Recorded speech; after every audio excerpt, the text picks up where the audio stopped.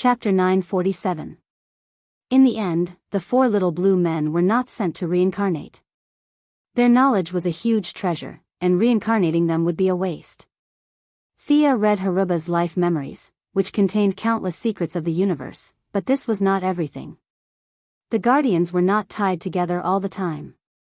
They each had their own tasks, and Haruba was only responsible for a part of it. In the end, Thea did not let them reincarnate. She used the title of a consultant to protect the four little blue men. It was not difficult to make a temporary body. If Circe could do it, it would not be difficult for her. After all, she could not leave the underworld. The four little blue men transformed into the first batch of temporary workers in the underworld. Their main job was to give suggestions. After all, Sia's grassroots team still had a lot of problems, and the insiders might automatically overlook some of the work. But these little blue men could look at the problem from an outsider's point of view and find fault with it. The little blue men had bodies, and could finally fly again. It was not a good feeling to walk on 2 feet and look up at everyone. They took back the emotions in the ring. In order to show their loyalty, they each took out a part of their memories. With their cooperation, Thea finally saw the complete forging process of the first lamp ring. The guardians were very strong in the beginning. They easily captured the source of emotions. Unfortunately, eternal life and infinite wisdom prevented them from walking the path of the new gods. Instead, they tried to decipher the mysteries. At this time, First Lamp came to them. He brought with him a technology from billions of years in the future. Everyone worked together to transform the source into a ring.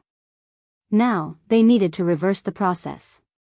It was not easy without the help of the little blue men.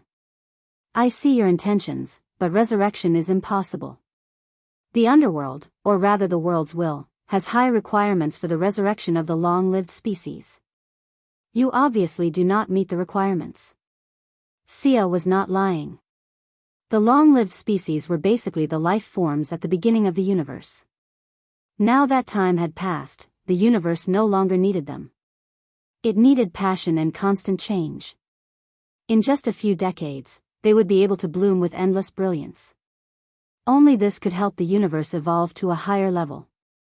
Immortals that were like stagnant water were now like malignant tumors.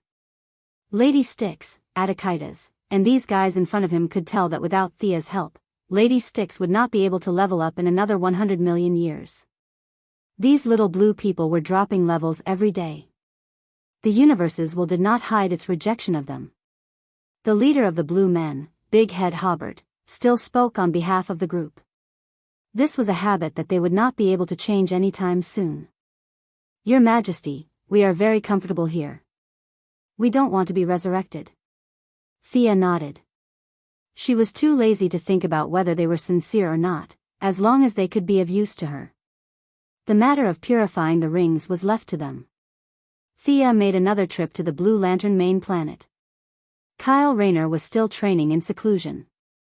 She gave him a few simple pointers and turned back to Earth. The matter of the Third Army was not a big deal. It was not a big deal to Earth, but it was not a small matter either. Just look at the planets that were ravaged by the Third Army. Without Superman and Diana's combat power to kill in the early stages, once the Third Army overflowed, it would be a disaster. Now that the battle was over, the Righteous Alliance was ready to have a meeting to discuss what to do in the future. It was worth mentioning that because Kyle was left on the Blue Lantern main planet, the Green Lantern representative on Earth had changed again. Simon Baz, the Arabian Green Lantern, was sitting nervously in the Green Lantern's exclusive seat. In addition, Thea's unspeakable relative, Black Canary Laurel Lance, had also officially joined the Righteous Alliance. Laurel was a late bloomer. No one knew what stimulated her, but her strength improved by leaps and bounds. Her sonic attack and her own hard work finally made her into the ranks of the first-line heroes. She stepped into the Righteous Alliance's door one step ahead of Batgirl Barbara. First of all, they welcomed the 2 new companions. Secondly, Superman directly asked everyone what safety measures should be set up on Earth in the future. In the past, this question was raised by Batman. It was rare today.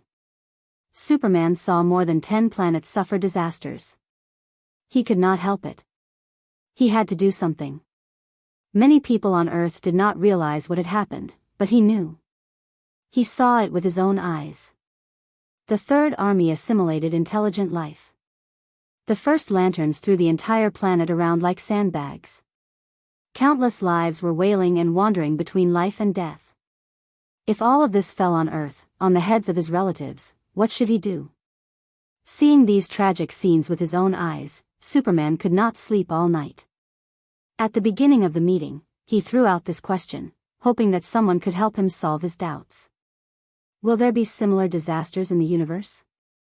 According to some convention, the Green Lantern was in charge of all problems in the universe. Several people looked at Simon Baz in unison. The Arabian Green Lantern was dumbfounded. You're asking me about everything? Just a day ago, I was chased by many agents on the road for stealing a car. Now you're asking me about disasters in the universe? How could I know? The Missy coughed twice, indicating that she had something to say. Superman, your definition is too broad. The disasters we are facing now are actually caused by certain individuals. It is not an earthquake or a hurricane. It is difficult to make a reasonable and accurate prediction. But Madame Xanadu can make a prediction. Am I right? You should be able to do it too, right? Batman resisted mentioning Old Ma's name. Prophecies require a price. Time is a long river. The prophet is like a fish in the river. It jumps up with all its might and sees the road ahead. However, the price is that it loses its original position and is covered in injuries. Thea avoided talking about herself. Madame Xanadu was now a relative she could not mention. After becoming the Lord of Hell, there was no need for Old Ma to appear. Thea spent time helping her sort out the burden on the timeline. Now, Madame Xanadu had finally recovered 40 to 50% of her strength. She did not explicitly refuse, but what she meant was that she did not advocate sacrificing someone to save Earth. Superheroes could basically reach a consensus on this point. Sacrificing the innocent in exchange for justice was not justice. Then do you mean that we can only passively defend? Superman asked. Thea thought for a moment. She asked in return, if a person did not make a mistake, would you arrest him for something in the future? No, at least I won't. The Flash immediately spoke, but then he reiterated that this was only his opinion. We won't either. Batman also nodded, but Thea could tell from his eyes that he wanted to collect all kinds of information about the other party first and carefully write down a notebook of information. Once the other party committed a crime, they would be arrested immediately. All right then, we've reached a consensus on this point. I'll just tell you what I've seen and heard for your reference. There's a group of people, and they're very evil. Sia was interrupted before she could finish. Chapter 948. Is it Darkseid? Batman still remembered the invincible power of the evil lord. Is it an alien? Superman was worried about his relatives. Neither. Do you know about parallel universes? Everyone nodded. The Flash and the others teamed up with Dr. Wells on Earth 2 every day, so they naturally knew about parallel universes. Batman had also seen Thomas Wayne on Earth 2 from afar, so he was no stranger to this concept. There is such a parallel universe. Although the code names are different, the Superman, Batman, Speedster, Green Lantern, and Neptune are all evil. Of course, I'm even more evil there. The Kryptonians there use kryptonite as their energy source, and they commit all kinds of crimes. At night, Gotham is also ruled by a man in black. The speedy ones kill the innocent for fun, and the rest are their accomplices. Currently, this dimension does not intend to invade us, but I would like to ask all of you, what do you plan to do after knowing this? A dimension full of bad guys. Thea told them about Earth 3, and Guangdong's investigation showed that the evil Thea came from there too. As for whether she was still there, Guangdong could not be sure. A huge barrier covered Earth 3, and the new gods could not enter at all. A few of his subordinates suppressed to the level of ordinary people and entered the barrier, but they were limited by their abilities and could not get any high-level information. Thea thought about it several times. Whether the evil version of herself was controlling Tion's show or being controlled by Tion's show, they would have to fight. The anti-watcher was also recovering there. If he had absorbed the energy of the entire universe of Earth 3, it would be difficult to deal with him. Thea wanted to organize an expedition to Earth 3. She had even thought of the code name, Eternal Justice. She was working on her plan, and the people of the Alliance were also digesting the information she told them. They did not provoke us, and we're going to fight them? Was this the act of a hero? Everyone was thinking. It was normal for heroes to be schemed against by their enemies in the dark. Then, they would suddenly attack and lose their armor. They were not masochists. Who would like to live their lives in fear? But the enemy had not done anything yet. If they went to fight them, it would go against their principles.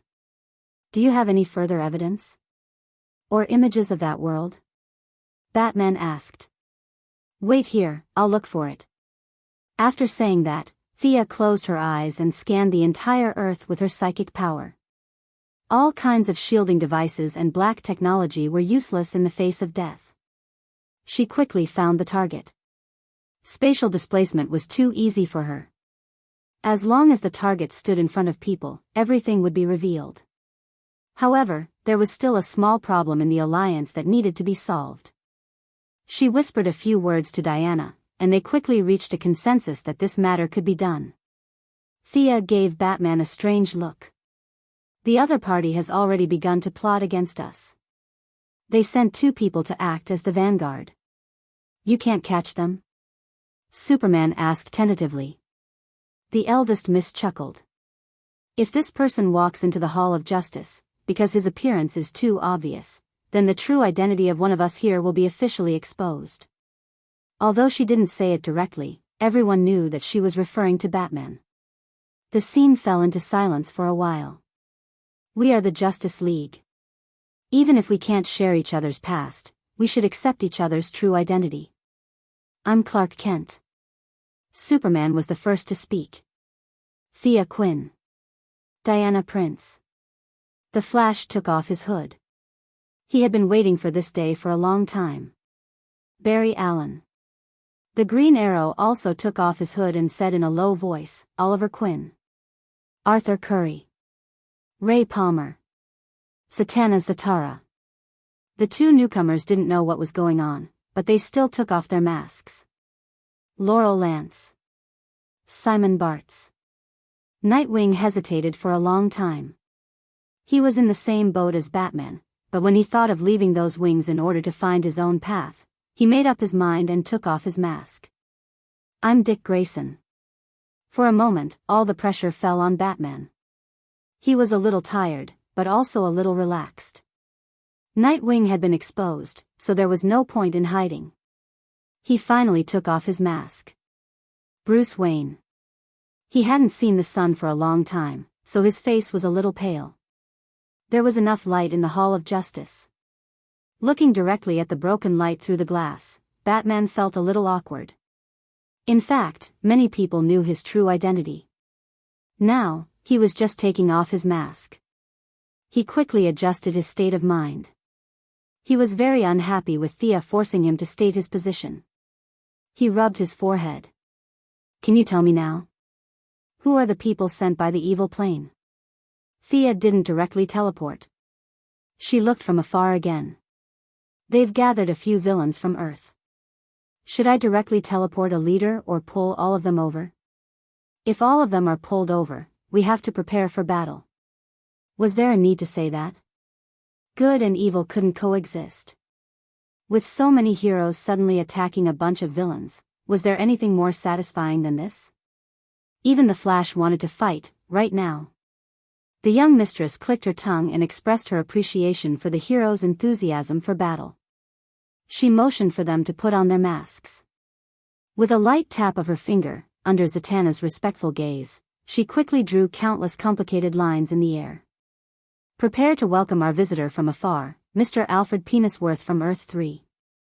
Hearing her say this, even though Batman had some guesses, he was still very surprised. He thought that it might be the counterpart of someone around him on Earth 3, but he really didn't expect it to be the old butler, Fu. If the other old butler stood in front of everyone as a bad guy, Bruce Wayne's disguise would indeed be lost. After the Azure teleportation array activated and the light disappeared, the four strangers panicked and found that they were surrounded by people from the Righteous Alliance. Batman immediately saw the old man standing in the middle. He looked exactly the same as the old butler, but his temperament was completely different. The old man's face was pale and he was wearing a purple suit. The more he looked at him, the more familiar he looked. Thea seemed to know what he was thinking and gave him the answer. This Mr. Penisworth killed the clown on their side. Yes, the clown who fought against Batman's tyranny for freedom and democracy. A sense of confusion filled Batman's heart. The other party's evil aura lingered. Just based on his intuition, he felt that the other party was not here to discuss friendly relations and establish a harmonious parallel space. There was nothing to say. Let's fight. The heroes were sharpening their swords and were already prepared. A few villains wouldn't do. It was impossible to make the villains fight to the death without retreating. Even though the evil old butler asked them to charge together, they agreed verbally, but in reality, each of them had their own plans. Giantess, you open the way. Copperhead, you cover. Shadow Stealer, bring up the rear. The evil old butler quickly issued the order. Even though he was in a hopeless situation, he still didn't give up and was still trying to find a chance of survival. Chapter 949. The appearance of the woman called Giganteus could be said to be exaggerated. She had a head full of long, fluffy hair, and bulging muscles. She wore a leather vest, and her entire body was filled with a murderous aura. One could not see the gentleness and charm of a woman at all. She looked like a bandit who had taken over a mountain and declared herself king. It was impossible to tell that she was a woman without looking closely. She took a deep breath, and her body expanded rapidly like a balloon. Soon, she broke through the human limit and moved toward a height of 5 meters, then 10 meters. Tisk, boring trick. The young lady sneered from a distance. If she was allowed to grow, her hall would be destroyed, and it would cost money to repair it. Considering the issue of justice, it was not convenient to use death magic, but casting a few transformation spells was not difficult for her. Thea was not as proficient in transformation as Cersei, but she was definitely good at it. Let's go. Whether it was a technological mutation or a bloodline mutation, with a shrinking spell, the opponent's body returned to the size of a normal person. Laurel, who had just joined the team and was eager to make a contribution, rushed forward with a whip kick. I've collected information about these 3 guys. The woman is a giant morphing woman who mutated due to a blood disease. Copperhead is good at military combat and jujitsu. There's not much information about the other Shadow Stealer. He should be a psychic. Batman didn't join the battle, but talked about them from the periphery. Thea interjected halfway, I teleported 5 people here, and there's one more. Atom Man, you search for him. Knowing that he had a part to play in the battle, Atom Man quickly shrank and searched for the enemy hiding in the dark. The battle ended quickly, but it couldn't be slow. After all, it was 12 top heroes against 4. Even if Thea and Diana didn't make a move, the villains were beaten to a pulp. Black Canary defeated the giant morphing woman, and Green Arrow also captured Copperhead. The Shadow Stealer was a little more troublesome. He could hide in the enemy's shadow, which was a combination of offense and defense. Zatanna saw the opportunity and released a flash to remove the shadows in the room. Then the flash stunned the enemy with a speed far beyond the enemy's reflexes. The evil old butler didn't have any superpowers. He only carried a pistol with him and was easily taken down by Nightwing. The Atom Man's battle did not go well. The enemy was very cunning and hid several times. In this microscopic world, outsiders could not help much. In the end, it was Superman who found the enemy with his supervision and captured the enemy with the help of the Atom Man. It wasn't hard to tell if a local criminal was an outsider or not. What Batman knew definitely belonged to the locals, and vice versa. That was how authoritative Batman was. Copperhead Snake, Gigantified Woman, and Shadow Stealer were all people who betrayed their own plane's information and acted as accomplices for the sake of benefits. Their actions were greatly despised by the heroes. Thea was in charge of contacting them, and all of them were imprisoned in the Heaven's Eye Society. Let Black Amanda have her way with them. After the accomplices were sent away, the two main culprits became the key points. Ray Palmer untied the belt of the original child. It was her shrinking equipment. Without the belt, the original child finally returned to her normal size. She had long brown hair and a pretty face. However, at this time, her eyes were closed and she did not say a word. She seemed to be ready to fight to the death, but the slight trembling of the corners of her mouth showed that she was not calm inside. The evil version of the butler was much calmer. He looked around the Hall of Justice and compared the appearance of the heroes with the images in his memory. Although he had been on Earth for a while, it was the first time he saw the superheroes of this world face to face. A strange sense of confusion lingered in his heart. The completely opposite world made him want to laugh. However, his heart was as hard as stone. He quickly put away his messy thoughts and said to the original child in a cold voice, "Calm down. They are heroes with high moral standards. Our lives are completely guaranteed." After that, he showed a provocative smile, which roughly meant that they could kill him if they could. The people of the Righteous Alliance had a tacit understanding. They gave Batman space. "I can see the struggle in your heart. You have the ability to break the shackles. Why don't you do it?" The evil old butler's voice was somewhat bewitching. He looked at Batman curiously. The people of the Righteous Alliance did not react. If they could be bewitched by a few words, Batman would not be Batman. Thea was even more relieved. Among all the people and gods she had met, Batman's willpower was the best. It did not mean that the stronger the power, the stronger the willpower. It seemed to be inversely proportional. She was a good example. Ghosts, strangers, they all had low willpower. The longer you lived, the lower your willpower. It seemed to be an iron law of this world. Batman looked at the evil old butler curiously.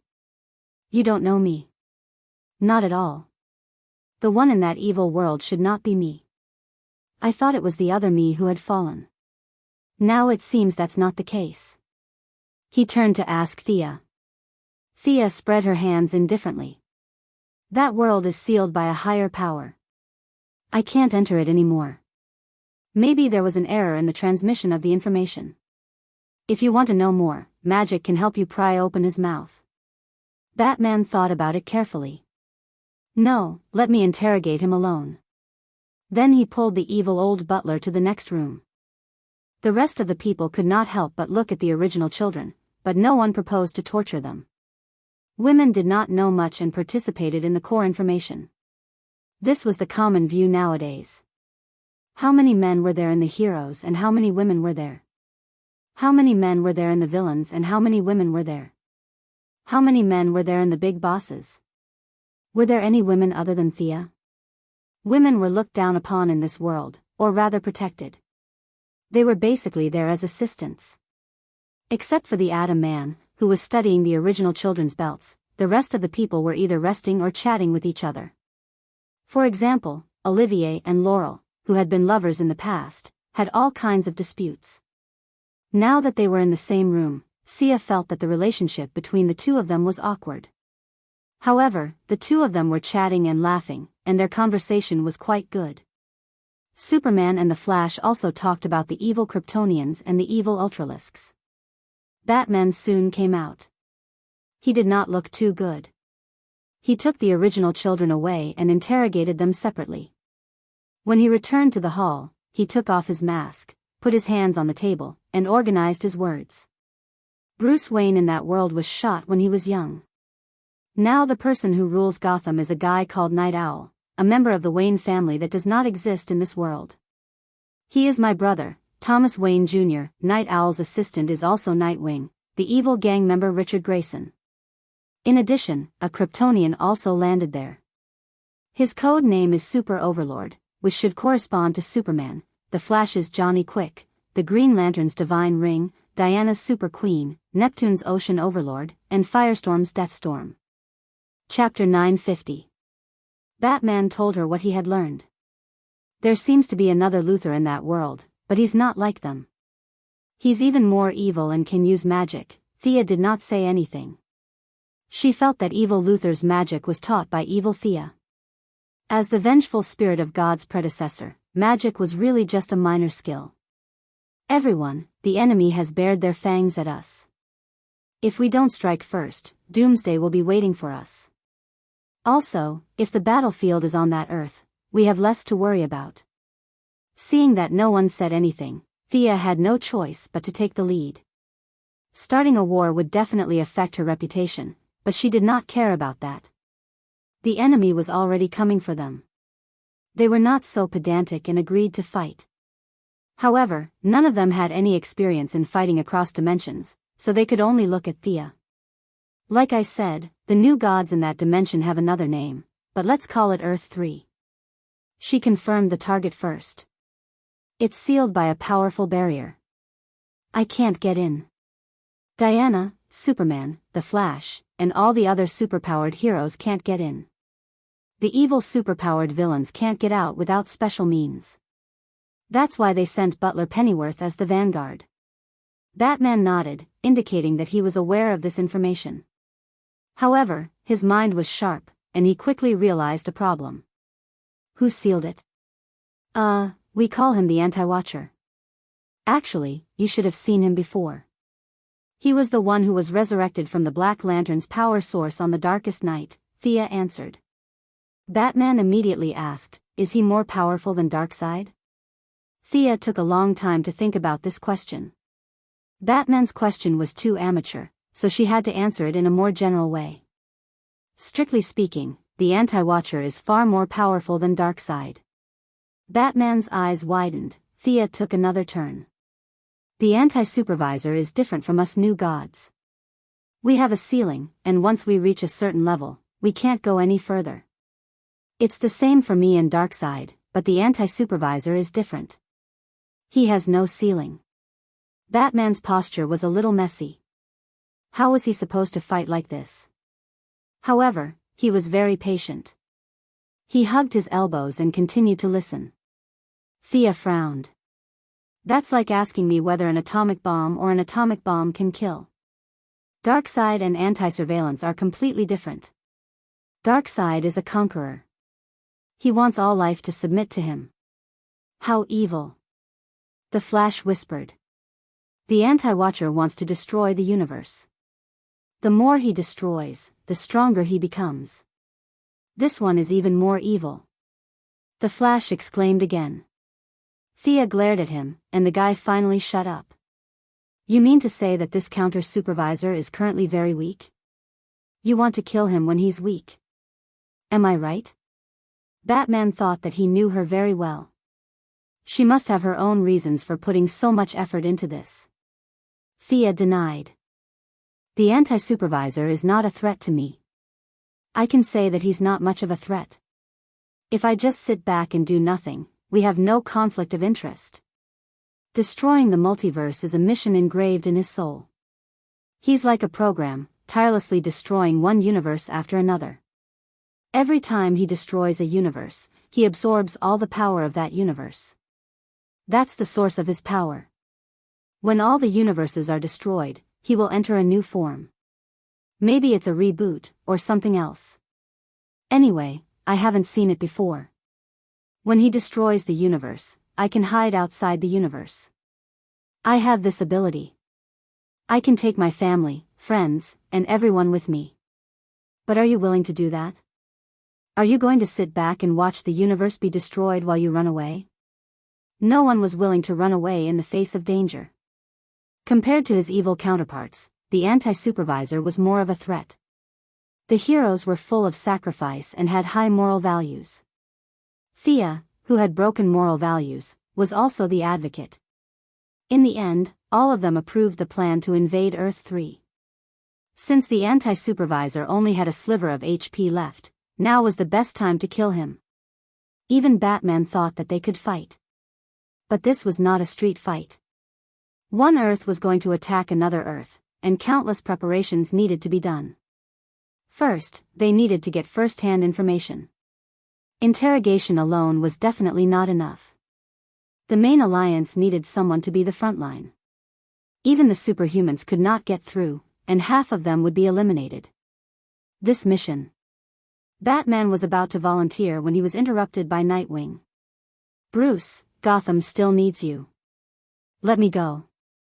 As a heroine, Laurel was unwilling to pass on her responsibility. Green Arrow also volunteered to help. Even the Atom Man said that since the original children could come, it was only natural for him to go. He was very suitable for gathering information in his atomic form. The 5 superheroes talked about each other's strengths and weaknesses. They all wanted to take on this dangerous mission. They first eliminated Batman for the same reason. He was a tall tree that attracted too much attention, and it was good for him to be a behind-the-scenes commander. He could forget about charging into battle. After all, he was old and had not fully recovered from his injuries from the battle with Darkseid. Green Arrow was the second to be eliminated. She was already considered an enhanced person. Thea felt that she would not be able to get through. Besides, Star City could not do without her. The focus finally fell on Black Canary, Nightwing, and the Atom Man. Seeing that they were arguing passionately, Thea held her coffee cup and watched the show. She did not have the heart to interrupt. It was not until Diana poked her under the ribs that she spoke. "There's a small problem." Diana glared at her. Thea quickly changed her words. I haven't figured out how to get to Earth 3. Nightwing had the upper hand. As Batman's successor, he had an overwhelming advantage whether it was combat, reconnaissance, interrogation, or infiltration. If all 3 went, he would be the leader. If there was only one spot, it would be his. He did not expect Missy to come to a sudden halt. After arguing for so long, it turned out that there was still a problem. Was this a problem? "You guys have been trying for so long. Can't you find a way?" Sia smiled at Nightwing, who had an ugly expression on his face as he forced himself to swallow a mouthful of blood. She felt helpless as well. The mother box had already been sealed off on Earth 3. Even all interdimensional teleportation methods had been sealed off. Even her Anka amulet could not. The official Sister of Death could certainly ignore it, but she, as a reserve, could not. Then how did the 2 of them get here? One-way teleportation? Batman still had a lot of questions, but he did ask the main point. How did they invade us? They must have some means to get here, right? What about after conquering us? Will they go back? Batman turned into a million whys and threw a bunch of questions at Thea. Chapter 951. Thea could only answer them one by one. First of all, the 2 of them should have come here before the blockade. The Anti-Watcher was seriously injured at that time. He was in the interdimensional blockade. In terms of time, it was only a moment, but in that plane, the abnormal weather may last for several days. So, there will be a gap in his blockade. At that time, ordinary people can come here. In order to send our companions over, we have to break the blockade without alerting them. So, I'm stuck at this step. As for how they came here, I don't think it's important. After all, we're going to fight our way over. Why should we care what they do? Batman looked at her for a long time with a stern face. I think you'd better tell us. The hidden danger needs to be eliminated in time. You were the one who shouted that there should be no secrets in the couplet and forced me to reveal my identity. I remember it very clearly. Tell me your secret out loud. Superman thought that they should take precautions in advance. At the same time, Diana thought for a while and felt that they should make it clear. The Valkyrie meant that one person's wisdom was shorter than others. Perhaps there were details that she did not consider. Everyone should think of a solution together. Thea scratched her head. It's very troublesome. It will take a lot of time. I need to find 2 people. Batman said, Go ahead. I have a lot of time now. The young lady teleported away and returned to the Hall of Justice in less than half an hour. There was a man and a woman beside her. She first introduced the blonde man beside her. Well, many of you may know this gentleman. He is the Deputy Commander of the Sky's Eye Society, Mr. Steve Trevor. The item we will discuss later is currently in the hands of the Sky's Eye Society. Then she pointed to the woman on the other side. Barry has seen this lady before. She is Ms. Pandora. She has lived alone on Earth for thousands of years. She is a living legend. After that, she signaled Steve to open the box he carried with him. Superheroes had a good reputation. Steve was not worried about the safety here. He opened the metal box he carried with him. Wearing heavy gloves, he took out a dazzling golden skull. Damn it, you didn't tell me. This is what he brought with him. Pandora, who was still a little nervous, quickly pulled out 2 guns. It seemed that she was ready to fight another non-existent enemy. Thea comforted her and told her that it was safe here. There were no 7 deadly sins or the old wizard. Those were all her obsessions. Steve was also shocked by her. He thought that the woman was going to rob him. He stood in front of the golden skull, but his body did not touch it directly. Everyone in the Righteous Alliance was on their guard. However, they were different from the brats of the young Titans. They had long since passed the age of rashness. All of them were staring at Pandora. This story is a bit long, so I'll keep it short. She pointed at the golden skull, ignoring Batman's probing gaze. Thousands of years ago, this thing fell onto Earth. According to my analysis, its function is to act as a coordinate. There should be something similar on Earth 3. They worked together to open a channel. What did you say? Before anyone from the Righteous Alliance could react, Pandora exploded. She pointed at the golden skeleton in disbelief. This thing is a coordinate? Pandora's mental state was much stronger than it was at the same time in the original spacetime. At least, she was no longer entangled in the guilt of releasing the 7 deadly sins. However, she still could not accept that the culprit who caused her thousands of years of suffering was actually a coordinate. Thea also felt that it was ridiculous, but it was the truth. Those guys on Earth 3 were also stupid. Couldn't they have been more low-key when it came to teleporting coordinates? Couldn't they have disguised it as a stone and thrown it over? If they were afraid that the evil old butler could not find it, they could have made a locator or something. If they could teleport across dimensions, how could they not be able to locate it? In the end, these guys made a very flashy and evil golden skull shape. Later on, perhaps because they were too eager and used too much force, they threw it to this side of Earth thousands of years ago. It was seen by the old muddle-headed Shazan, causing Pandora to be the scapegoat of the world. Now, Pandora was sullen in her heart. When she understood the truth of the matter, she was about to vomit. However, serious illness required serious medicine. She still had to make it clear. This thing is just a coordinate. It has no other purpose.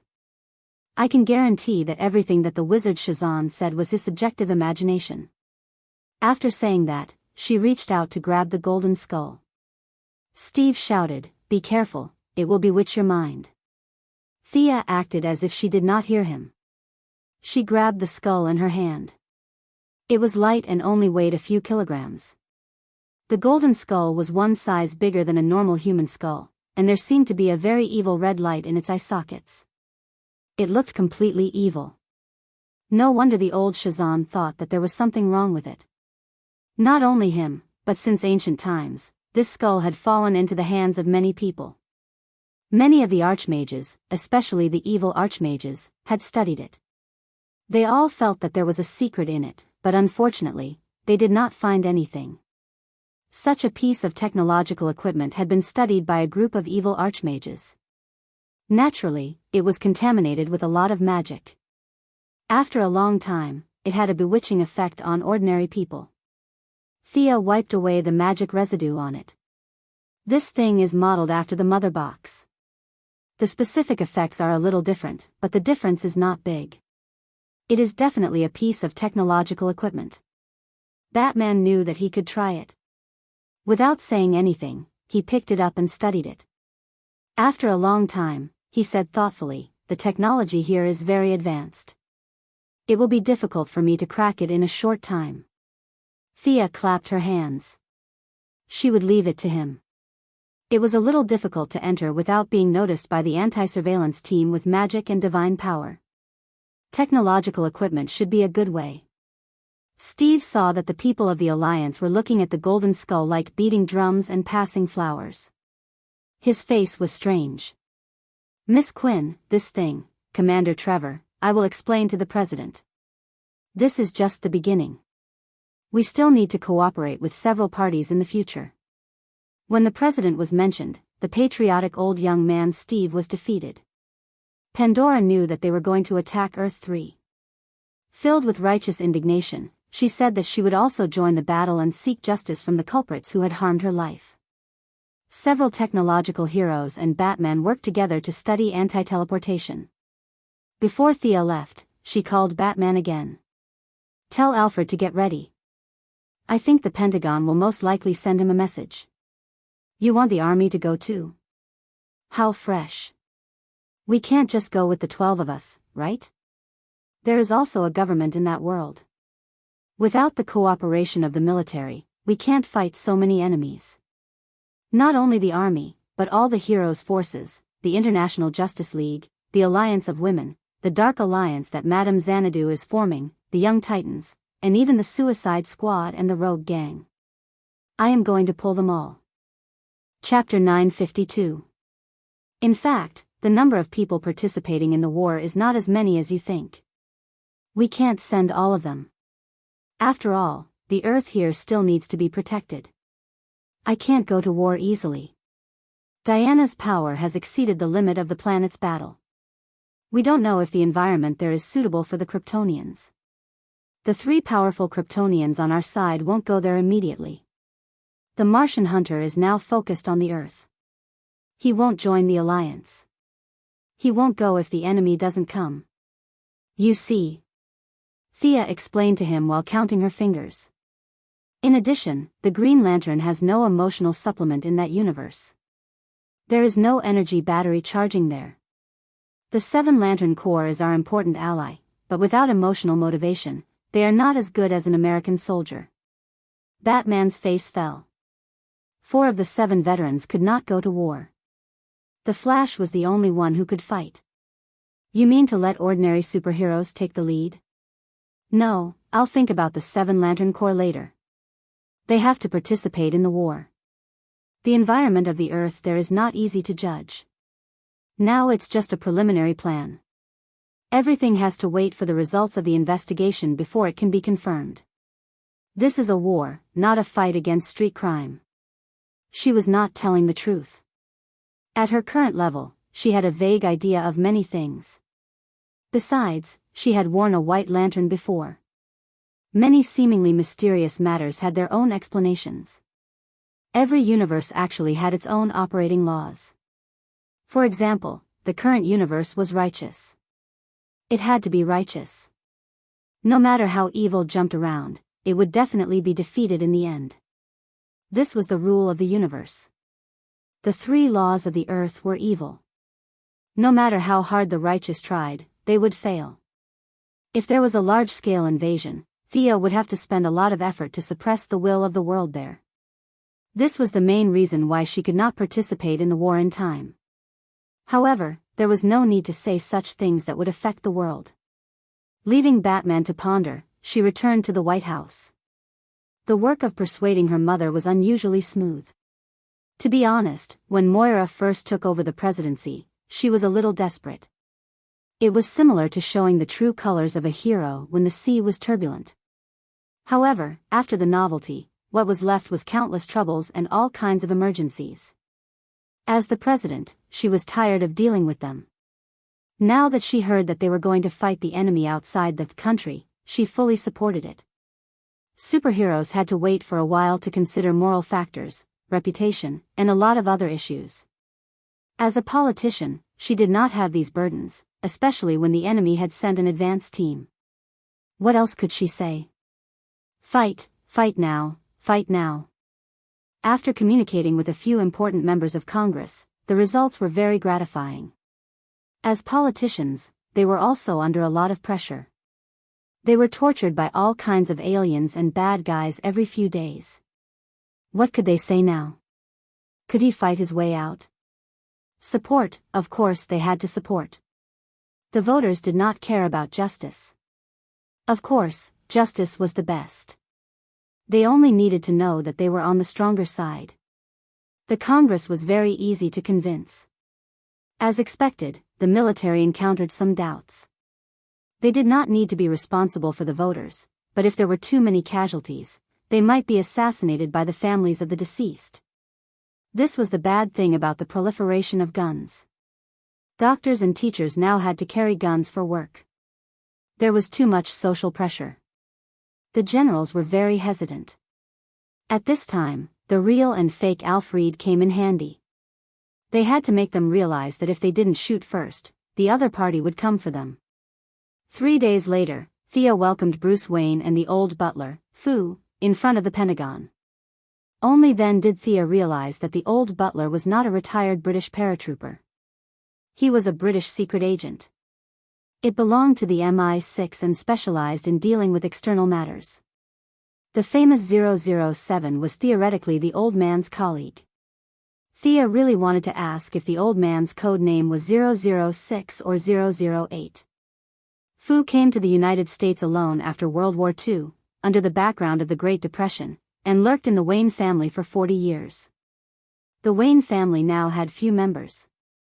Before, they were the most famous of the famous families. Half of the properties in Gotham City were under their name. They were the way banshing from head to toe. Sending an elite secret agent like the old butler to do undercover work meant that the British had prepared a big game of chess. Unfortunately, the empire on which the sun never set was a thing of the past. The old butler was not used. After that, because of his connection with the young Bruce, the two of them were like father and son until today. My identity won't cause any misunderstandings, right? Before entering the door, the old butler asked in a low voice. Thea assured the old man that there would be no problem. The relationship between the two countries had changed long ago. You can retire in the Wayne family. The old butler, Fu, was overthinking. The generals did not care at all whether he was a British secret agent or not. Of course, it was also because he was too old. Such an old man, and with Thea and Bruce's face, they could not search him and force him to answer. The military was more pressured than the White House and Congress. If they could not protect the citizens, what was the point of having them? However, in the face of all kinds of sudden disasters, it was useless no matter who was the leader. Louise's father, General Ryan, had been the Minister of Defense for 4 years and was about to have a nervous breakdown. Of course, they liked to fight the enemy, not be beaten by the enemy. Catching the enemy off guard, running into the enemy's house to kill and burn, was there anything happier in life? However, they could not just listen to rumors. They had to weigh the pros and cons, and confirm the authenticity of the information. The evil version of the old butler had been handed over to the Pentagon, and the military had their own methods of interrogation. Now that they saw the kind version of the old butler, the generals could not help but be amazed. It was not that they did not know about the parallel universe, but they had always felt that it was very far away. Now, they finally saw a living person, a bad person who came from the parallel universe and was ready to invade Earth, and a good person who had always been obedient. The two Alfreds had completely different personalities and temperaments, but they were both very capable. There was no doubt about that. After all, they were the top agents of their time, so Alfred could not be too bad. The generals had a rough idea. If the enemy wanted to invade Earth, then they had to fight. It was better to fight early than late. However, they were just support, and the decisive power was still on the side of the heroes. The reconnaissance of the advance troops was very important. Batman continued to study the reverse channel. It was not difficult to open it, but the difficult part was to open it without attracting the enemy's attention. Nightwing's job was to hide and investigate, not to invade. Batman's progress was not that great. Later on, after a discussion with the elders, they added Luthor to the team. His intelligence was not to be underestimated. When he heard that they were going to invade another Earth, Baldy Luther was very interested and came to help with the rations. Superman emphasized that this was not an invasion, but a battle to defend their home against evil. Luther scoffed, but he did not argue with the Righteous Alliance. They could call it whatever they wanted. With the addition of Luther, Batman and Mr. Excellent, the three most intelligent scientists on Earth, worked together to decipher the Golden Skull at a much faster speed. Chapter 953. The anti-decryption work was carried out simultaneously with the mobilization of the military. Thea went to the universe alone to find help. Her sharp bugs could not be sent out to fight alongside the Earthlings. The bugs did not look righteous. Her goal was still the 7 Lantern Corps that Batman mentioned. Black and White Lantern Corps were actually their troubles. She had helped them a lot, and they had to contribute to the dimensional war. However, the Lantern Corps could not use the Lantern Ring in the parallel universe. After a few discussions, the 4 advisors of the underworld helped her solve this problem. The Lantern Ring was filled with countless emotions. It could replace the main energy source and provide energy remotely. It could purify the ring and provide ammunition support. Thea felt that this was a good idea. The 7 Lantern Corps had enough mid-range and low-range combat power, but they were completely lacking in high-end combat power. It would be difficult for her to deal with the anti-supervisor and the evil Sia by herself, so she had to find a helper. After searching the multiverse for 2 days, she found the spirit. She went straight to the point and asked to destroy the eclipse. The spirit looked at her for a long time before saying, "Okay."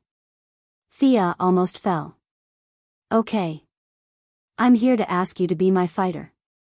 Why are you acting dumb?" Now that she had the confidence, she would not be able to win if they really fought, but the gap was not as big as before. "Are you willing to be my host? I can increase your power infinitely." The spirit was silent for a long time before suddenly saying this. Thea was stunned. She actually thought about it.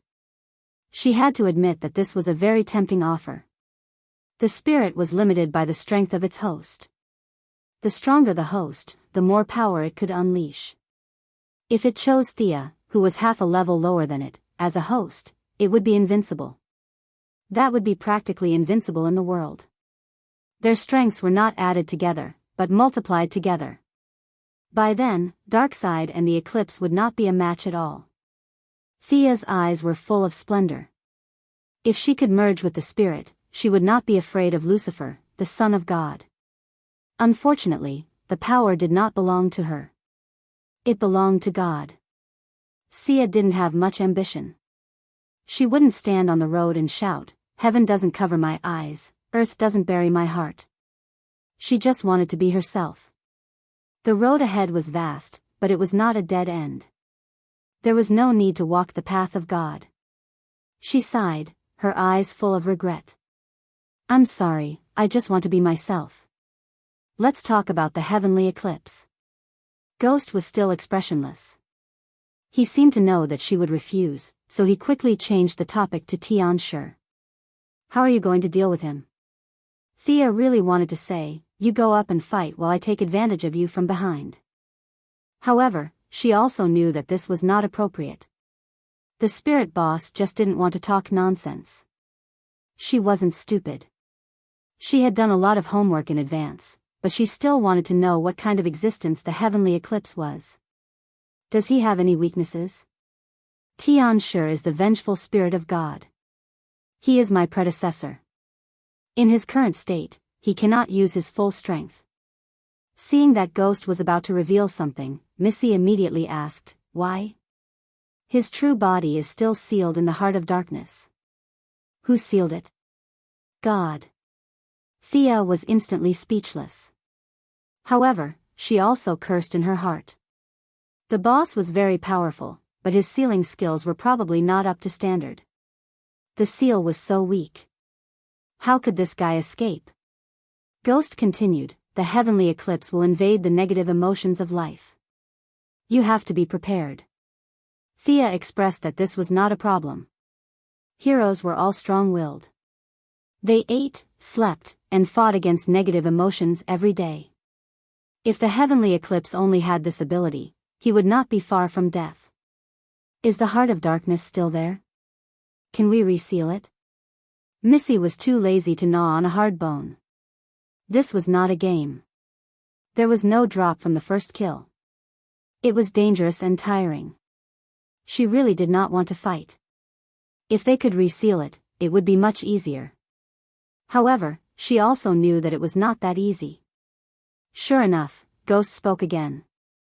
The heart of darkness is the heavenly eclipse. They are already one. Thea frowned. Did this guy mean that the seal would not work? The heavenly eclipse was sealed in the stone by Boss God. He could not escape, so he used a stupid method to turn the stone into a part of himself. She had to admit that this guy was very smart. What is the heart of darkness made of? Is there more in the universe? She continued to ask. How big of a deal is it? If it corrodes the small stone, we will find a bigger stone to seal it in.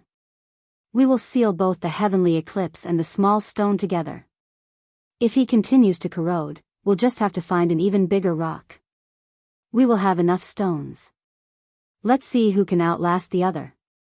Ghost's eyes were filled with uncertainty. The heart of darkness is a supreme creation. It will not be left in this world. I advise you to give up on this plan. As long as it is separated from the host and no life forms come into contact with it, it will be fine. Thea had reservations about his words. If it was really a special stone, how could it be corroded from the inside by the heavenly eclipse? Putting herself in his shoes, God was so busy. He probably did not care about the heavenly eclipse. He casually took a stone and sealed it. Done. Done. Ghost's plan was not a plan at all. Just separate the heavenly eclipse from the host and bury the heart of darkness in a hole. That was it? Whoever picked up the heart of darkness in the future would be unlucky. All the heroes gathered again and summoned great god Sia again. They formed a team and started fighting again. Fight every century until the end of the world. It had to be said that this cycle was too boring. She asked Ghost a few more questions, but he did not provide much information. However, Thea could tell that this guy had been fighting the heavenly eclipse for countless years. He won more than he lost. Ghost was very confident in the battle between the previous and the current. Thea felt that he had too few opponents of the same level. He had nothing better to do. After 100 years, he would turn a blind eye and let the heavenly eclipse possess him. After that, he would have his fun. She was relieved to leave the heavenly eclipse to Ghost. However, she estimated that the anti-supervisor would appear at the critical moment, so she had to find a helper. Parallel universe. According to the non-famous division, this should be Earth 10, which could also be called Earth X. Because Karl Air landed in Czechoslovakia, Germany won World War II, and history changed beyond recognition. However, in the mother box of the new gods, this was not the division. They had their own way of naming. Countless apocalypse demons descended on this universe. Because they were afraid of a certain big boss from Earth, they went around Earth and went far away. Pooh! The Great Plains wolf killed the resistance with an axe. He wiped the blood splattered on his face and enjoyed the enemy's hateful gaze. This was not because he was despicable. If he did not get scolded every day, he would feel uncomfortable. It was because the divine position required him to do so. Create hatred and absorb hatred. Hatred was the source of the Great Plains wolf's power. Chapter 954. The battle on Earth, the battle on the Apocalypse Star, the battle in Hell, and so on had caused the Wasteland Wolf's divine power to reach rock bottom. In order not to drag Nephew Gu down, or to prove that he was still useful, he seized every minute to stir up trouble. The more hatred he accumulated, the faster he recovered. The continuous battles gave him a vague understanding. He seemed to have touched the position of the god of fear very vaguely. In order to become stronger, he waved his big axe vigorously. He didn't need the help of the soldiers. He killed the people who resisted with his axe, leaving corpses everywhere and blood flowing like a river.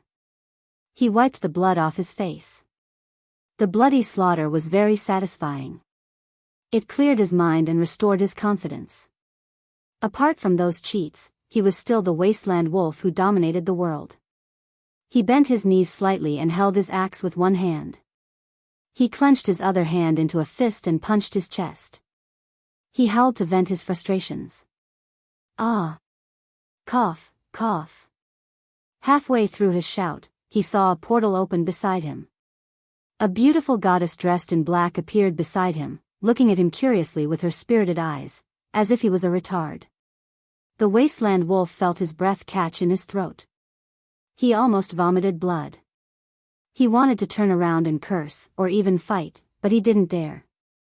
He could only stay on guard with an ugly expression. By the way, are you practicing martial arts here? Thea looked at the corpses on the ground that the wasteland wolf chopped up like melons. These creatures were hairy and looked like spiders on Earth. However, they had 4 legs, long fangs, and hairy legs. They had nothing to do with beauty. She pursed her lips. With such ugly looks, the heroes on Earth probably wouldn't come here to seek justice. This world still cared about appearances. I have something to discuss with Darkseid. Help me ask him out.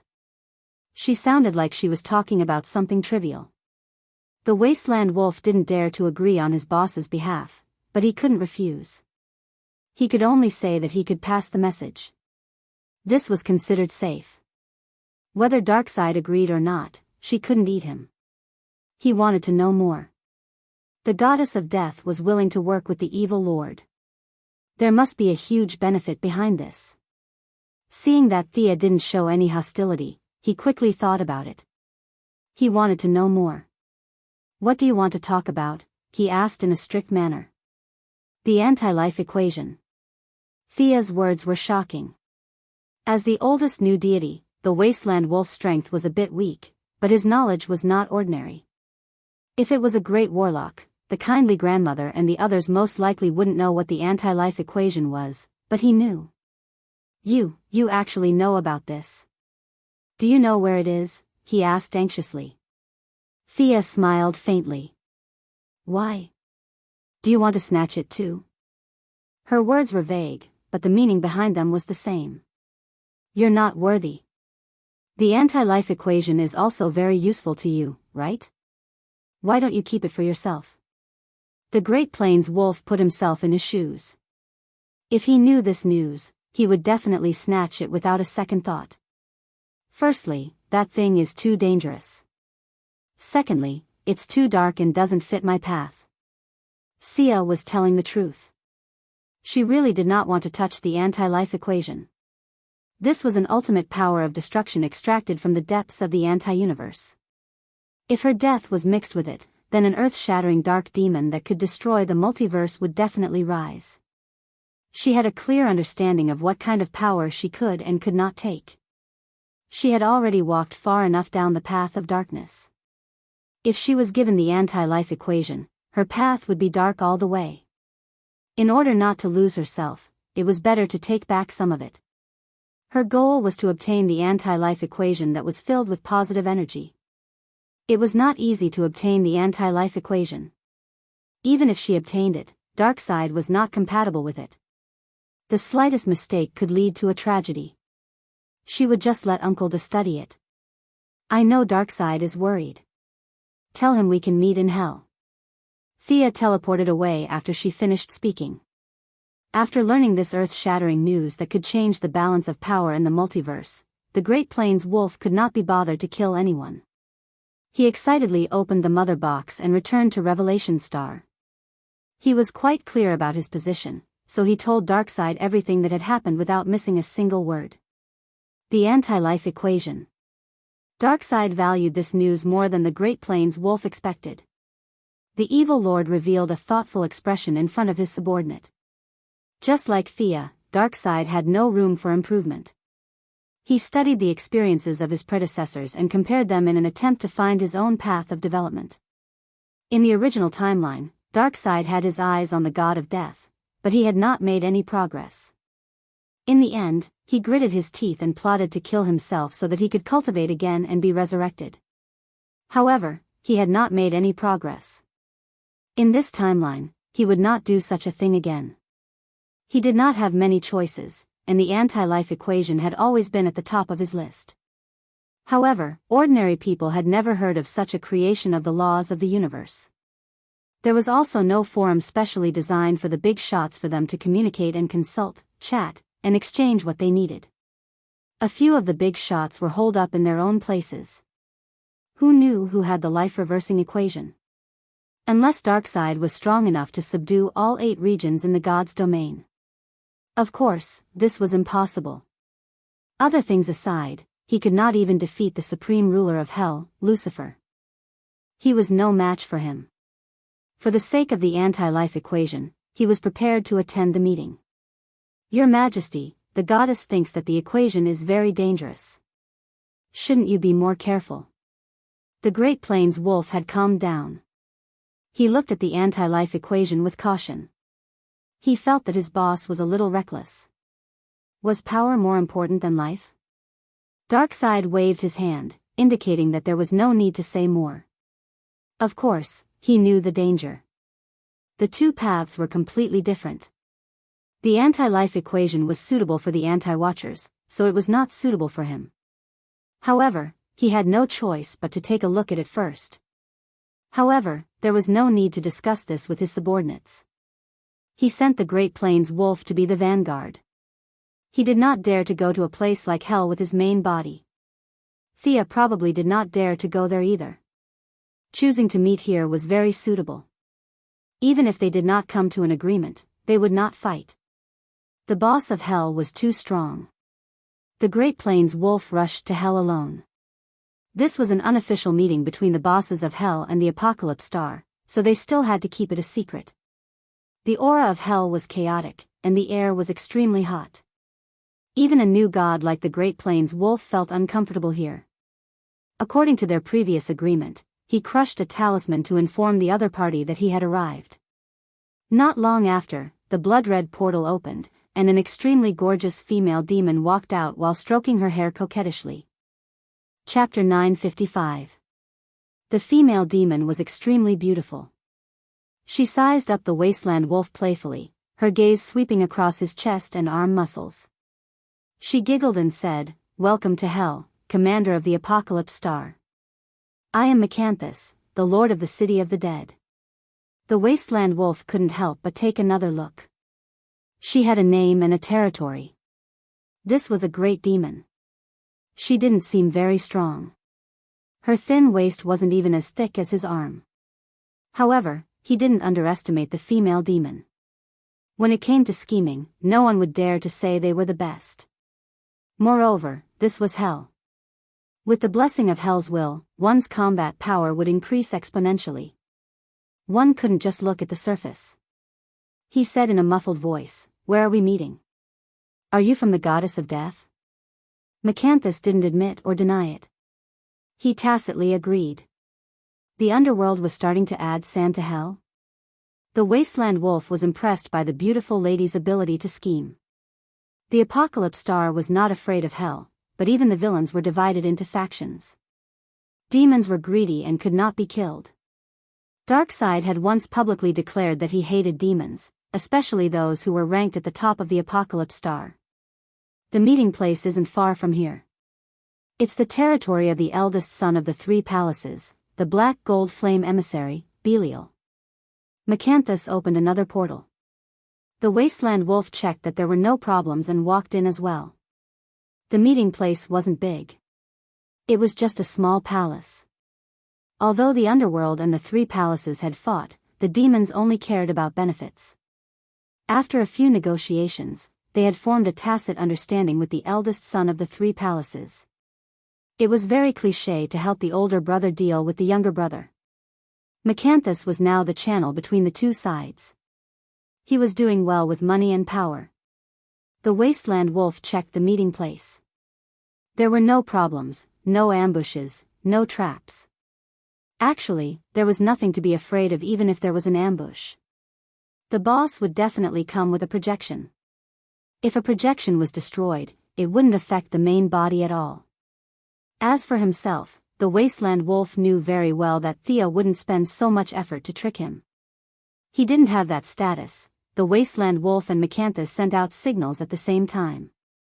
In less than 10 minutes, Thea and Darkside's projections appeared in the room.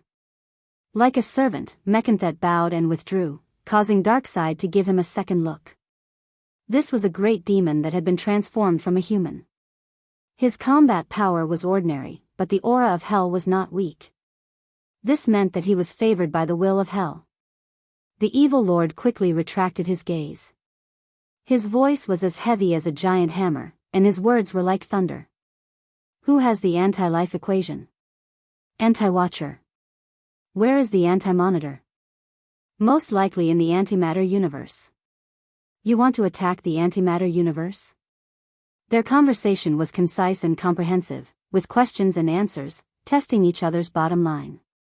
For example, Darkside knew that Sia did know about the anti-life equation and did not lie to him. No matter what the final result was, at least this trip was not in vain. Thea had also confirmed Darkside's desire for the anti-life equation, to the point that he was determined to get it. Now, the two of them had a basis for cooperation. The anti-watcher has just revived, Darkside nodded. I saw your battle in the timeline. Was that when you sensed the anti-life equation? Thea did not expect him to be able to fill in the blanks on his own. She immediately admitted it. Yes, it was then. That power that can destroy everything is really terrifying. We still have a chance now. The anti-monitor is very weak. If he destroys a few more parallel universes, his strength will change drastically. By then, we won't be his match at all. The other party had something they needed. Before he recovered his strength, they could kill him together and happily split the spoils. This was something that Darkside did not feel pressured at all. However, he wanted to know what role Thea played in this matter. What could she gain by putting in so much effort? Would she be prepared to benefit from the fight between the snipe and the clam? What can you gain from this? Not only did he want to know, but he also asked. Thea's expression was calm. She reached out and snapped her fingers. There was a flash of light, and the image of a woman appeared. Who was this? Darkside took a closer look and realized that this was Thea's counterpart. He despised her in his heart. She was a new god that had ascended from the material world. She actually had a counterpart. He did not have such trouble. There was only one Darkside in the entire universe. But Darkside's eyes could look directly at the source of matter. That was the Omega effect. He used a little of the Omega effect to trace the source and immediately found something strange. The woman in the image was very powerful. She was so strong that he felt a little uneasy. Could he beat her? Was the counterpart of the goddess of death this powerful? This was too illogical. Was she the daughter of the creator? Darkside thought too much when he thought about how Thea had reached her current level in just a few years. Could it be that they were essentially the same entity, a higher level being who had separated for some reason? Now, she wanted to regain the lost part of her origin. Was that why she was not interested in the anti-life equation? The more he thought about it, the more it made sense. In fact, the Great Plains Wolf was not the only one who was unhappy. Darkside was also under great pressure. At the rate Thea was leveling up, it would only take a few years for her to catch up to him. This was a huge blow to Darkside's confidence. If she had descended from a higher plane, then everything would make sense. It was not inconceivable for a powerful being to experience life. As for whether she had gone too far or was part of the game, Darkside did not want to know. Thea did not know what Darkside was thinking. She waited quietly for the result. You want to get rid of your counterpart, and I'll deal with the anti-watcher. Is that right? Darkside wanted to confirm. The two of them would fight on their own without interfering with each other. This would prevent the other from attacking, and it would be easier to collect the spoils after the battle. This was the ideal situation. That's right. As long as the anti-watcher appears, he'll be yours. Of course, if you can't beat him, I can help, but you'll need to increase your leverage. What if he runs away? Darkside was not sure how confident he was in defeating the anti-watcher. Considering his current pitiful state, he was still confident. However, if the anti-watcher ran away, it would be troublesome. Darkseid's large body showed that he was not good at speed. At least, he was not good at speed among those of the same level.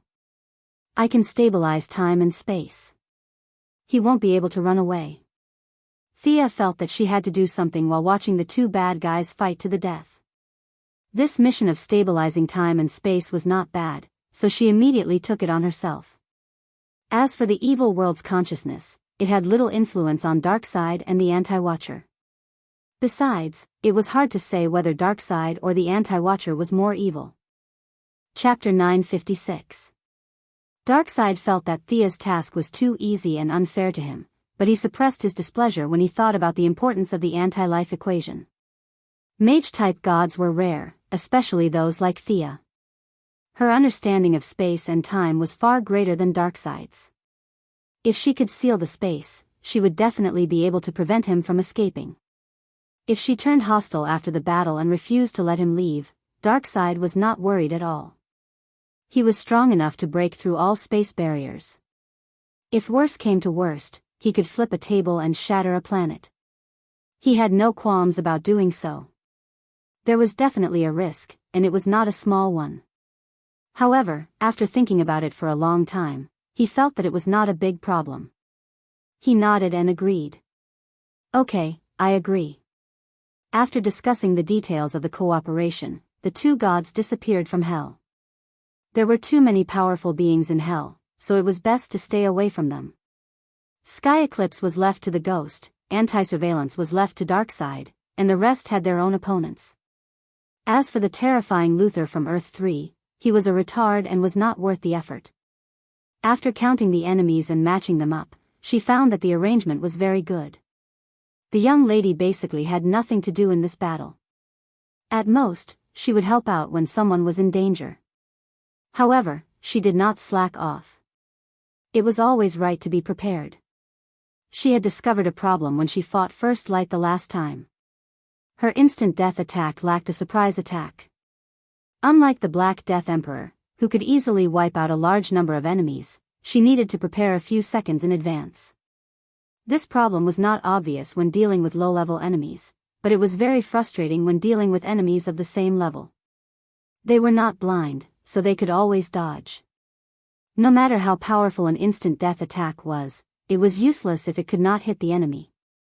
She needed a way to kill the enemy without drawing her sword.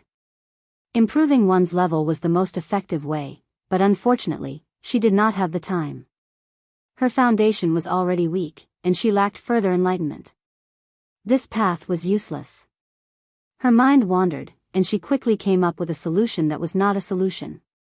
After returning to Hell, she mobilized a large amount of human and material resources to create a scabbard in the place where the aura of death was the thickest. She had originally planned to make a scabbard where she could place the night sky sword to absorb the aura of death. Then, she could take it out and kill the enemy with one strike. Unfortunately, it did not match her style. Her long sleeves were fluttering in the wind, and she was carrying a sword sheath on her back. It was very eye-catching and beautiful. Now that she was carrying a cloak and a long robe, it was neither fish nor fowl. She could only compress it further and turn it into a sword sheath. Their effects were about the same, but the only problem was their durability. The death energy provided by the sword sheath might be able to launch 3 sure-kill attacks, but the scabbard could only provide 2. However, she reckoned that this should be enough. If she couldn't kill an enemy with 2 strikes, she wouldn't be able to kill him with 3 strikes either. The ghost didn't say what kind of material was suitable to seal the heavenly erosion. Thea found a few huge stones from the underworld that looked abnormally sturdy. They were also resistant to high pressure, corrosion, and magic. She kept them in her space as backup. Maybe one of them would come in handy. His daily research on the two-dimensional world was still fruitless. His spiritual feelers entered that world, and then what happened? Thea didn't know what to do either. She didn't have anyone to refer to, and it was a very painful thing to think about. In order not to affect Diana's future development, she did not tell her lover and could only think about it on her own. In the end, she couldn't figure it out. She decided to find someone to ask. Lucifer was impossible. This son of God was a god in his own world. He wouldn't come out even if the universe exploded. Big Brother Fate was strong enough, but this guy was always hiding from her. The remaining Watchers and Anti-Watchers seemed to be immeasurably powerful, but they were actually a bunch of high-level puppets. Thea didn't care about them at all. The Anti-Watchers aside, the Watchers seemed to be able to destroy the universe and record everything that happened in it. However, they were inseparable from the universe and were one. As long as the universe existed, the individual Watcher would exist. When the universe perished, so would the Watcher. When the universe evolved into the age of science and technology, the Watcher would be full of sci-fi vibes. If the universe evolved to the extreme of cold weapons, the Watcher would be an armored giant. Thea even felt that they didn't have the concept of self. They were completely different from her and Darkseid, who had their own emotions. They were like living programs. She would rather die than walk down this path. After eliminating those who had the ability to create the universe but ignored her, she only had one person left in her mind that she could ask. This person didn't live far away, but she hadn't made up her mind to contact him. It wasn't heaven or hell, and it wasn't some strange place.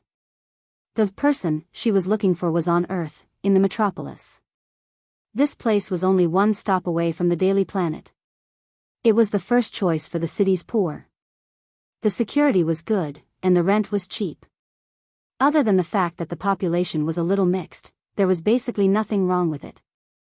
When Superman first came to the metropolis, he lived here for a long time. The rent wasn't expensive, and it was close to the newspaper office.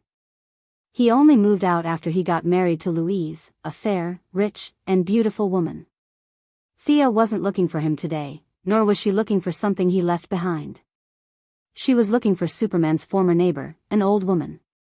When she found her, the old woman was drying clothes on the rooftop. Her hair was white, and her face was full of wrinkles. She wore a green t-shirt that was a little loose and didn't fit her body well. When the old woman turned around and saw Thea, she was shocked. Even if she didn't dress up, Thea's clothes were still of the best quality. Although this area wasn't considered a slum, no one would wear such expensive clothes. Do you need something from me? The old woman said hesitantly.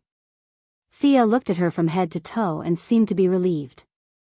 I know you, the princess of the fifth dimension. Don't you have any power now? After her biggest secret was exposed, the old woman was shocked at first. Then, she became calm as if she had accepted her fate. She chuckled as if she was mocking herself. She wiped her hands with a towel. Since the other party knew her true identity, she was not afraid. She continued to hang the clothes as usual and was busy for half an hour. Thea didn't say anything. Her eyes were constantly observing the old woman, not letting go of any of her small movements. Don't look, young lady. Or according to your people here, you're a god or something. I'm just an old woman now. I don't have the power you're worried about, the old woman said bitterly. Do you want to have a drink, young lady? The old woman took out a bottle of beer from the pile of clothes and invited her. Thea wouldn't drink her food no matter how low her guard was. She shook her head and refused.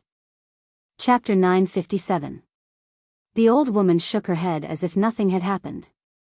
She sat at the side tiredly, tilted her head, and started drinking. Thea casually summoned a chair and sat opposite her. The distance between them was neither too far nor too close. She still maintained her vigilance and did not let her guard down. Seeing her casually pull a chair out of the void, the old woman's eyes lit up. You're such a busy person. Why are you looking for me? I want to know how to upgrade a two-dimensional world to a three-dimensional world. She answered casually, as if she was discussing family matters with the old woman. Knowledge is priceless. Besides, I feel that you're completely different from us. The old woman said with uncertainty. I'm sorry. I'm just an ordinary person in this world. I'm afraid I can't help you. If you still have your power, can you upgrade a two-dimensional world at will? Of course. Then how did you do it? I don't know. After talking for a long time, Thea was a little depressed. The old woman's attitude was sincere. She chose to avoid some questions, but she basically did not lie. Perhaps she was not good at lying, or perhaps the pride of a fifth-dimensional person made her disdain to lie. I really don't know how to describe this process in your language. The old woman held it in for a long time as if she was constipated. She could not think of a word even after racking her brains. The old woman was not a top student. Her intelligence was average. Even her English sounded like a country bumpkin. Forget about French or Chinese, she did not know how to speak at all. The vocabulary of the English language was too small.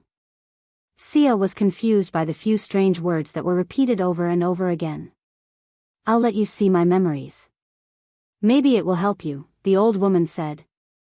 Thea was silent for a long time. She could not accept this gift without a reason. This was related to her bottom line, the trade deity position, and even karma. She had to ask clearly. What do I need to do?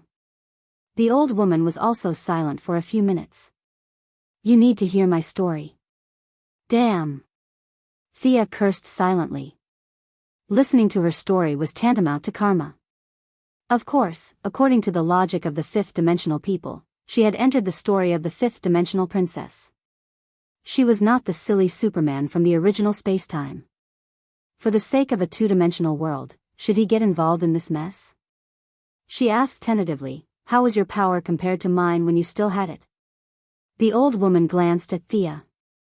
The disdain in her eyes was concealed, but Thea could still see it. You're thinking too much. To us, the main character of the story is someone else. Everything has already happened and is destined. You're just a dispensable participant.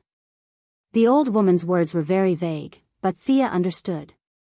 As long as he was not the main character, it was fine. As for whether the main character was Superman or not, she did not care. My name is a bit long for you, and it doesn't mean much in your language. My name is Giz Pietrini. Before she could finish her sentence, the entire world began to shake. Ordinary people would not notice it, but Thea noticed it immediately. She hurriedly waved her hand to block out the sound in this world. When she realized that it was not sound, she cut off the connection between this world and space. Only then did the tremors subside. Amazing. She glanced at the old woman. She was so powerful even before she finished her name. The fifth-dimensional people were indeed worthy of their reputation. The old woman was a little dejected. Well, the name doesn't mean much here. For the sake of convenience, you should call me Madam N.I. After all, I'm an old woman. Thea readily followed her advice. Madam N.I., please continue. The fifth-dimensional world is beyond your imagination.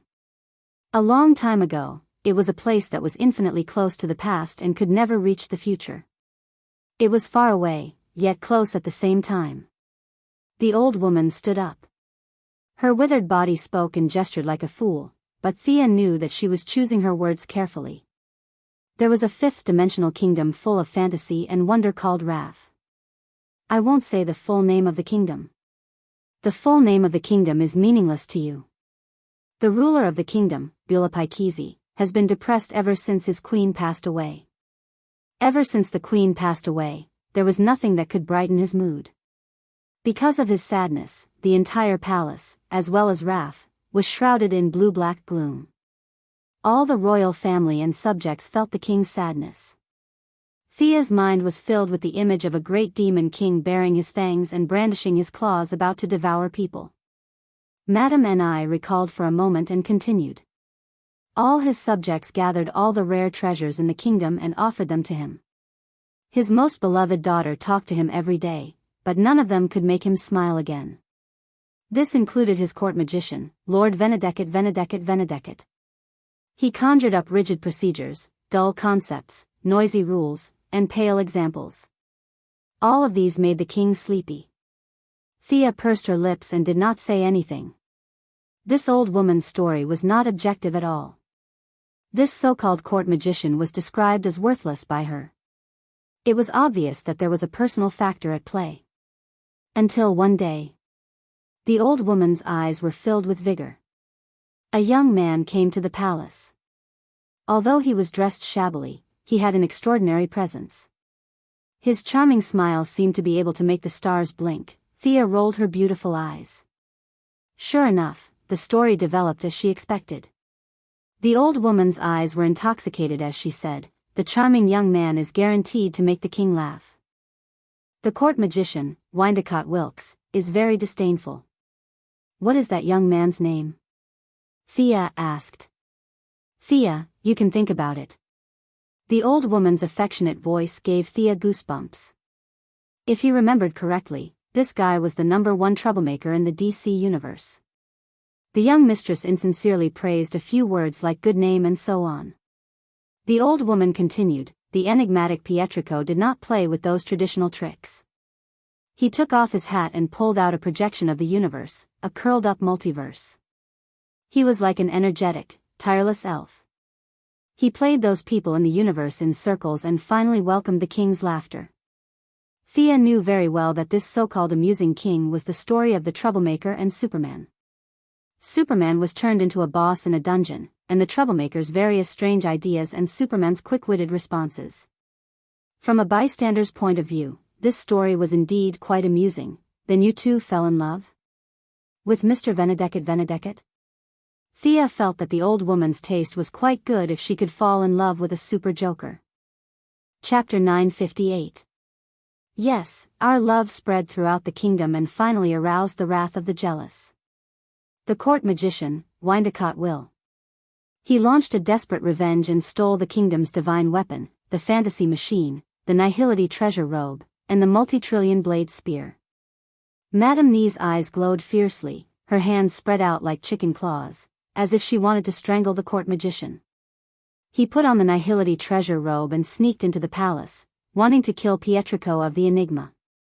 However, fate played a trick on him. He saw the bowler hat that Pietrico of the Enigma often wore, so he raised the multi-trillion blade spear and stabbed it. I didn't expect that the one wearing the bowler hat that day was His Majesty the King. Even the mighty king couldn't withstand the attack of the multi-billion blade spear. However, the huge reaction force still destroyed the spear and shattered the nihility treasure robe and one of Windicott Vicky's arms. The whole world roared because of the death of the king.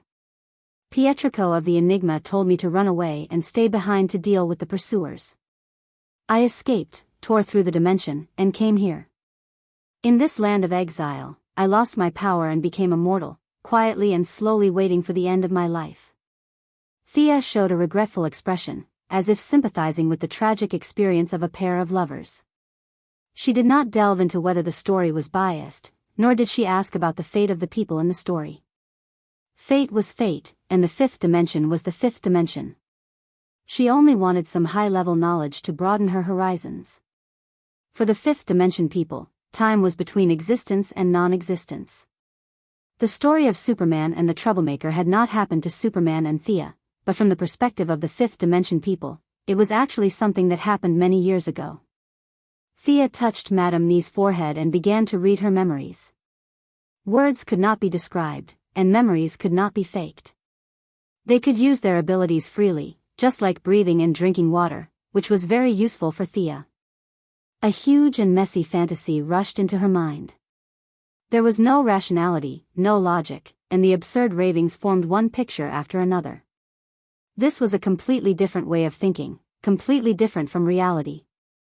It took her 10 minutes to accept everything. The life of this fifth-dimensional princess was simple. Living in the fifth-dimensional world was simple, and being an earthling was even simpler.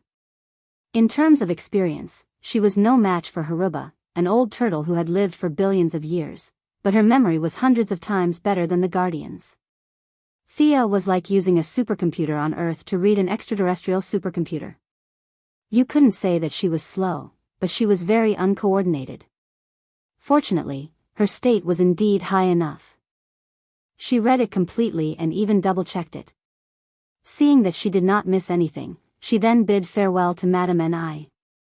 She had to go back and think carefully. She did not go to the White House or the underworld. Instead, she went to the Endless Family's base.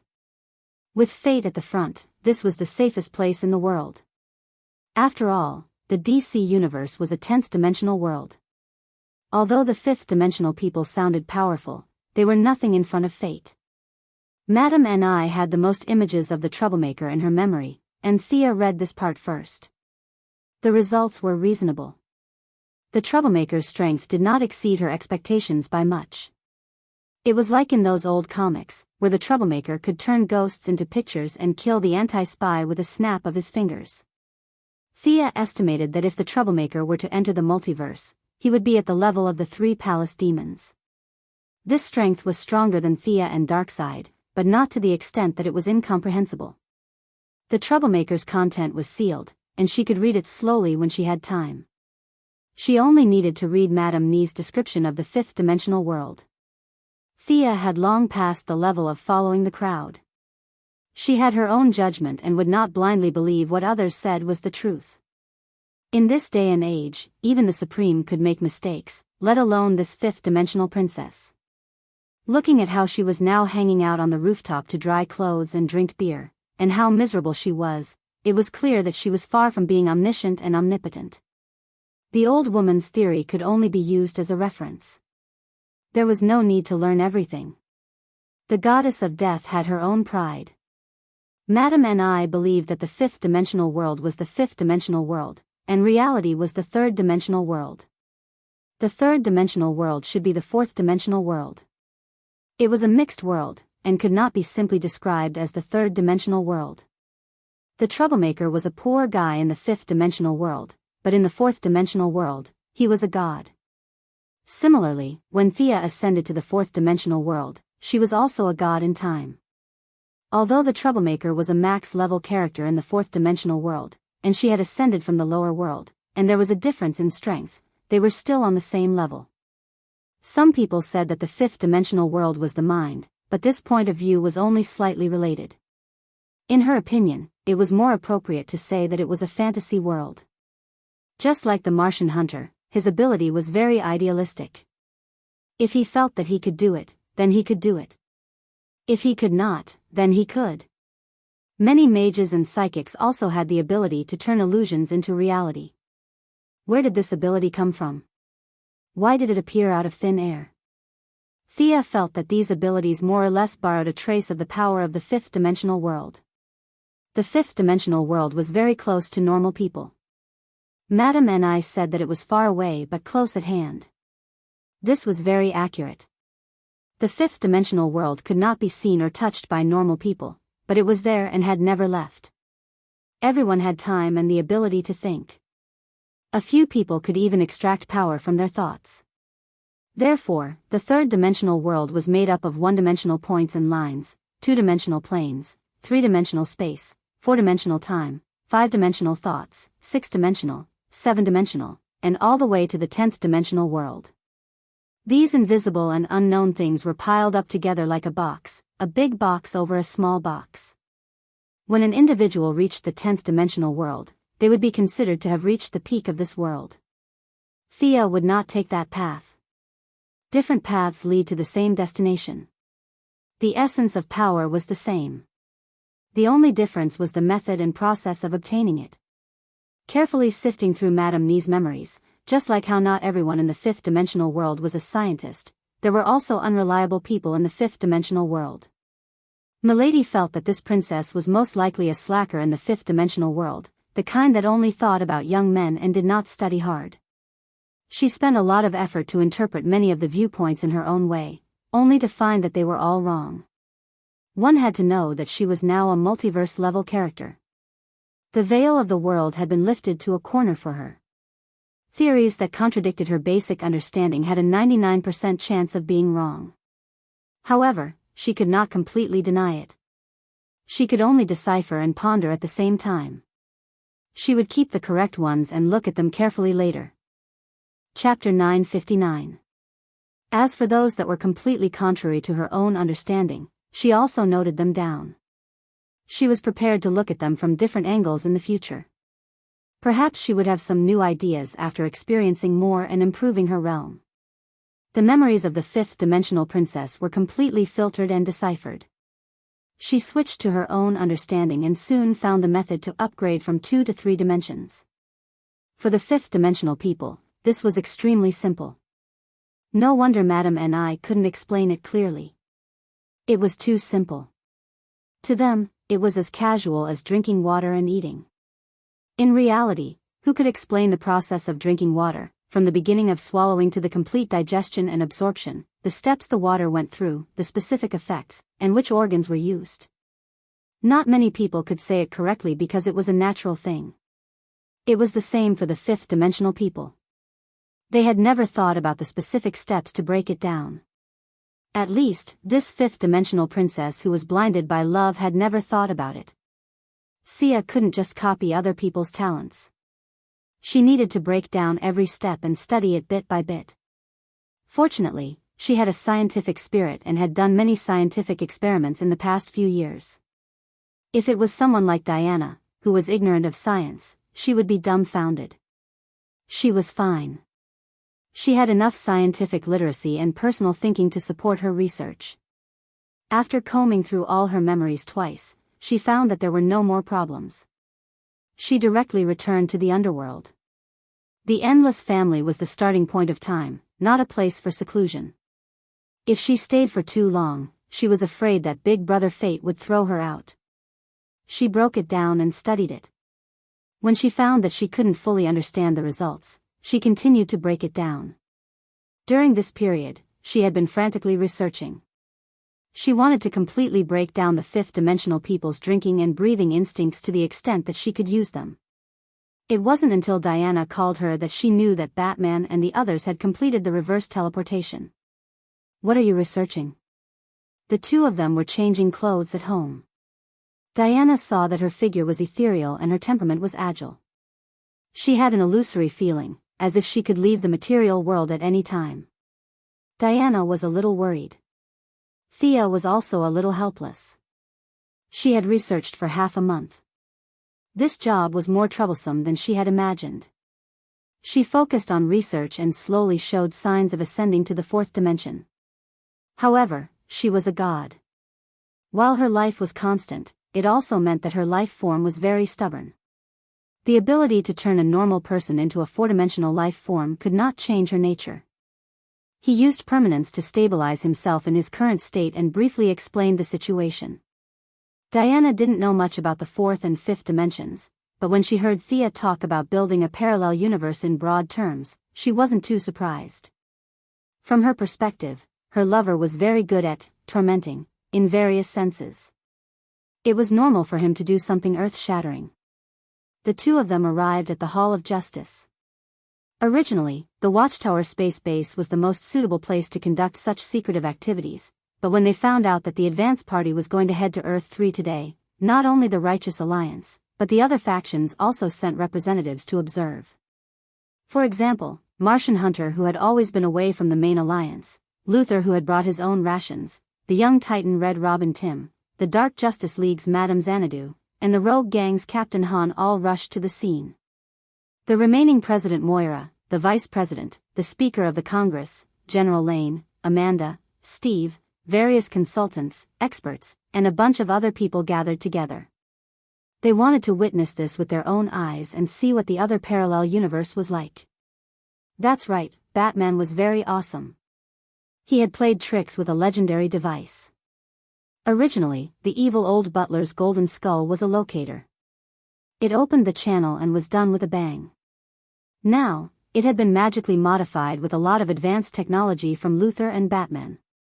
It could transmit sound and images across dimensions, making it like a live broadcast. The original three-man team of Nightwing, Black Canary, and Atom Man now had a new member. Baldy Luther was also going. What he was going to do was very important. It couldn't even be done without him. For the sake of concealment, the first teleportation couldn't use too much energy, and the request was that they bring less stuff. The teleportation device couldn't be completed on this side. If it was activated on the other side, they would have to start from scratch on the other side. Building a teleportation channel on Earth 3 wasn't the job of Nightwing and Black Canary, who were good at fighting. Their specializations were different, and Atom Man wasn't as knowledgeable as Luther. There would be some differences in the laws of physics between the two worlds. The most important thing was that they needed to report to the plane at all times. This was no longer a matter of the righteous alliance, but a national matter. Several military staff officers had been stationed in the Hall of Justice to revise the follow-up plan after getting first-hand information. This teleportation job could only be done by Luther.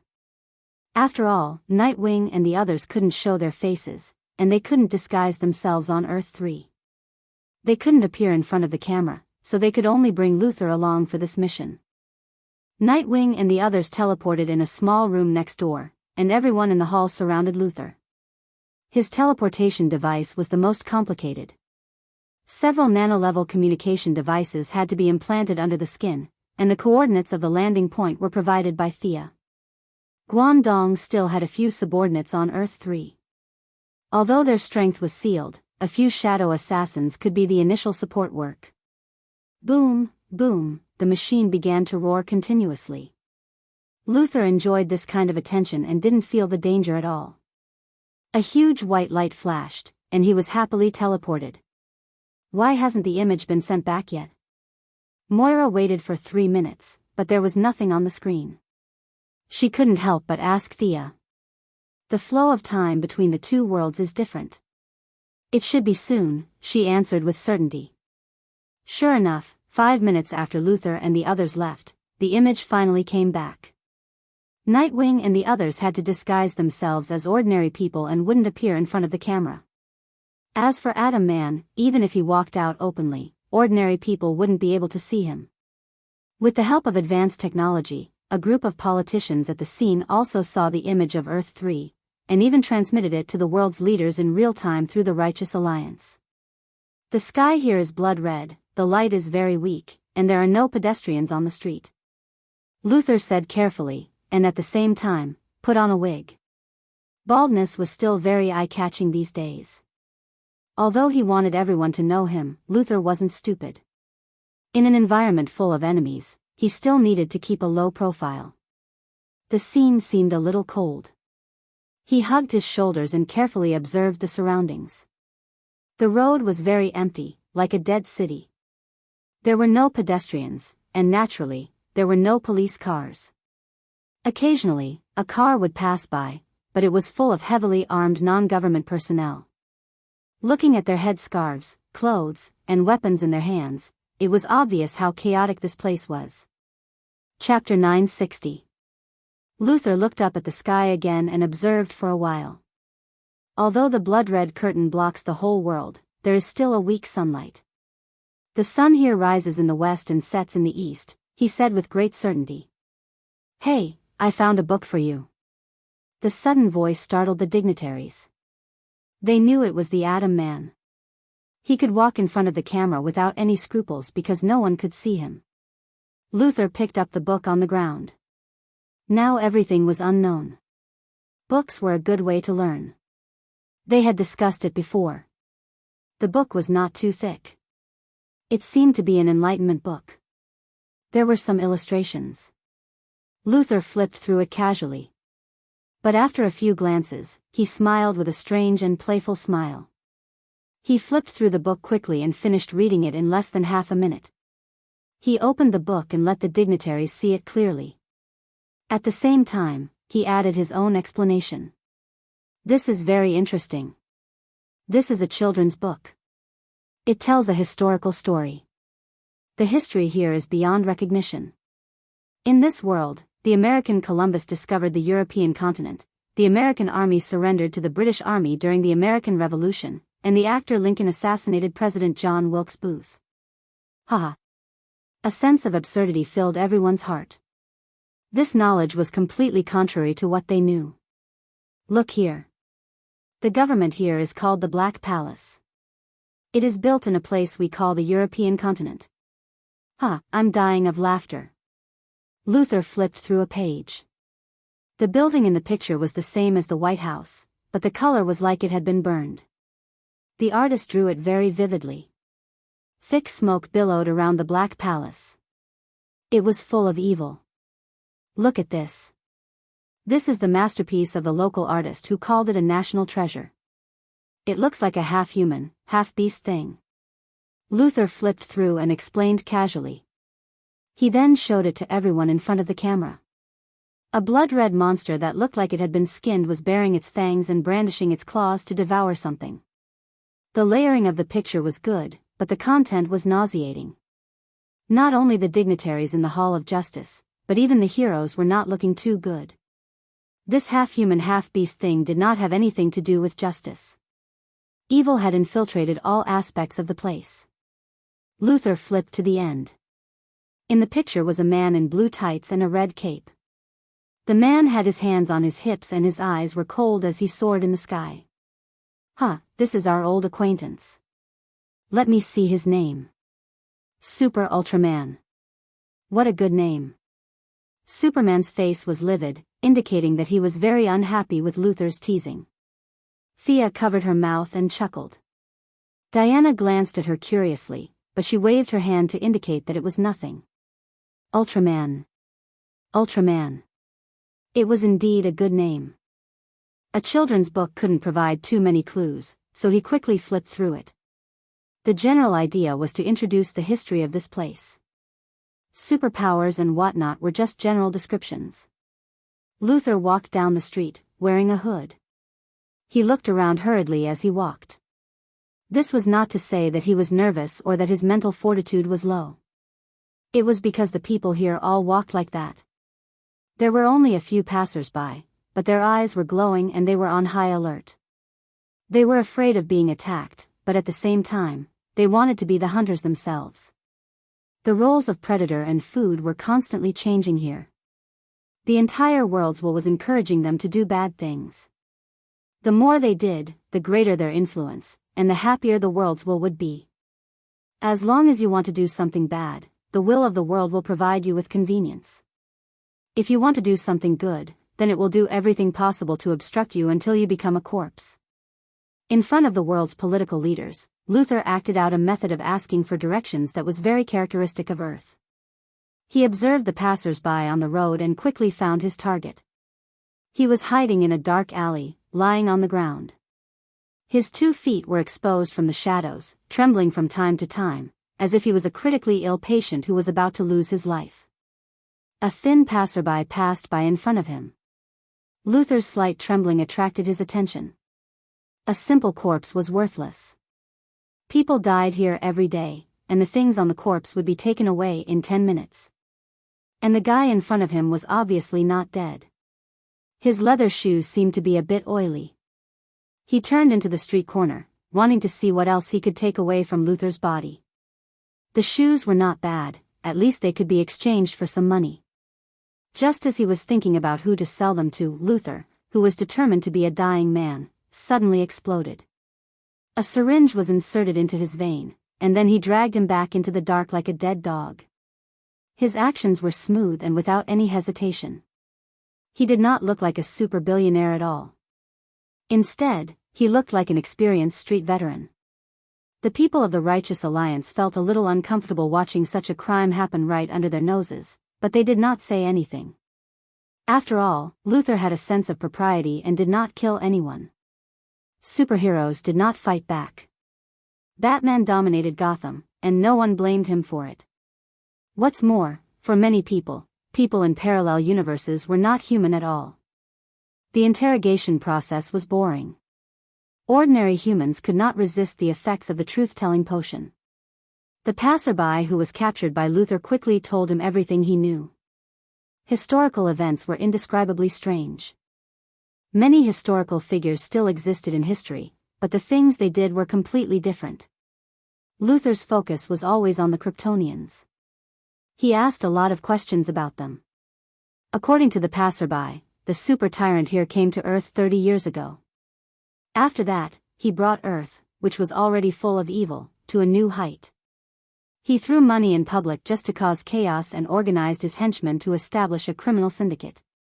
He used super hearing to monitor the world and burned the few righteous people to death with heat rays. His methods were extremely cruel, but it shocked the whole world. Crime began to become mainstream. The passerby deliberately mentioned that the super tyrant had an extremely advanced spaceship parked above Earth. The artificial intelligence on the spaceship was monitoring Earth at all times. Will the advanced team be in danger? Moira immediately asked. As a charismatic politician, whether she was sincere or not, it had become an instinct to care about her subordinates in danger. Thea had been competing with the two-dimensional world recently. She shook her head to show that she did not know. She also turned to look at Batman, who was the self-proclaimed second spokesperson of the Righteous Alliance. Batman was very calm. With the help of Thea's relationship, the current government and superheroes had the closest and most compatible relationship. He replied calmly, "Don't worry, Mr. President. We have analyzed the difference between humans in the two worlds. Our vibration frequency is different from that of the other side. Unless we are specifically monitoring according to a certain frequency, we will not be discovered." Moira nodded in agreement. They continued to watch the live broadcast. Chapter 961. At this time, Luthor was almost done asking Super Overlord about the space monitor. As expected, this was the fortress of solitude of the superhumans in this world. However, the superhumans in this world had always treated it as their home, as a memory of Krypton that stayed at the North Pole.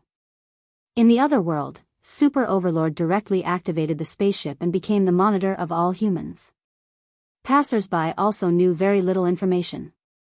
They only knew the code names of a few bad guys and did not know their real names. However, the Fortress of Solitude belonged to Super Overlord alone. The Syndicate and the others could not enter. Nightingale from Earth 3 had also launched a space base. Unlike the ring-shaped watchtower here, his was square. A day passed quickly. Luthor's main task was to build a teleportation circle so that more heroes could enter this universe silently. The task of investigating military information and supercriminals was still left to the 3 members of the Righteous Alliance. In the evening, all the important politicians had left. Only the 9 members of the Righteous Alliance were still waiting for the latest information from Nightwing. Similar to Batman, Nightwing had strict requirements for himself. The second the appointed time arrived, he opened his communication channel. "I have to say that this place is really bad. During the day, there is no one on the streets. However, at night, everyone comes out of their houses like crazy. Smashing, robbing, committing all kinds of crimes. It's..." Nightwing's face was a little pale. He had been to many places that day, secretly observing and recording everything. This place made him uncomfortable, very uncomfortable. "Bruce, can you imagine? The Graysons here are really bad. They are both circus trapeze artists. However, their activities in the country are not to perform, but to launder money. Their leader, Richard Grayson, is a complete villain. He facilitates criminals all over the country by sending weapons, money, and selling all kinds of information." Nightwing said hatefully. Although that person was not him, he still felt that someone was using his name to do bad things. "What's Gotham like there?" asked Batman. There are many landmark buildings here. Arkham Manor, Tompkins Brothel, free food for the poor, the Iceberg restaurant that has been destroyed by Nightingale." Nightwing said with an ugly expression. The members of the Righteous Alliance looked at Batman from the corner of their eyes. Unfortunately, they could not see any expression on his face. "Jim Gordon is the mayor here, but he's a big embezzler." Nightwing shared the information he had gathered. The Atom Man also told him about the information he had found out. The father of the nation here was Benedict Arnold, a villain who betrayed Washington and the War of Independence for £6,000 in Thea time. The national flag was not a blue background with white stars, but a red background with black stars. The red and white stripes had also become blue and black. "Clark, I thought the super queen here was Diana. I didn't expect it to be Louise," the Atom Man said awkwardly. "The Lantern here is also Hal Jordan, but according to the records, he is a coward." Amidst a bunch of annoying bad news, the Atom Man found a piece of news that he didn't know whether it was good or bad. Eating empty pay, drinking the blood of soldiers, concealing reports, making false reports, passing off shoddy goods as good ones, and reselling military supplies. Everything that one could think of could be found here, and it was very common. If it was the Earth's army, they would be able to wipe them out without any losses. The call ended quickly. After all, Super Boss rested during the day and came out at night. It would be bad if he was heard. After the call ended, the heroes looked at each other. If there were no Kryptonians in that world, it might at most be a more evil planet. This made Superman reflect on whether it was right or wrong for his parents to send him to Earth in the first place. Thea and the others didn't have time to feed him chicken soup. Ordinary heroes only cared about who they were dealing with. For example, the Flash and Green Arrow were discussing how to deal with Johnny Quick. Diana also expressed her dissatisfaction with the Super Queen's noose and dress. Strategic issues could only be discussed by Thea and Batman. This blood-red sky is the barrier you mentioned, right? Yes. The Anti-Watcher is about to enter this world, right? How much time do we have? Over there, it's 14 days and 2 hours. Here, it's 17 days, 9 hours, and 35 minutes. She was very sure that space barriers, and time were originally the strengths of magic gods.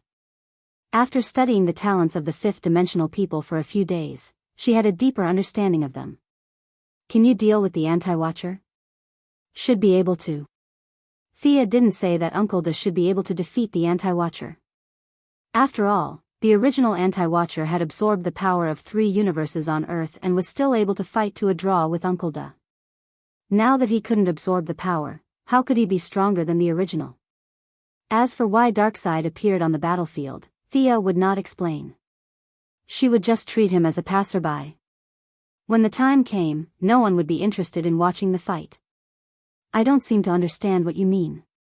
I thought you were going to lead a team to destroy evil, but now it seems that there's more to it. An even more evil person wants to destroy these bad guys, and you want to save them? Is that what you mean? Why don't you let them kill each other? There was another person in the room who didn't belong to the Righteous Alliance. She knew the true identities of all the superheroes. She was invited to the Righteous Alliance's small meeting so that she could report to the politicians after the meeting. The politicians were not young anymore, and they couldn't stay up late. Cynthia was too lazy to brag about herself, so she gave the opportunity to Batman. It's like this. We're not going to save the bad guys. We're going to save our universe from danger. If we don't do anything, then evil will indeed be eliminated, and the entire universe will be blown into dust. But then, an even more terrifying person will come to Earth, to our Earth. This is not to save the bad guys, but to save ourselves. Avatar didn't agree or disagree. With her experience, it was hard for her to imagine that an individual could swallow an entire universe. How powerful would that individual be? However, she believed in Batman and Thea's judgment. She nodded to show that she understood. Even with a conservative estimate, Luthor would only take 7 to 8 days to build the door on the other side. The Righteous Alliance, including the Alliance, had already reached the final stage of preparation. After leaving the Hall of Justice, Thea and Diana teleported to Paradise Island. The recent battles had been thrilling for Thea. Black Death King, Raoul, First Lantern, one after another. However, for Diana, she couldn't defeat the strong ones, and she crushed the weak ones. She felt that her martial arts skills were deteriorating. Now that the war was imminent, she wanted to return to the land where she was born and raised to regain the feeling of battle. Chapter 962. Listening to the howling sea breeze, the bright moonlight shining in the forest, and watching Diana practice martial arts methodically, Milady was initially prepared to watch from the side, which made the Valkyrie unhappy. She could only playfully pick up a sword and fight with her. Thea had not practiced martial arts properly in the past few years. She was a very pragmatic person. If it was useful, she would practice it, and if it was useless, she would give up. She would not say that these martial arts skills were taught by old Ma. She did not have the time to practice them because she missed her youth. She did not care, and she was a little absent-minded. Naturally, there were many flaws in the fight. If not for her fast speed and good foundation, she would have been defeated long ago. Diana practiced for a while and was also a little disappointed. She also knew that the use of martial arts would be less and less in the future, but she could not let it go.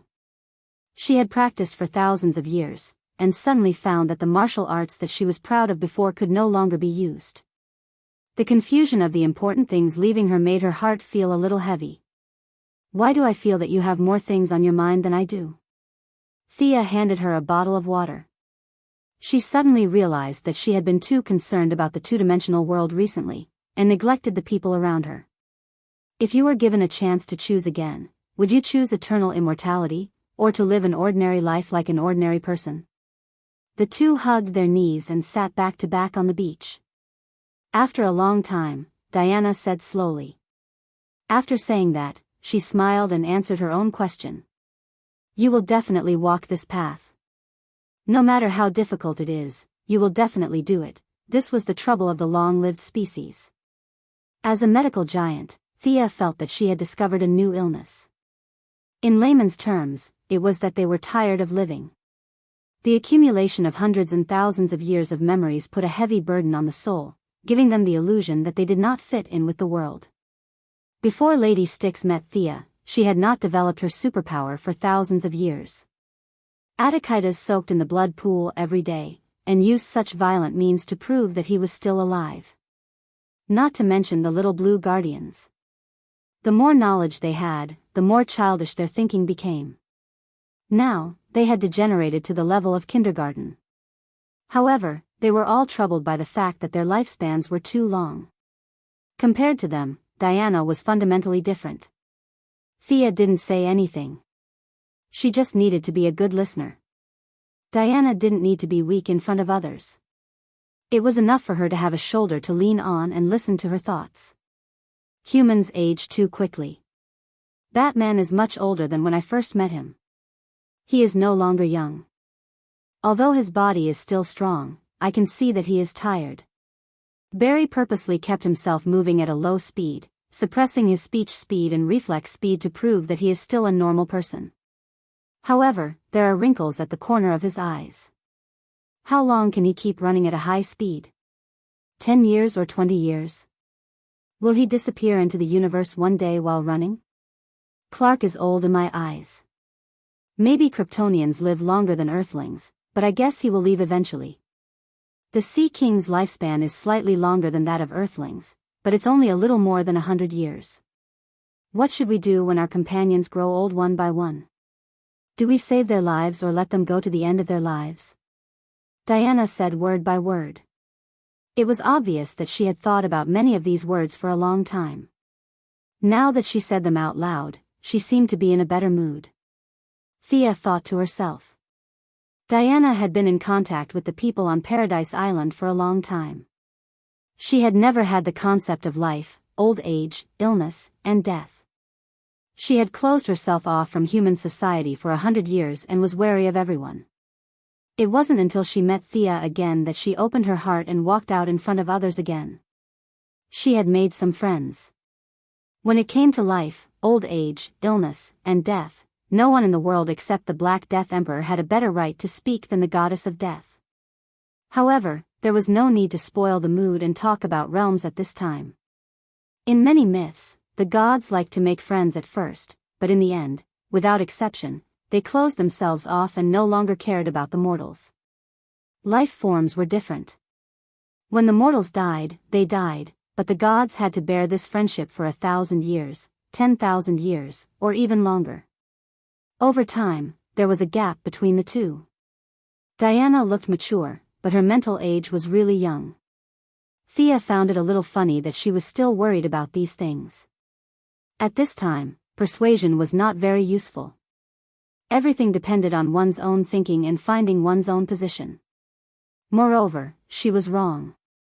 Batman could still live for a very long time. He was a little old now because the dark multiverse was not fully online. Once it was fully online, Batman's life would reach an infinite level. Whether Batman was old or not, Catwoman had the most right to say. There was no need for the two outsiders to worry about it. As for Barry, Superman, and the others, they all had their own fates. They were not as pessimistic as Diana had described. It was just that it was too troublesome to explain. The young lady's solution was to change the topic. Do you know the mystery of the birth of the universe? Diana knew her well. She whispered, changing the topic again. No, do you know? Actually, I don't know either. But I know that we are all invaders. Her words were shocking. Diana was indeed attracted. Her lover knew a lot of secrets. In her opinion, it was caused by the difference in levels. It had to be said that the Valkyrie's interest was piqued. She immediately threw the matter of Batman to the back of her mind. Why do you say that? In the beginning, the universe was dark. There was no life. You've seen the Black Death Emperor. Although it's not accurate, he could be said to be a native of this universe. We, you, me, all the people and gods you know, are actually invaders. The subversive words made Diana face it seriously. The two of them no longer sat back to back. Instead, they sat side by side. The Valkyrie tilted her head and waited for her to continue. She could not do the fifth-dimensional people's ability to change reality at will. However, after studying it for so many days, a simple diagram was not difficult for her. Without using magic, divine power, or any other power, she could change reality with the help of a part of the rules. Of course, the prerequisite for moving 1,000 pounds was that she had to have the strength of a few hundred pounds.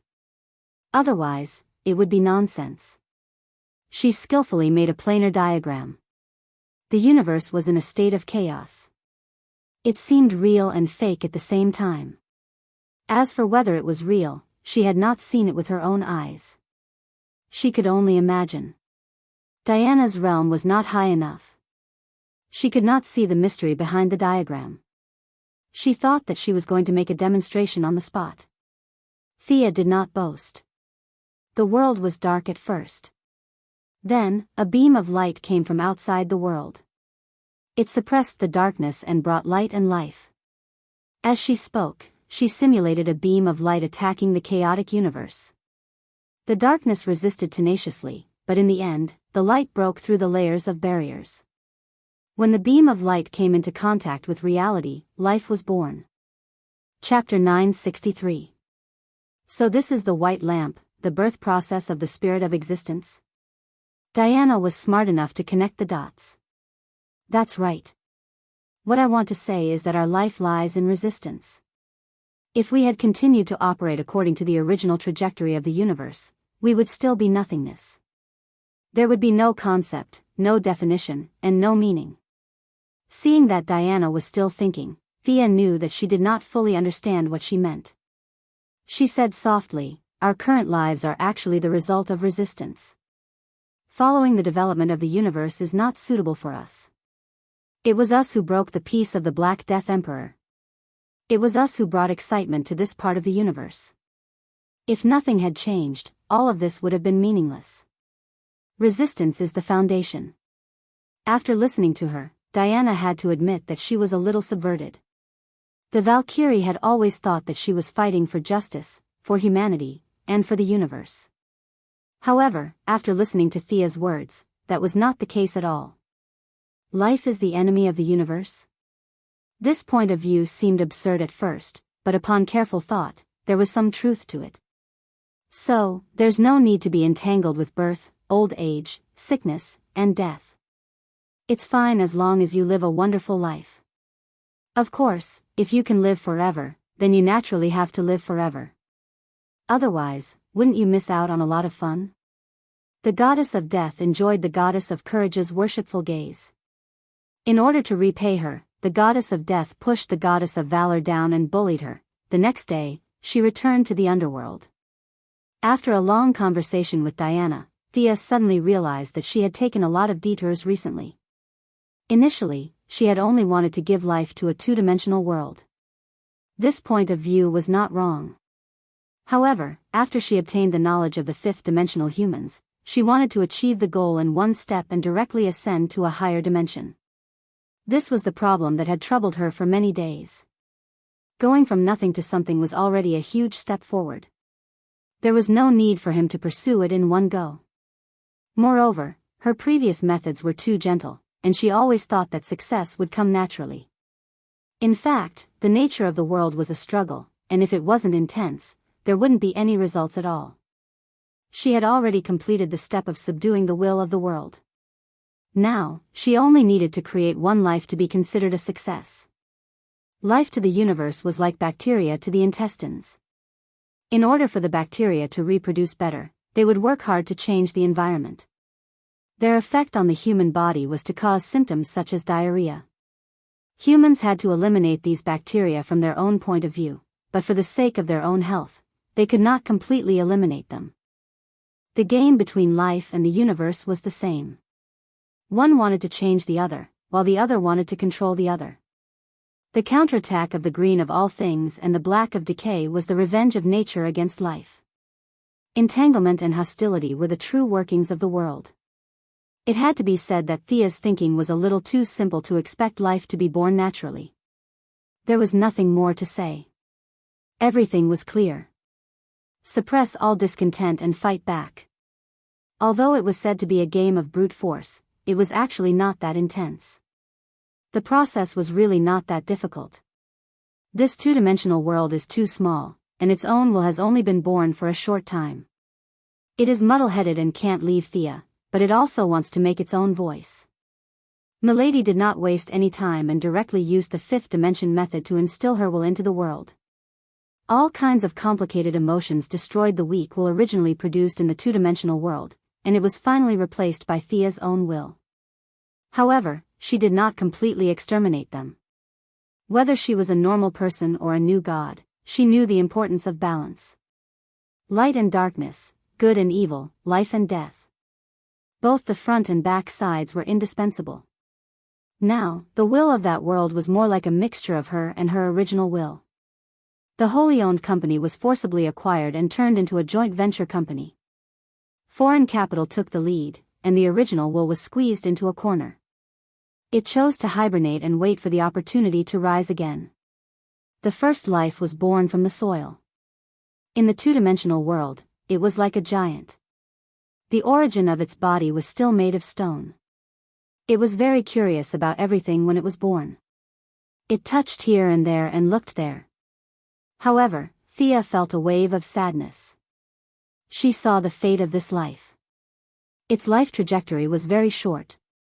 After exploring the world and finding nothing, it sat alone and meditated. In the end, it burned itself and brought the real fire of life to the world. The word death would appear after the stone man burned. The stone man did not have a name. Its fate was already determined.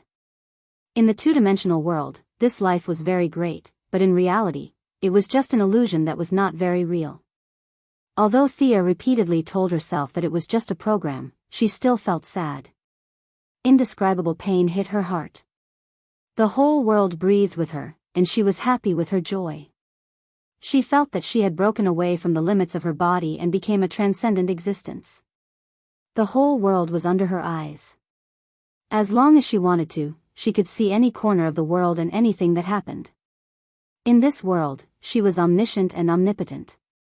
It was as if she had unlimited power. Fate and death had to bow at her feet. No, this was very wrong. Her heart was warning her. This pond was too small and should not be able to contain her. She should not be limited here. The outside world was her foundation. Relying on great willpower to break away from the two-dimensional world, Thea was so tired that she sat on the ground and panted. After a long time, she realized that she had returned to her body.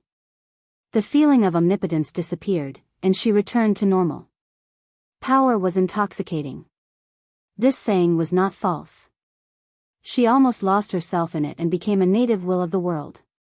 Fortunately, she did not kill it all and only dispelled half of the world's will. Coupled with the huge difference in power between her and the two-dimensional world, she was able to wake up in time. She returned to Earth exhausted. What happened to you? Her abnormality could not be hidden from Diana. The Valkyrie was puzzled. She was so energetic last night, so active. Why did she look so dejected now? Come, follow me and watch. Pulling Diana, the two entered the two-dimensional world with their spiritual power. They did not dare to provoke the world's will. Instead, they began to observe the world from an outsider's perspective. The stone man was like a newborn child. It was still exploring this world that was relatively vast compared to it. The two used their spiritual power to observe for a long time. Diana even felt that she was about to fall asleep. Is everything okay? We came out early in the morning to see this silly stone man running around crazily. Just as she was imagining if there was a hidden big boss in this world that would invade Earth in the future, Thea spoke. This is the world I created. It's the first life that was born under heavy pressure. Diana knew that she was tinkering with her own world. She felt that there was nothing wrong with it. Other than being a little monotonous, it had everything. It was very good and very powerful. But so what? Why do you look like you're on your period? Chapter 964. Thea also felt that her emotions were meaningless. Diana hugged her in her arms, and the two were silent for a long time before she recovered some of her emotions. Using the human heart to meet the will of the heavens, this was her current state. Of course, she was stronger than the human heart, but not to the extent of the will of the heavens.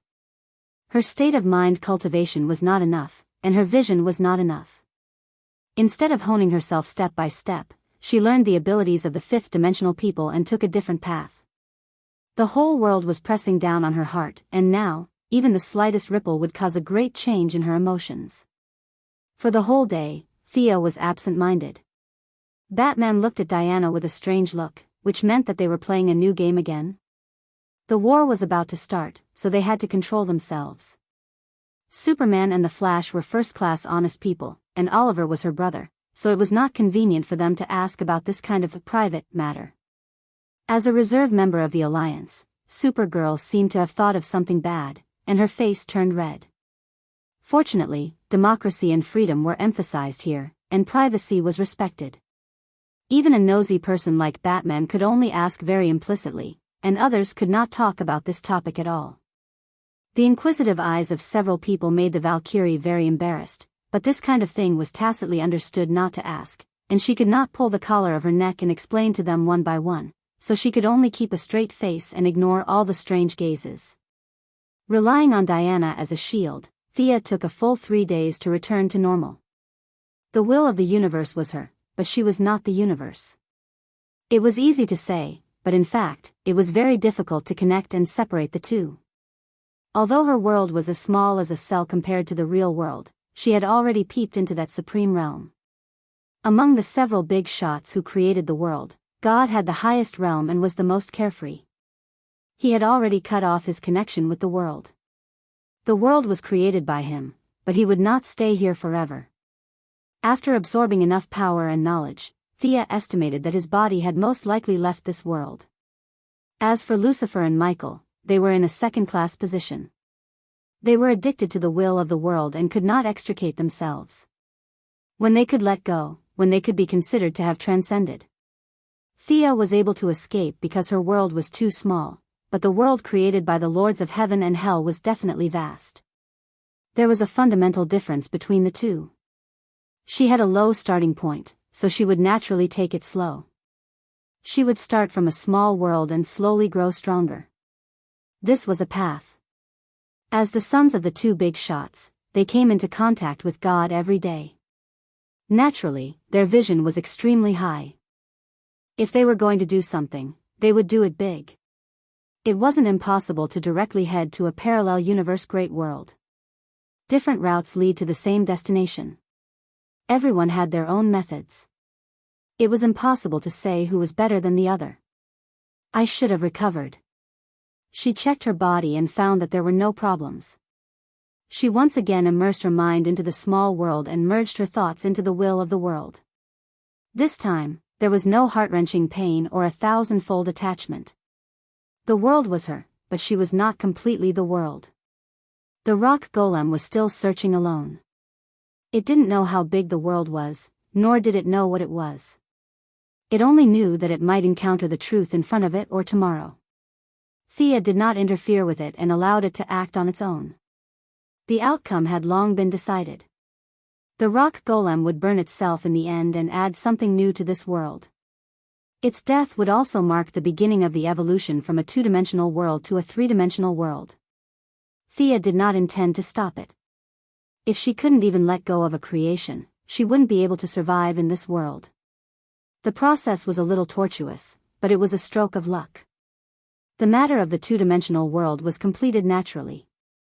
In the future, all she had to do was sit at home and wait. The world would automatically evolve. Although it wasn't too smooth, and the process was different from what she had expected, it was fortunate that everything was on the right track. Her spiritual energy had been severely damaged, and she could only use 80% of her actual combat strength. However, her realm was so high that even she was shocked. The Endless family's ranking had risen by a large margin. Now, it was 20th place. The burning of the wish power from before was completely ineffective. After all, the wish power represented an intelligent life's understanding of death, and not her own understanding of death. She was the one who wanted to be the second sister of death, not the other living beings. In the end, she had to rely on herself. The final few steps could only be taken by herself. Now, her luck was pretty good. After fusing with the will of the world, she saw the rock golem's future fate. It was born from nothingness, then burned itself and used its death to bring new life to all living beings. After this cycle, the realm that gave her the most headaches and helplessness had been completely fixed. After all, she didn't have hundreds or thousands of years to slowly figure it out. Metropolis, Hall of Justice. Batman was about to set up a bed here. A bunch of heroes wanted to help, but they realized that they would only be in the way if they went over. Helpless, they could only watch from the side. The teleportation device on Luther's side had been installed. It was difficult for a super-rich person like him to do all the work alone without any superpowers. The lathe, the fittings, and the welding were all made with local materials. It took him almost no sleep to complete the job. It took him 3 days to finally complete it. Today was the official day of entry. Considering the suppression of the will of the world on that side, the first few batches of people were mostly people who abandoned evil and turned to good. Amanda's suicide squad was assembled at the first moment. There were government agents, a small military team, and more than 100 former members of the Cold Flame Church led by Mr. E. The suicide squad carried energy suppressors and disguised themselves as ordinary people through the passage. They were responsible for doing the dirty work, such as assassinating the local leaders, assassinating the generals, and destroying the ammunition warehouses to create the conditions for the ground forces to attack. The military brought many materials to expand Luther's teleportation channel. At the same time, several special forces split up to seize strategic locations. They couldn't take the people away. They were a bunch of bad guys, and it wouldn't be easy to reform them in a short time. Earth's population was under great pressure, and they didn't need these bad guys.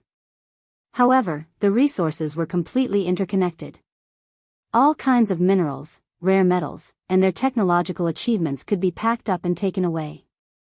The major countries in the world had been tormented by the First Light.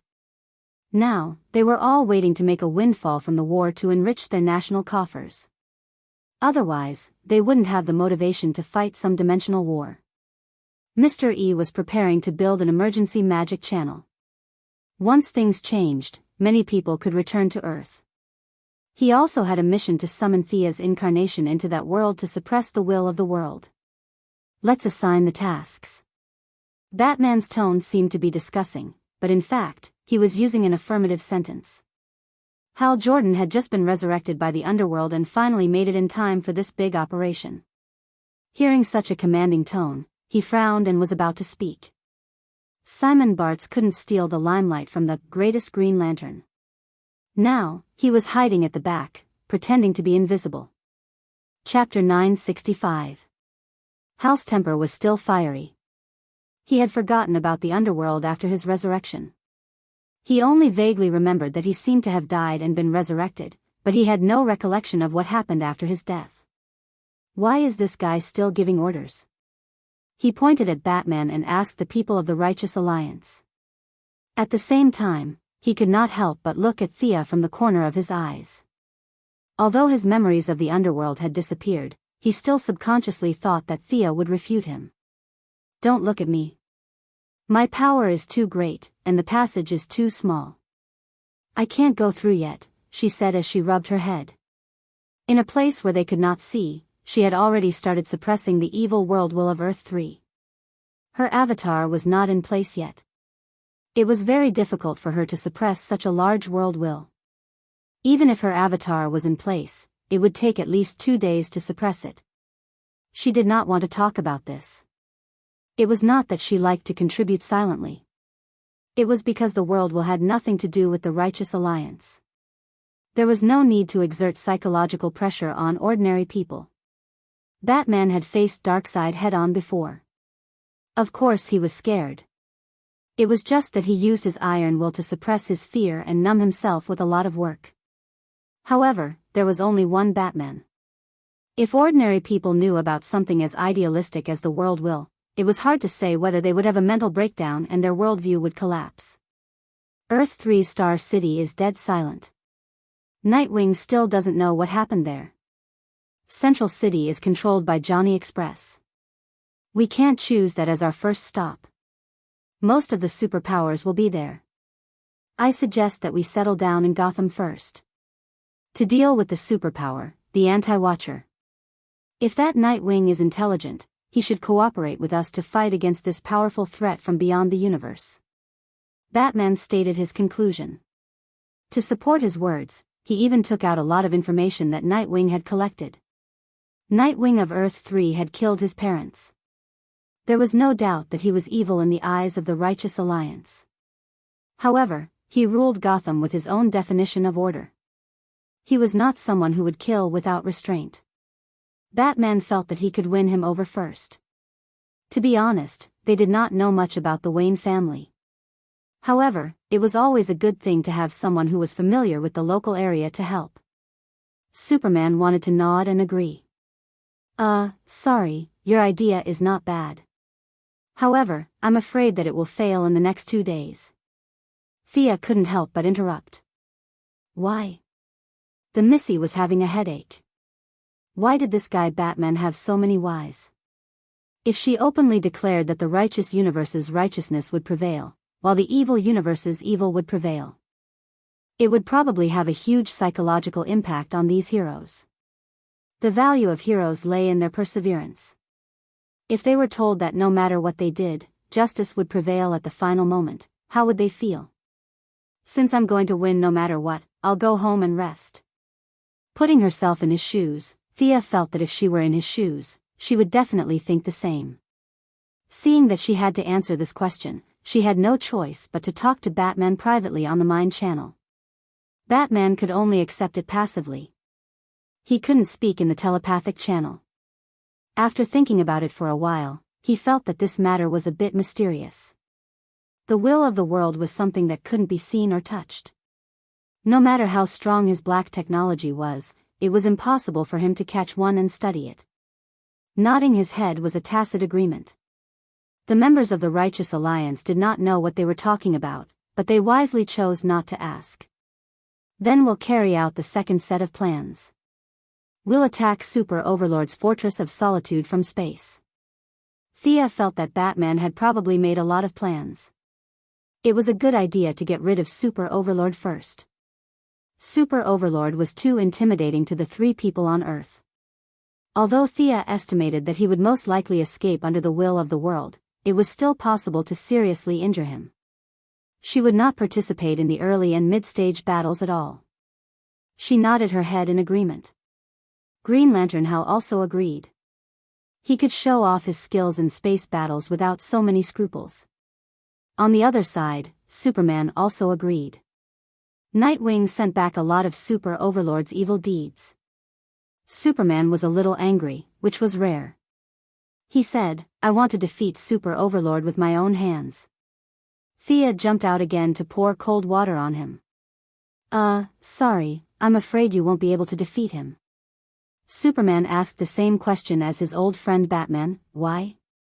That guy uses kryptonite as his main energy source. I reckon that the Fortress of Solitude must be filled with kryptonite. If you go in, I'm afraid it's not going to end well. Superman was suddenly stuck.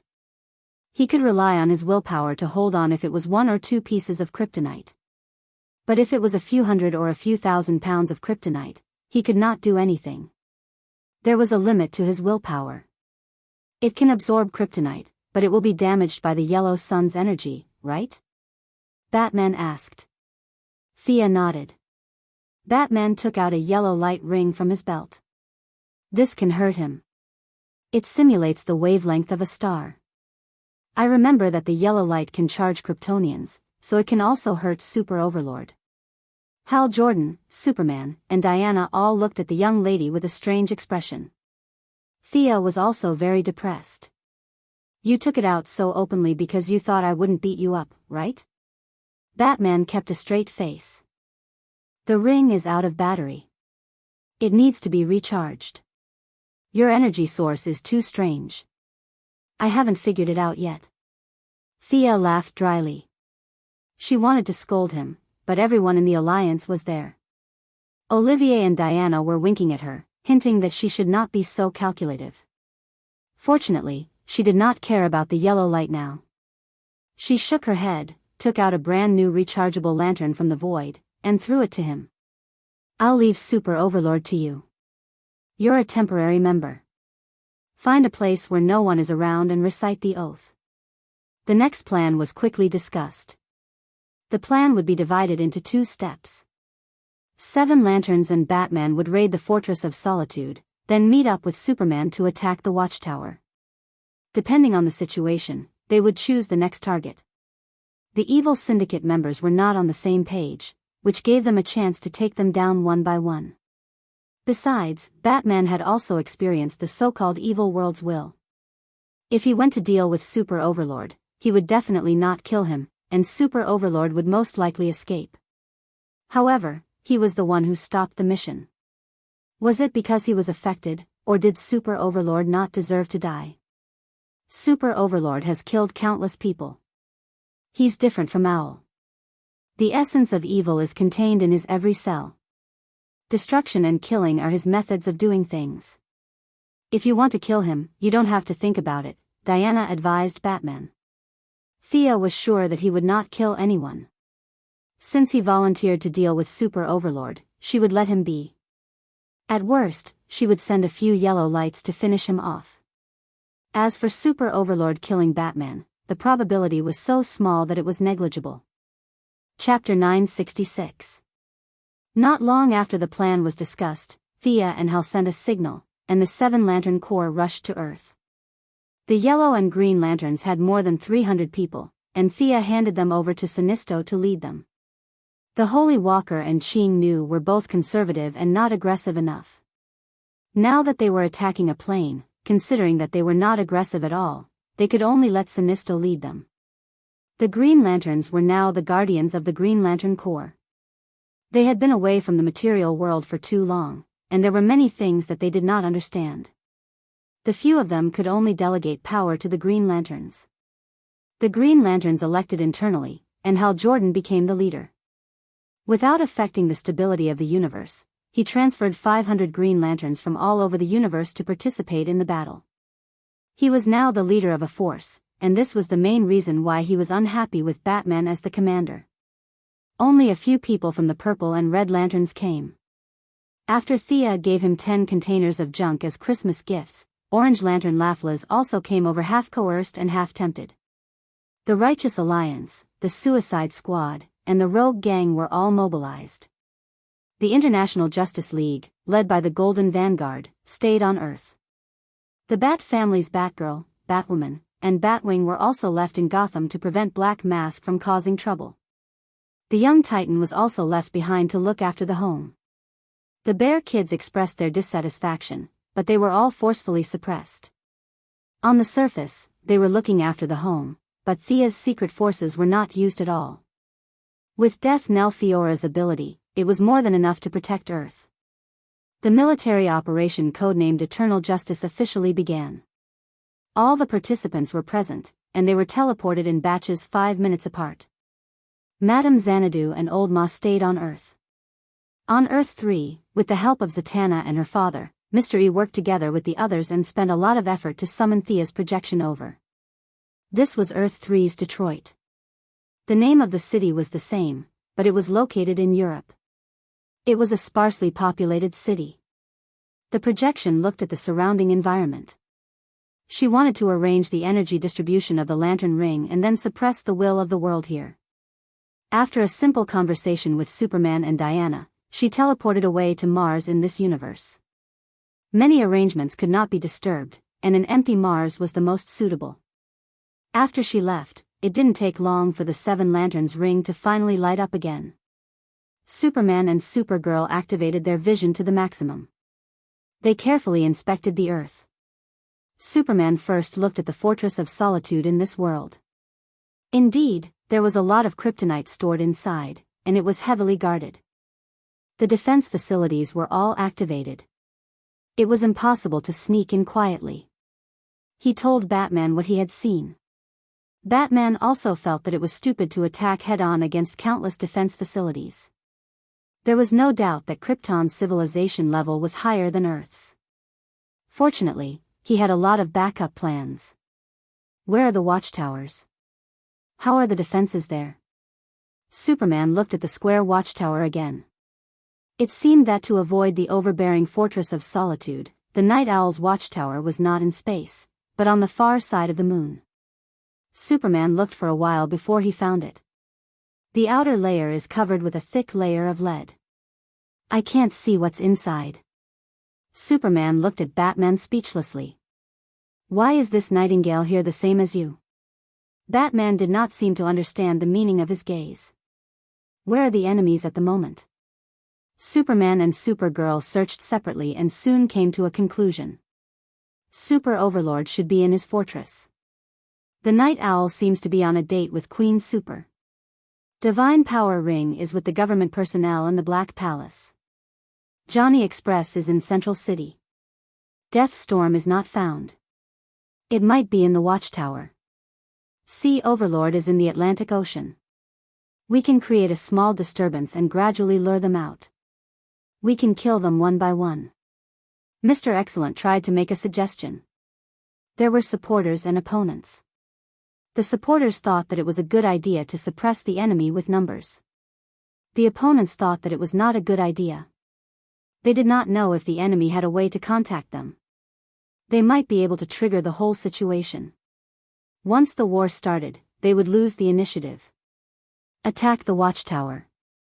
I need more information on them. The discussion was fruitless. Batman did not continue to promote democracy and directly gave the order. Who would go? It must be someone with the ability to fly and survive in space. The 7-lantern Corps was the most suitable, but Sinisto did not move. As the commander of the 3 lanterns, he acted as if he did not hear. Hal was also dissatisfied with Batman's unscrupulous orders. It was fine if he commanded this and that, but now he had 500 Green Lanterns behind him. If he obediently followed orders, what would the Green Lanterns think? The Purple Lantern Carol Ferris chose to synchronize with the Green Lantern. The Orange Lantern Lafflas was very satisfied with the Christmas gift Thea gave him. Now he was hiding in a corner and writing quickly. He wanted to write a longer list of gifts that he needed. He did not hear Batman at all. On Earth, Superman's Supergirl characteristics were too obvious. They could not move. Diana's combat power was too high. It would be a waste to move now. The remaining Sea Overlord Bali could not fly. The situation was a little quiet for a while. At the critical moment, the Red Lantern Corps stood up.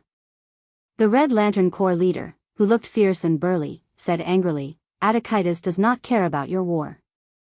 I'm just here to repay a favor. I'll leave after a fight.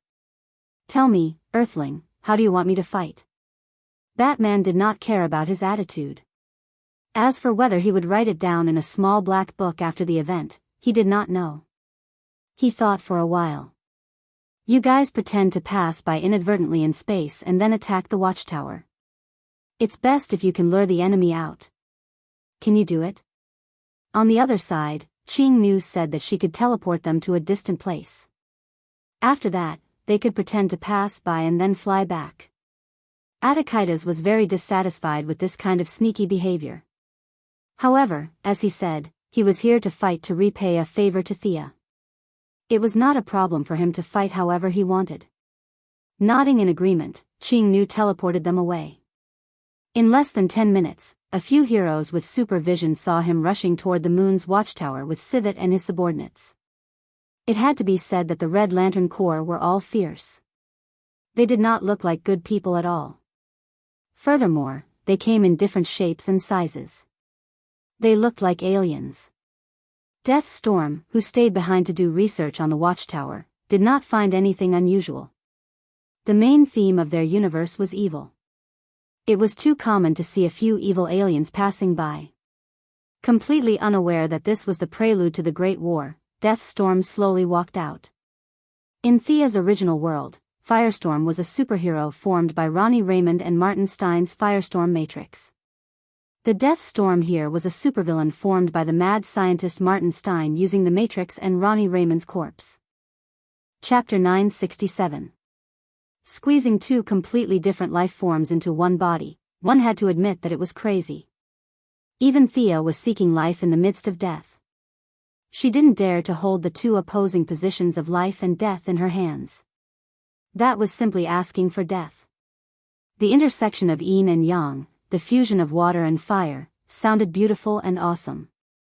In fact, reconciling two completely opposite energies only existed in imagination. God should be able to do it, but Thea would never dare to do such a thing. Professor Martin Stein from Earth 3 happened to be a bold and dedicated person to science. He combined himself, a living person, with the corpse matrix and miraculously formed a new life form. At the same time that he obtained superpowers, the undead part also caused his way of thinking to undergo a drastic change. Having the ability to rearrange the atomic and subatomic structure of inorganic matter gave him an extraordinary view of the composition of the whole world. Among the syndicate members, he was the most indifferent to life. His gloomy gaze swept across the Red Light Corps members. His eyes, which had long since broken away from the human vision system, sized them up repeatedly. Among them, Attikides' vitality was simply unseen. Previously, Deathstorm had secretly studied the cell composition of Super Overlord. It was a genetic state that was beyond the limits of Superman's imagination. It was efficient and compact, and the cells were full of power. The scientific arrangement made the Kryptonians live longer than the people on Earth. But they would still age. As a scientist, Deathstorm believed that he was right about this. But what about this guy in front of him? He looked at Attikides again and quickly calculated the vitality of the Red Light Corps leader. The result was an astronomical figure. He was afraid that he had miscalculated, so he calculated again. The result still shocked him. This big guy in front of him could live for hundreds of millions of years even if he was a baby. This was incredible. The structure was obviously not as scientific as the Kryptonians, and the distribution method did not achieve the most rational effect. Why did this guy have such a long lifespan? He really wanted to dissect him and take a closer look. Deathstorm's cold gaze looked at Attikides as if he was looking at a specimen. This made him even more uncomfortable. The Red Light Corps leader had a bad temper. Anyway, he was here to fight and leave after the fight. Now that the enemy was looking at him like he was a walking piece of pork, he couldn't stand it at all. He roared and rushed forward with his people. In addition to the civet he took from Earth, he also brought two subordinates with him this time. Ratchet only had a meatbag-like head floating in the air. He lived on a highly developed planet in Sector 995. The intelligent life there had eliminated disease, poverty, hunger, and other factors. They had developed their civilization to a level not inferior to that of Krypton. The word crime only existed in dictionaries and philosophy. Every life was placed in a small container after birth. They communicated with each other on the internet and through holographic images. This was their entire life. Any physical contact was considered illegal. Ratchet, who was 138 years old, had just reached adulthood. He lived in the number 567 nutrition cabin of Unit 24, Room D, and this was his home. He was born here, and according to the strict laws of the planet, he would die here. The living habits of dozens of generations had caused their descendants to change beyond recognition. Their bodies had completely degenerated into a few tentacles that could barely sense the outside world, while their heads were incomparably large, making it convenient for them to connect to the planet's network. The young Ratchet was at a loss for the future. An idea that was considered treacherous by the locals grew in his heart. He wanted to put on a protective suit, walk out of his nutrition cabin, and see the real world. The result was self-evident. He was captured as a negative example. The only tentacles he had were cut off, and he was completely turned into a giant head. He was sentenced to live alone for 80 years. The long period of loneliness caused him to hallucinate. There was no mercy in this world, no hope. Hatred and enmity filled his heart. The red light ring arrived as promised. Ratchet had an extraordinary ability to control his mind. He was one of the few subordinates of Attikitas who could control his anger. In fact, the Red Light Corps had a large number of people, but there were too few who were drawn out for free combat. As the leader, Attikitas could only leave those who were controlled by hatred on the planet and let them fight among themselves to relieve the anger in their hearts. He brought a few who could accept orders out to work and see the world. Now, Ratchet was like a giant sarcoma floating in the air. His tentacles had grown out again. From afar, he looked like a giant squid. He floated to the left of Attikitas, and beside the right leg of the Red Light Corps leader was a rotund fellow. That was Xyrus Sox, from Sector 3544. His life experience was nothing to write home about. He was banished by his people because of his ugly appearance. He was bullied countless times and climbed up countless times. There was no sudden outburst. Instead, he relied on the accumulation of time to gain the recognition of the Red Light Corps. To be discriminated against by aliens of various appearances, his appearance was indeed problematic. Hal Jordan had once mocked Sox for looking like a giant beach volleyball with hands and feet. Thea agreed with this. This was because he did not have a torso or a head. A large face grew on a rotund body, surrounded by 2 small hands and 2 small feet. This appearance was indeed comical. Attikitas had a cat, a floating head, and a beach volleyball with hands and feet beside him. This was the entire lineup of the Red Light Corps when they came to Earth 3. The 3 Red Light Corps' generals were nothing in Deathstorm's eyes. The Red Light Corps leader was his target. As for the 3 small fries, he would study their corpses after the battle and decompose them into atoms. However, he did not care about the others. Instead, Ling Xing was the first to rush up. The Red Light Corps could use materialization, but their minds were occupied by anger. They lacked this calmness. Instead of using the Light Corps, they might as well use their own bodies. Ling Xing was completely transformed by the Red Light Corps. This Earth's domestic cat was now abnormally fierce. He would use his sharp claws to vent his uncontrollable anger. Attikitas did not know that this was the secret plan of the Red Corps. He had secretly captured a few domestic cats on Earth. Unfortunately, no matter how he tortured them, they did not develop enough emotions. Helpless, he could only give up. Now that Ling Xing was his most important partner, he followed closely behind and rushed up. The remaining Ratchet and Brother Volleyball also ran over, ready to tear the enemy into pieces. Very passionate. Let me see if you have the ability to be passionate. The few Red Light Corps did not materialize. Deathstorm could not see any similarities between them and the Divine Power Ring. The Red Light Corps' rings replaced their hearts and were hidden inside their bodies. From the outside, it was impossible to see any abnormalities. In the eyes of Deathstorm, these people were just unlucky aliens passing by. Chapter 968. Spirit Star's body was the smallest, but its movements were the fastest. With a distance of 100 meters, it ignored gravity and arrived in the blink of an eye. Its blood-red claws brought a gust of wind as it clawed at Deathstorm's face. Go away, little thing. Deathstorm's right hand gathered a large amount of heat energy, and an energy cyclone was thrown forward. Spirit Star made a nimble turn in the air, and its left claw drew a bloody groove on Deathstorm's skeleton-like face, but there was little blood, as if it had grabbed a piece of dead wood. Meow, meow, meow. The cat was dissatisfied and muttered to Attikitas. The red light leader looked like a brute, but he was actually very talented, and he had learned the cat language without a teacher. He nodded and comforted his pet and right-hand man. Your body is very hard, right? Let me see how hard it is. Attikitas was like a bull, breaking up Deathstorm's thermal shock wave with one punch, and then continuously hitting the enemy's body. He then opened his bloody mouth and spat out a large amount of fiery energy.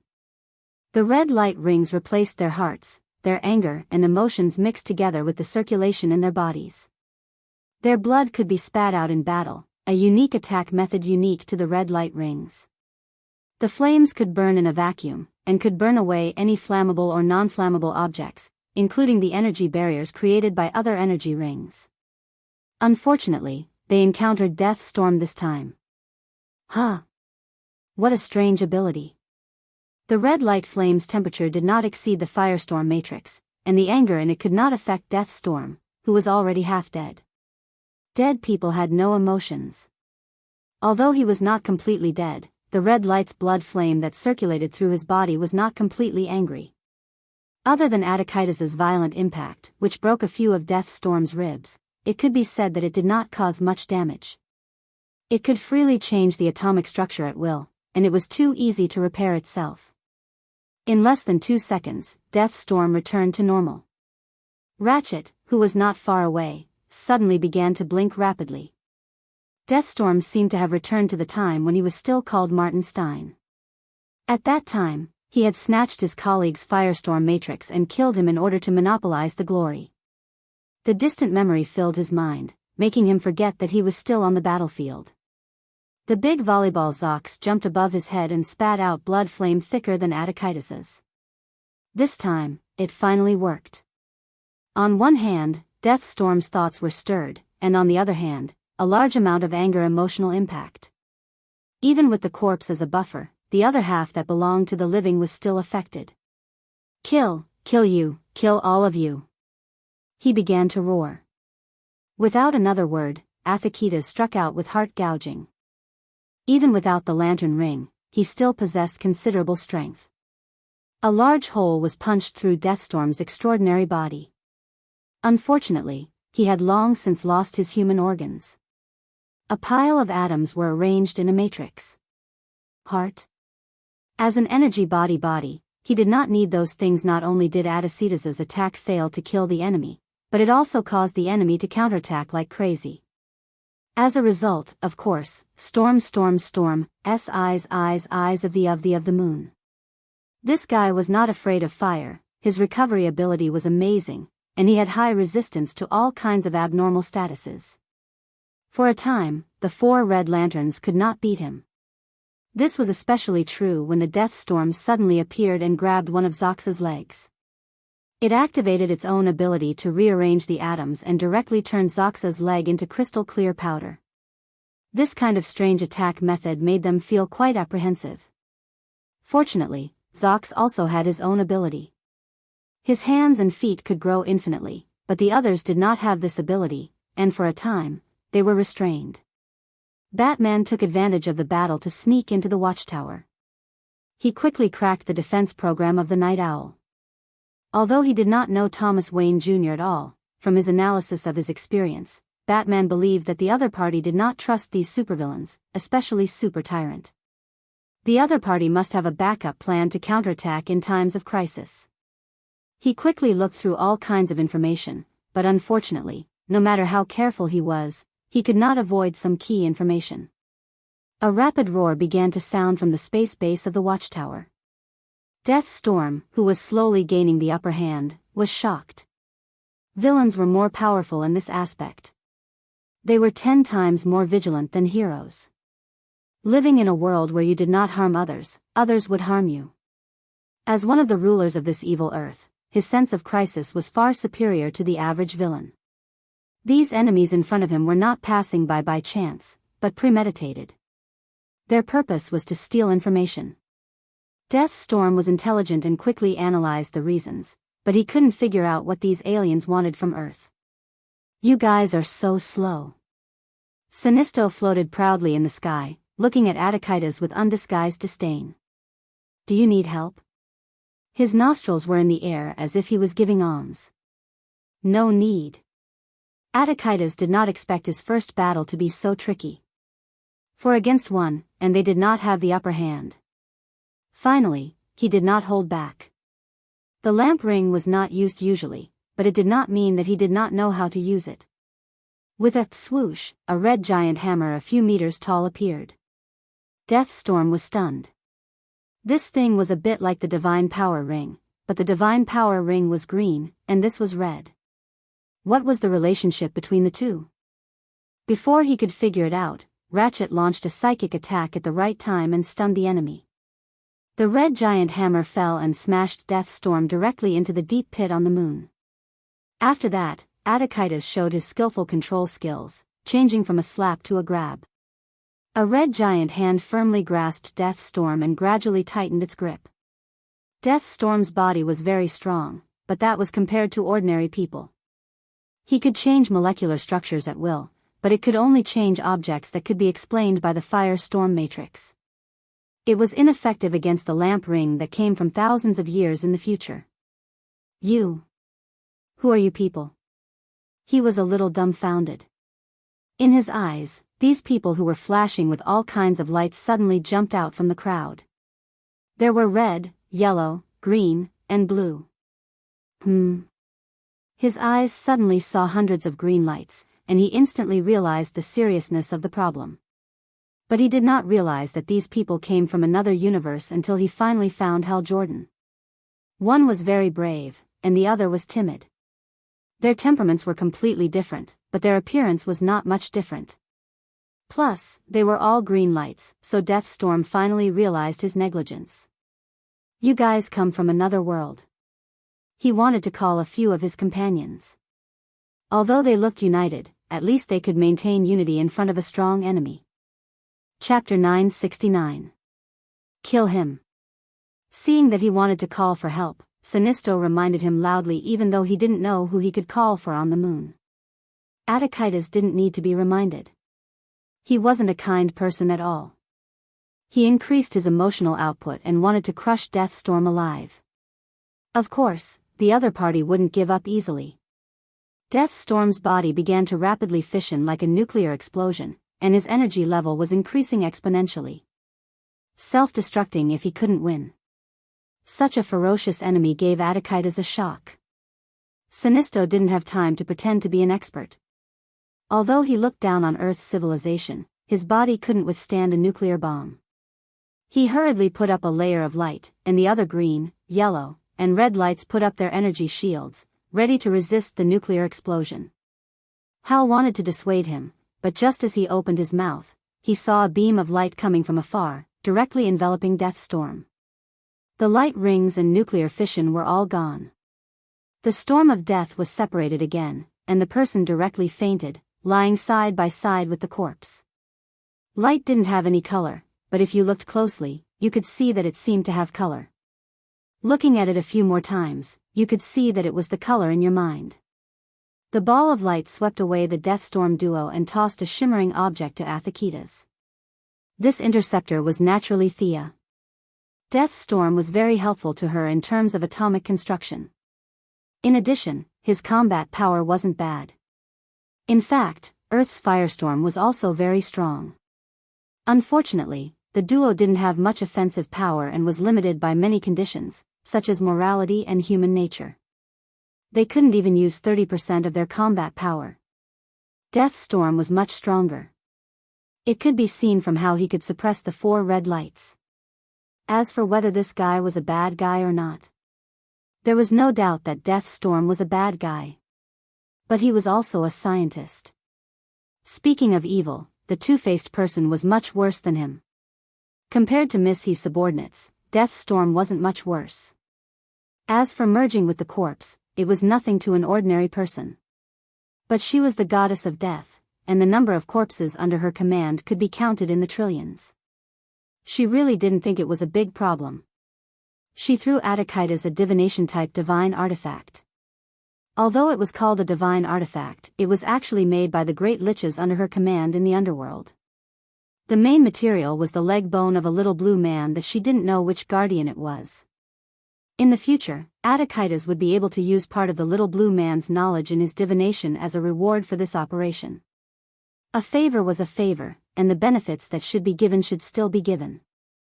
At this moment, she was on Mars, and she was knocked unconscious by the deadly storm. She was then tossed back to Hell. Thea was trying her best to cooperate with the main body to suppress the will of the world here. The will of the world would use countless coincidences to build up a certainty. If she ignored it, this righteous action would have a high chance of failure. She stood calmly in the void, and not far from her, there was a person who was watching her attentively. It was a tall man wearing soft armor with a golden cloak. His face was ordinary, and he wouldn't stand out in the crowd. The only thing worth noting was that he was surrounded by a black aura, as if he had practiced some kind of demonic art. You are a unique life form, a special existence. Why do you want to participate in the struggle between ordinary life forms? That doesn't suit your identity. The man had been watching for a while, and only when Thea saved the deadly storm did he ask in a calm tone. Thea bowed slightly, and said in a neither servile nor overbearing tone, "Respected watcher, our life forms are different, and our responsibilities are also different. You are responsible for monitoring, recording, and future planning, and I will do what I have to do." The increase in her realm allowed her to take a big step into the origin of the world. She was not afraid of a watcher who was similar to a programmed puppet. Then, her tone carried a hint of temptation. The purpose of the anti-watcher is to destroy and absorb this universe. Your responsibility and my purpose do not conflict, and we can even cooperate well. After all, the anti-watcher is your greatest enemy. The watcher continued to be calm. The universe is born, and it is also destroyed. This is the limit of the rules. Can you watch this universe die, watch yourself disappear, and be indifferent? Thea asked tentatively. I can. You are lying. There is still a trace of unwillingness in the deepest part of your heart. You are not ready to face death calmly, and you are even a little resistant. Like a candle in the dark night, I can see this very clearly. Thea exposed the truth mercilessly. Day after day, year after year, observing life forms and the universe finally made some changes to these watchers that were not set in the settings. They were eager to listen, unwilling to die with the universe, and had a little attachment to their own form of existence. Thea struck while the iron was hot. Since you are not ready, it means that it is not the time for your final destiny. This universe should not die at this time, am I right?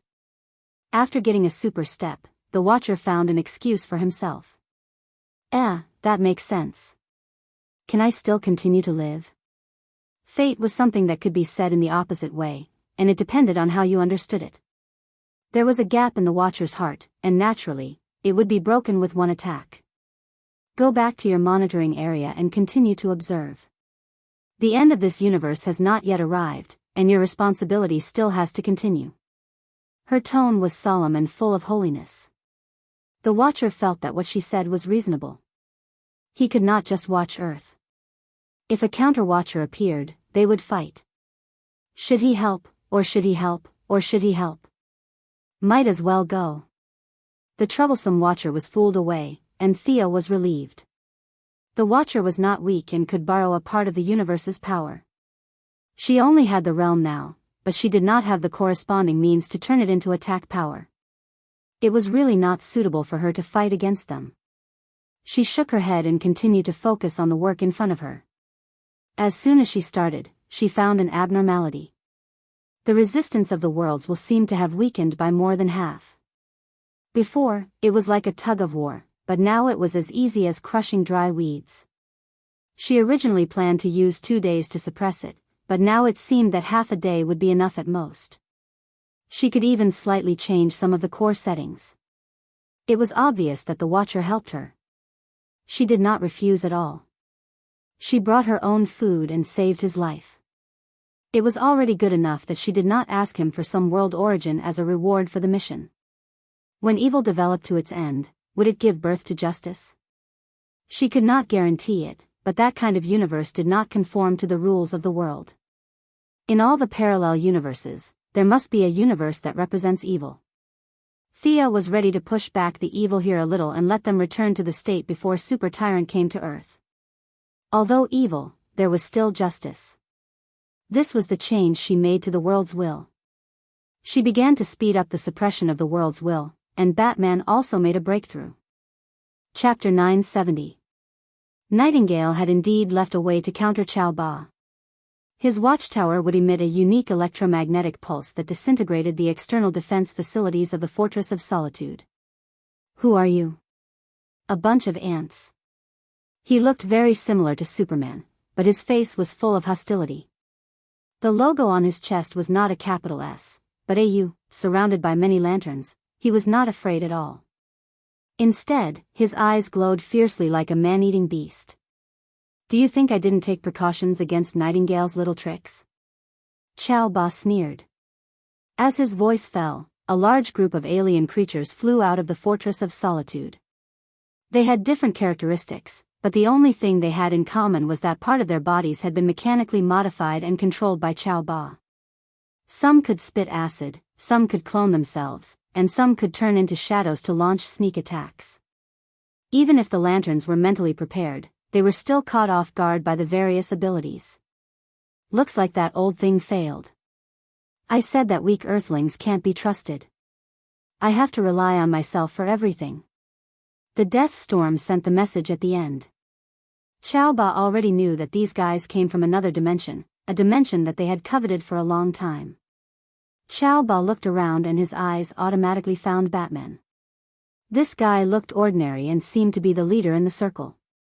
He could be a good target to show off his power. His nature of bullying the weak and fearing the strong made Chow Ba make a choice that he would regret for the rest of his life. He did not say a word and used the method of sneak attack. He bypassed the oncoming green lights and went straight for Batman. What's that? It was too fast. He did not understand what happened at all.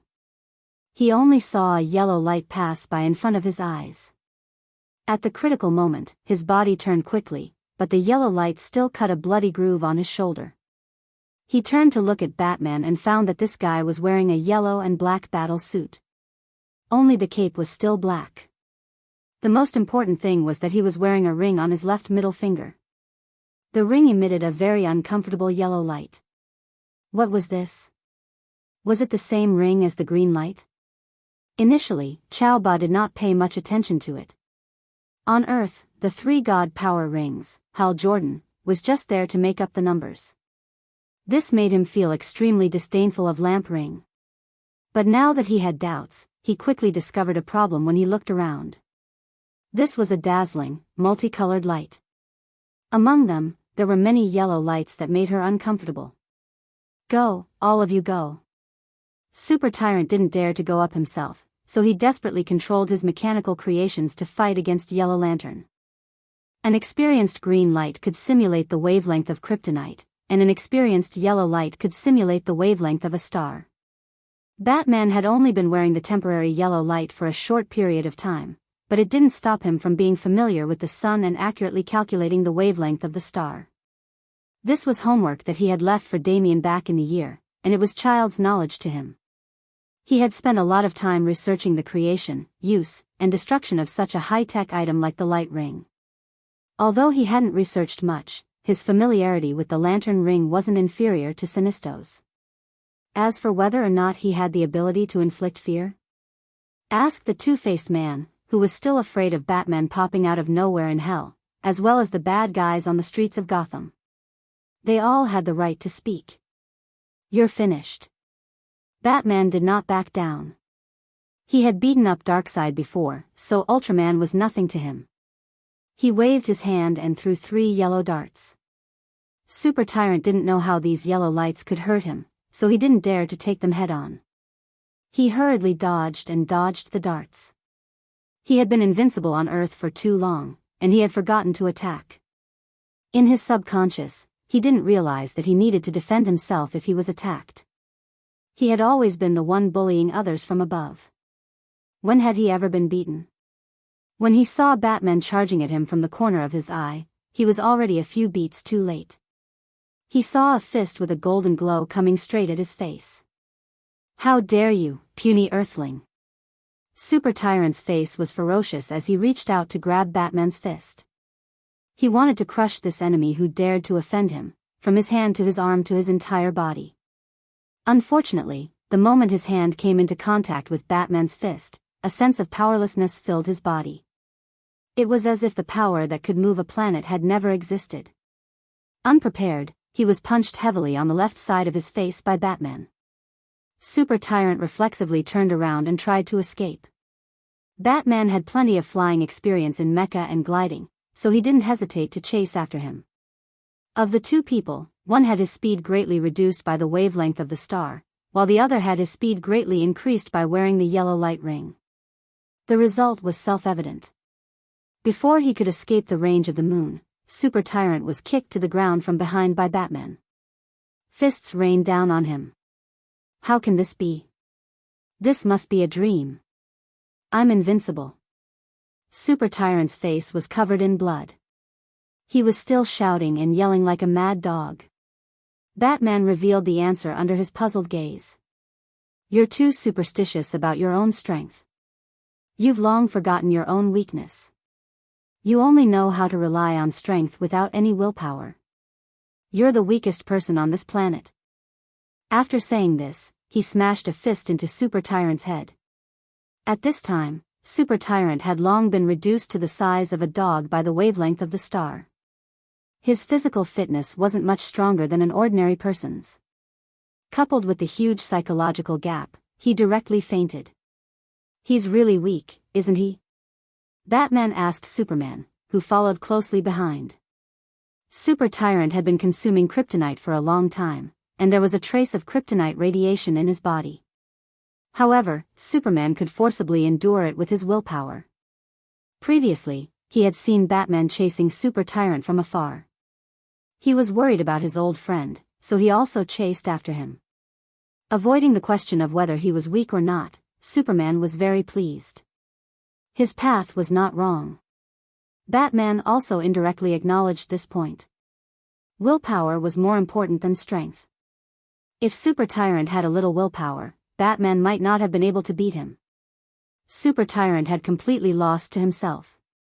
If we don't give him kryptonite to absorb, he will have no strength at all. Take him back to Earth and imprison him. The two quickly reached a consensus on how to deal with Super Tyrant. There was no prosecution, no defense, no jury, and a life sentence effective immediately. How do we deal with that thing?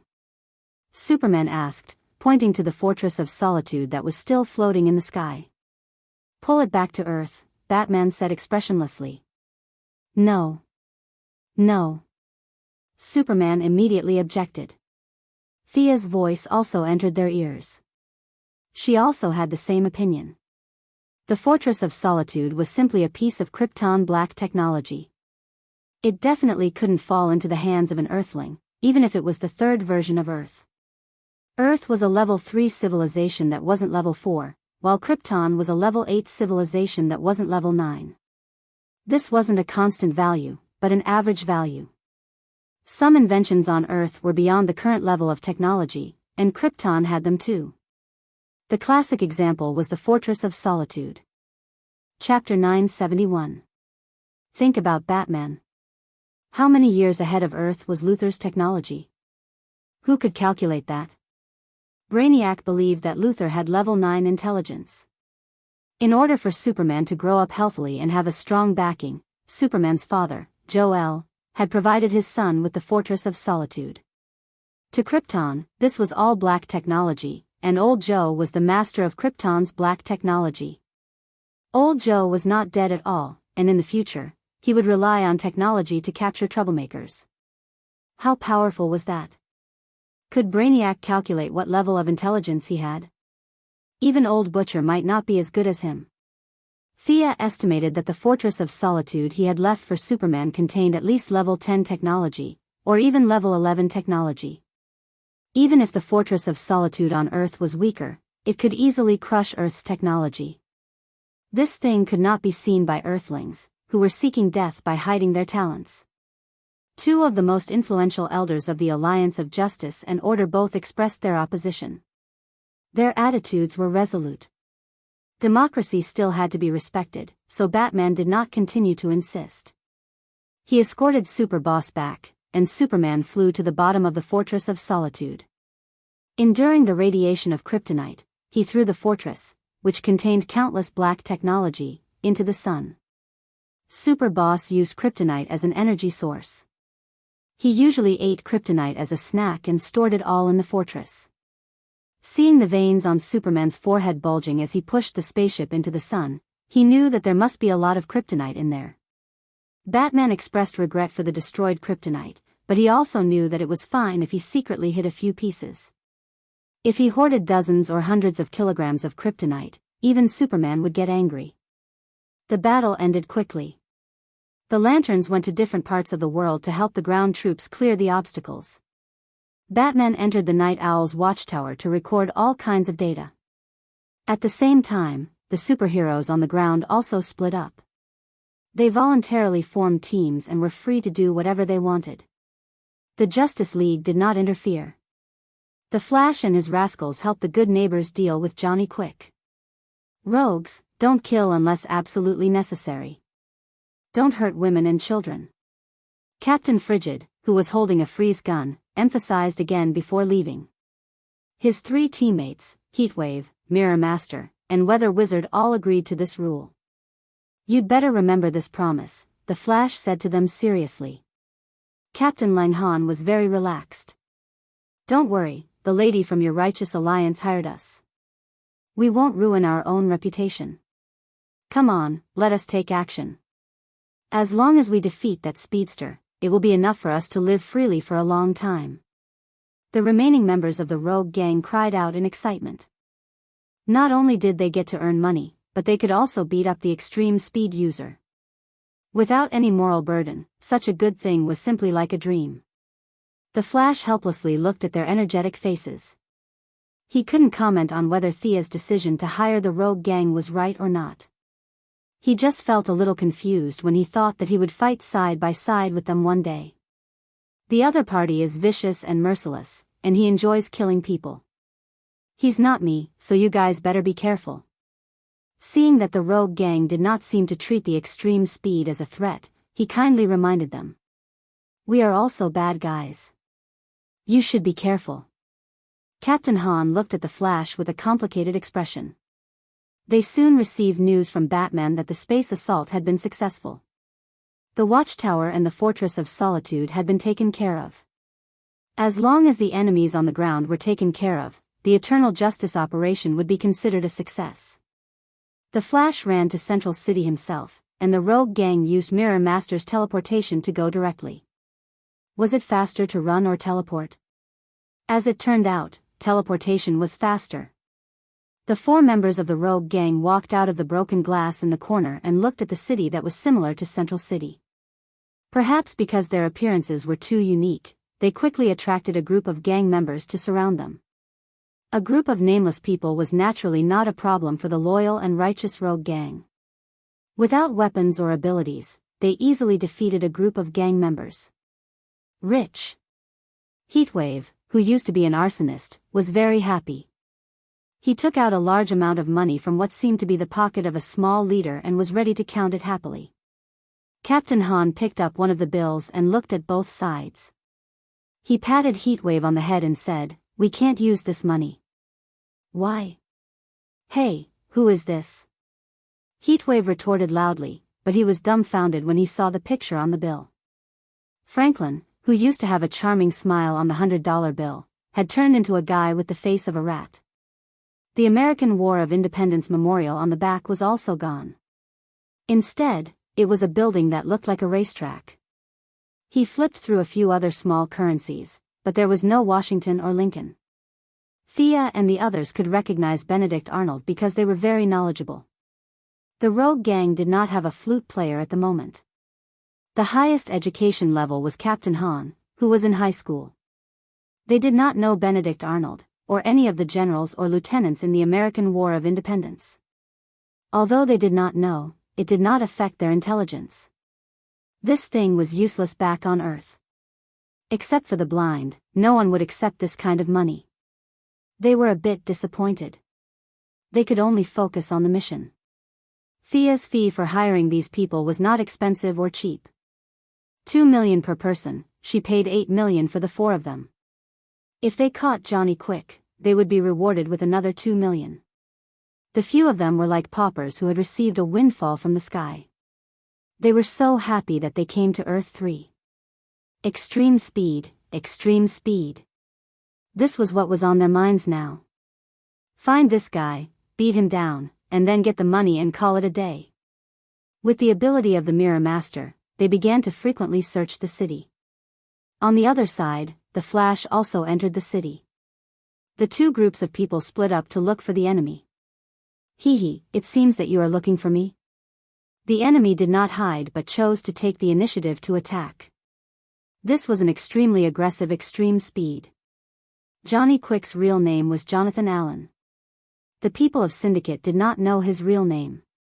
His girlfriend was the original child of a spy who lurked on Earth. After receiving the alarm from Owl, he immediately found the 2 groups of people in Central City.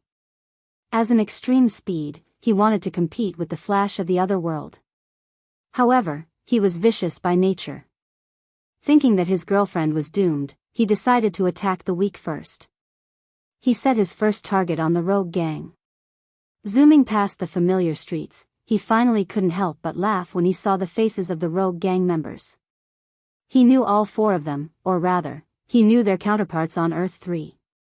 They were 4 loyal police officers, known as the conscience of Central City. However, the 4 of them were brutally murdered by him many years ago. Originally, he still had some reservations about the so-called enemies from the other plane, but now he officially confirmed that these guys were indeed from another plane. Chapter 972. After turning 2 corners, he rushed out from the shadows. He had already noticed that Mirror Master was responsible for the mobility of this small team.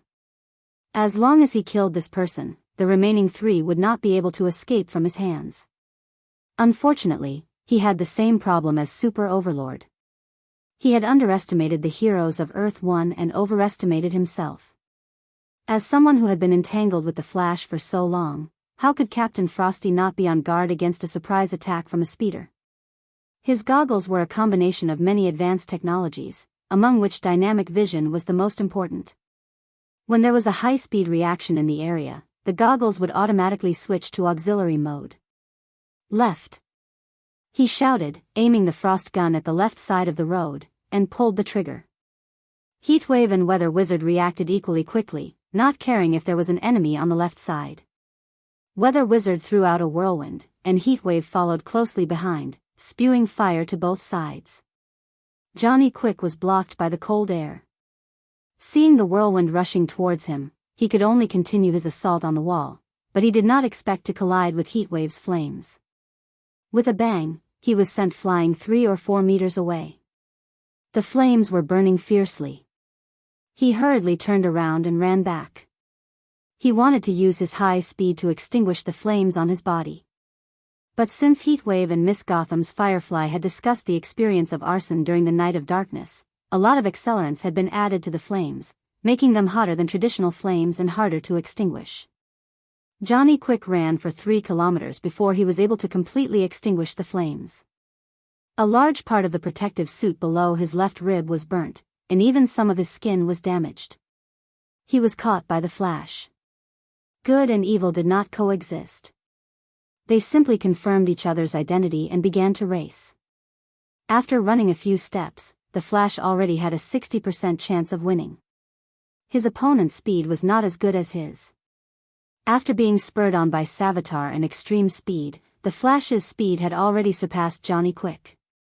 The reason why they seemed to be evenly matched was because he was not familiar with the terrain here. Barry had experienced those few unconventional speedsters. Now that he looked at a normal speedster like Johnny Quick again, he felt that he really wasn't up to par with them. There was only one extreme speed on Earth, and Johnny Quick had no pressure at all. Naturally, he would not spend a lot of time on training. There might be a gifted extreme speed, but it was definitely not him. Seeing the 2 speedsters pulling out long yellow shadows and running further and further away, the rogue gang members were very unhappy. "The Flash, you're stealing the kill. You're too disloyal. That's $2 million. Mirror Image Master didn't say anything and chased after them with a few of his companions. Johnny Quick's head began to sweat. A minute ago, he had already disregarded his dignity and called for help from his companions. Unfortunately, their communication channel had been hacked by Batman, and no one received the message. Barry ran faster than him, so the frequency of his attacks was naturally higher. With the help of the rogue gang, Johnny Quick was almost knocked down several times, but he managed to escape with his cunning. "Mommy!" A little girl was snatched away from her mother's arms by Johnny Quick and thrown into the sky. Barry could only stop to catch the child. An old man with a white beard was kicked away by Johnny Quick. Regardless of whether he was a bad guy or not, the rogue gang abided by their bottom line and helped the elderly, women and children. They also hurriedly followed to save people. Because of various factors, the speed of the two sides was once again equal. However, Johnny Quick was dealing with the 5 of them by himself, and slowly he could not hold on. The Flash and the rogue gang were deliberately forcing him to the outskirts. His range of activity was rapidly shrinking under the pressure of the two. He was unwilling to give up, so he set up a small trap. Johnny Quick used a fake move to cause a heat wave to hit a building. The fire burned very quickly, and the building was filled with smoke. At least dozens of people were trapped in the building. The Flash rushed in to save people. Without Barry's cooperation, the rogue gang encountered a great crisis. Damn you all! Johnny Quick hated these troublemakers. Without them, the Flash wouldn't have been able to catch him. The Mirror Master had a lot of means to move, and he was quite deceptive. Before, he was almost caught in the mirror world. Johnny Quick always cherished his life, and he did not dare to enter this kind of strange space. The weapons of Captain Cold and Heatwave were also lethal to him, especially the ice speed reduction was too fatal for him. He set his sights on the Weather Adept, who had powerful attacks but was 2 beats slower. The Weather Wizard was called a wizard, but in fact, it had nothing to do with traditional wizards. He was just a person with the ability to control the weather. Once he had time to accumulate energy, his attack power was far greater than the total of the rogue gang. However, in a normal battle, the weakness of his slow moves was easily discovered. Johnny Quick used him as a breakthrough point. It could be said that it was a very smart decision. Go to hell, trash. He quickly swept past the few people, leaving the ice and fire behind him, and reached out his hand to grab the Weather Wizard. Crash. The Weather Magus shattered into pieces like glass, and the excitement he felt when he thought he had succeeded was instantly extinguished. Looking at his hands full of broken glass, he knew that he had fallen into a trap. After all, the rogue gang was a group of bad guys, and a group of very united bad guys. They made full use of their own abilities and the character of their enemies. The Weather Wizard had left the team in the previous chase. He created a storm over the city and hid in the eye of the wind, which not only disturbed Johnny Quick's vision, but also slowed down his speed. At the same time, the Mirror Master created a mirror image to follow the few people, and finally led the enemies to jump into the trap. Bang! With a light shot, a large cloud of frozen air wrapped around Johnny Quick's calf. No one could run away with their legs frozen. Johnny Quick's face changed greatly. He hurriedly mobilized the power of lightning speed to accelerate the thawing of the frozen parts. At the same time, he bowed to Captain Cold and the others. I surrender, I surrender. I'll tell you a big secret. He tried to use words to buy some time. Even if it was only a little time, he could rely on the power of lightning speed to thaw it. Unfortunately, Captain Cold had already seen through his thoughts. He didn't talk nonsense with him at all. He kicked the frozen calf with all his strength. The ice cubes broke into pieces, and along with it, Johnny Quick's left leg was shattered as well. He lost his balance and fell to the ground, howling. Captain Cold directly knocked him out, then put on the power suppression collar and ordered Heatwave to carry him. Let's go, we caught one alive. Let's go to that lady's secretary and get the money. The rogue gang members were very happy to kill the enemy so easily, and they were even happier to get money. Chapter 973. In the distance, Barry had just rescued the ordinary people in the building when he saw that the enemy had been knocked unconscious. Captain Han was still waving at him. "Thank you for your help, Flash." The few of them used the Mirror Master's ability to teleport back to the base camp to collect the money. Barry shook his head. He really couldn't comment on the rogue gang. They weren't bad people, but they didn't seem like good people either. He stopped thinking about the rogue gang and ran to the other side to support Superman. After Superman destroyed the Fortress of Solitude, he took a short break and landed in the metropolis. Night Owl and Super Queen were having a secret rendezvous behind Superboss back. The alarm in the watchtower alerted Night Owl. They quickly put on their clothes and contacted the Syndicate urgently. As a villain without any superpowers, Nightingale had his own uniqueness to be able to survive among the treacherous villains such as Super Tyrant, Deathstorm, and Johnny Quick, and to be able to do so well. While Super Queen was still at a loss, he instantly thought that Earth One's butler must have been exposed and then triggered a counterattack. He made a prompt decision to run out. His idea was simple. He had to protect himself first. Under this premise, he would decide whether to run away or rescue his companions who were on guard against each other. Now that everything was unclear, he needed information, a lot of information. Night Owl had left a lot of secret plans in the metropolis since he was fooling around with Super Boss Woman behind his back. Today, he could use them. Unfortunately, when they were 100 meters away from the secret base, Superman descended from the sky and blocked their way. He had never been so passive, but Night Owl didn't panic. He first looked at the familiar clothes and smiled. A Kryptonian from another world? "Surrender, and I promise you will receive a fair trial," Superman said as he was also on guard. Night Owl smiled and didn't say anything, as if he didn't hear anything. Super Queen, who ran over with him, laughed loudly. "A fair trial, fair. I'm dying of laughter." Louise. Looking at his wife's counterpart in front of him, Superman felt a little uncomfortable. They looked the same, and the only difference was their temperament. Louise was righteous and kind. She had an indomitable will to find out the truth. Her tenacity was as precious as a diamond in Superman's eyes. However, this Super Queen in front of him was filled with an evil aura. She was debauched and her eyes were filled with lust. No matter how he looked at her, she was not a good woman. It was rare for Superman to be angry. He would not allow anyone to tarnish the image of his wife.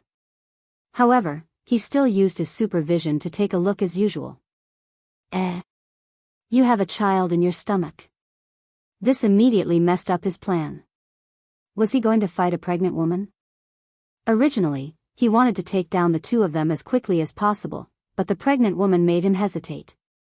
Attacking a pregnant woman was a serious challenge to his moral bottom line. That moment of hesitation gave the two battle-hardened villains an opportunity. However, they had no intention of joining forces to take down Superman. At most, they were just friends, not even friends. They had the advantage and could work together to deal with the enemy. For now, it was better for them to run for their lives. "This should be effective against you." Nightingale tossed out a smoke bomb. There was a hint of green in the dark gray smoke. Kryptonite powder. Superman was shocked. He quickly held his breath and retreated quickly. Fall. The Super Queen threw out a noose covered with thorns and wrapped it around Superman. She borrowed the momentum and jumped behind him. However, Nightingale was one step faster. This was his secret base. In terms of familiarity, he was much more familiar with it than the Super Queen. He quickly ran into a large door. Nightingale casually glanced behind him. He did not say anything about saving his companion and lover. Instead, he closed the door and walked in coldly. The Super Queen was not surprised by her companion's heartlessness. If she were in his shoes, she would have made the same choice. However, she was facing Superman alone. It was not a good choice. She had no choice but to run. The Super Queen put away the noose and prepared to run back the way she came. However, she underestimated Superman's willpower. It was a huge mistake to measure Superman's willpower. Superman rushed out of the kryptonite smoke. There were a lot of kryptonite powder on his face and skin. However, he endured it and fired a heat ray at the Super Queen. Faced with the same ability as Superba, the Super Queen did not dare to take it head-on. Instead, she chose to dodge. She tapped the ground lightly with the tip of her foot. She was like a big black bird. The heat ray created 2 deep trenches on the ground. Unfortunately, it missed. The Super Queen flew away lightly. This Super Queen was very powerful. Enemies who could fly with their own strength were generally not weak. Superman remembered Thea repeatedly saying that Louise had potential. He finally believed it. The kryptonite powder still had some effect on Superman. His speed was greatly reduced. He could not hit the stomach or the head. Superman could only aim his heat ray at the enemy's arms, thighs, and other body parts. The Super Queen dodged left and right in the air. Superman did not stop. The distance between the two was rapidly closing. "Do you think I'm afraid of you?" The Super Queen was not slow. However, she knew that she was not as fast as Superba. Therefore, she was probably not as good as this Kryptonian from another dimension. Her speed was already at the limit. There was no room for her to increase her speed. Superman behind her was quickly getting rid of the kryptonite powder's influence. His speed seemed to have no limit. The Super Queen could only turn around and fight. While the enemy was still affected by the kryptonite powder, she had to end the battle. Otherwise, she would be no match for him in a while. Superman and the rest felt that the enemy was their counterpart, so they had a psychological advantage in the battle. In fact, the reverse was also true. From the perspective of the Earthlings, Superman and the rest were Superba's counterparts. No one thought that they were an illusion. They all felt that they were the most real. Both sides had underestimated the enemy. The difference was who realized the problem first. The Super Queen's thorny lasso wrapped around Superman's left arm, where the kryptonite powder was the most concentrated. The Super Queen liked to see the enemy crawling at her feet in pain. Her lasso was different from Diana's lasso of truth. It would make the victim feel hundreds or thousands of times more pain. Other than the Night Owl, she had never seen a second person who could resist this kind of pain. Unfortunately, she saw a second person today. The intense pain diluted the kryptonite's weakening effect on the body.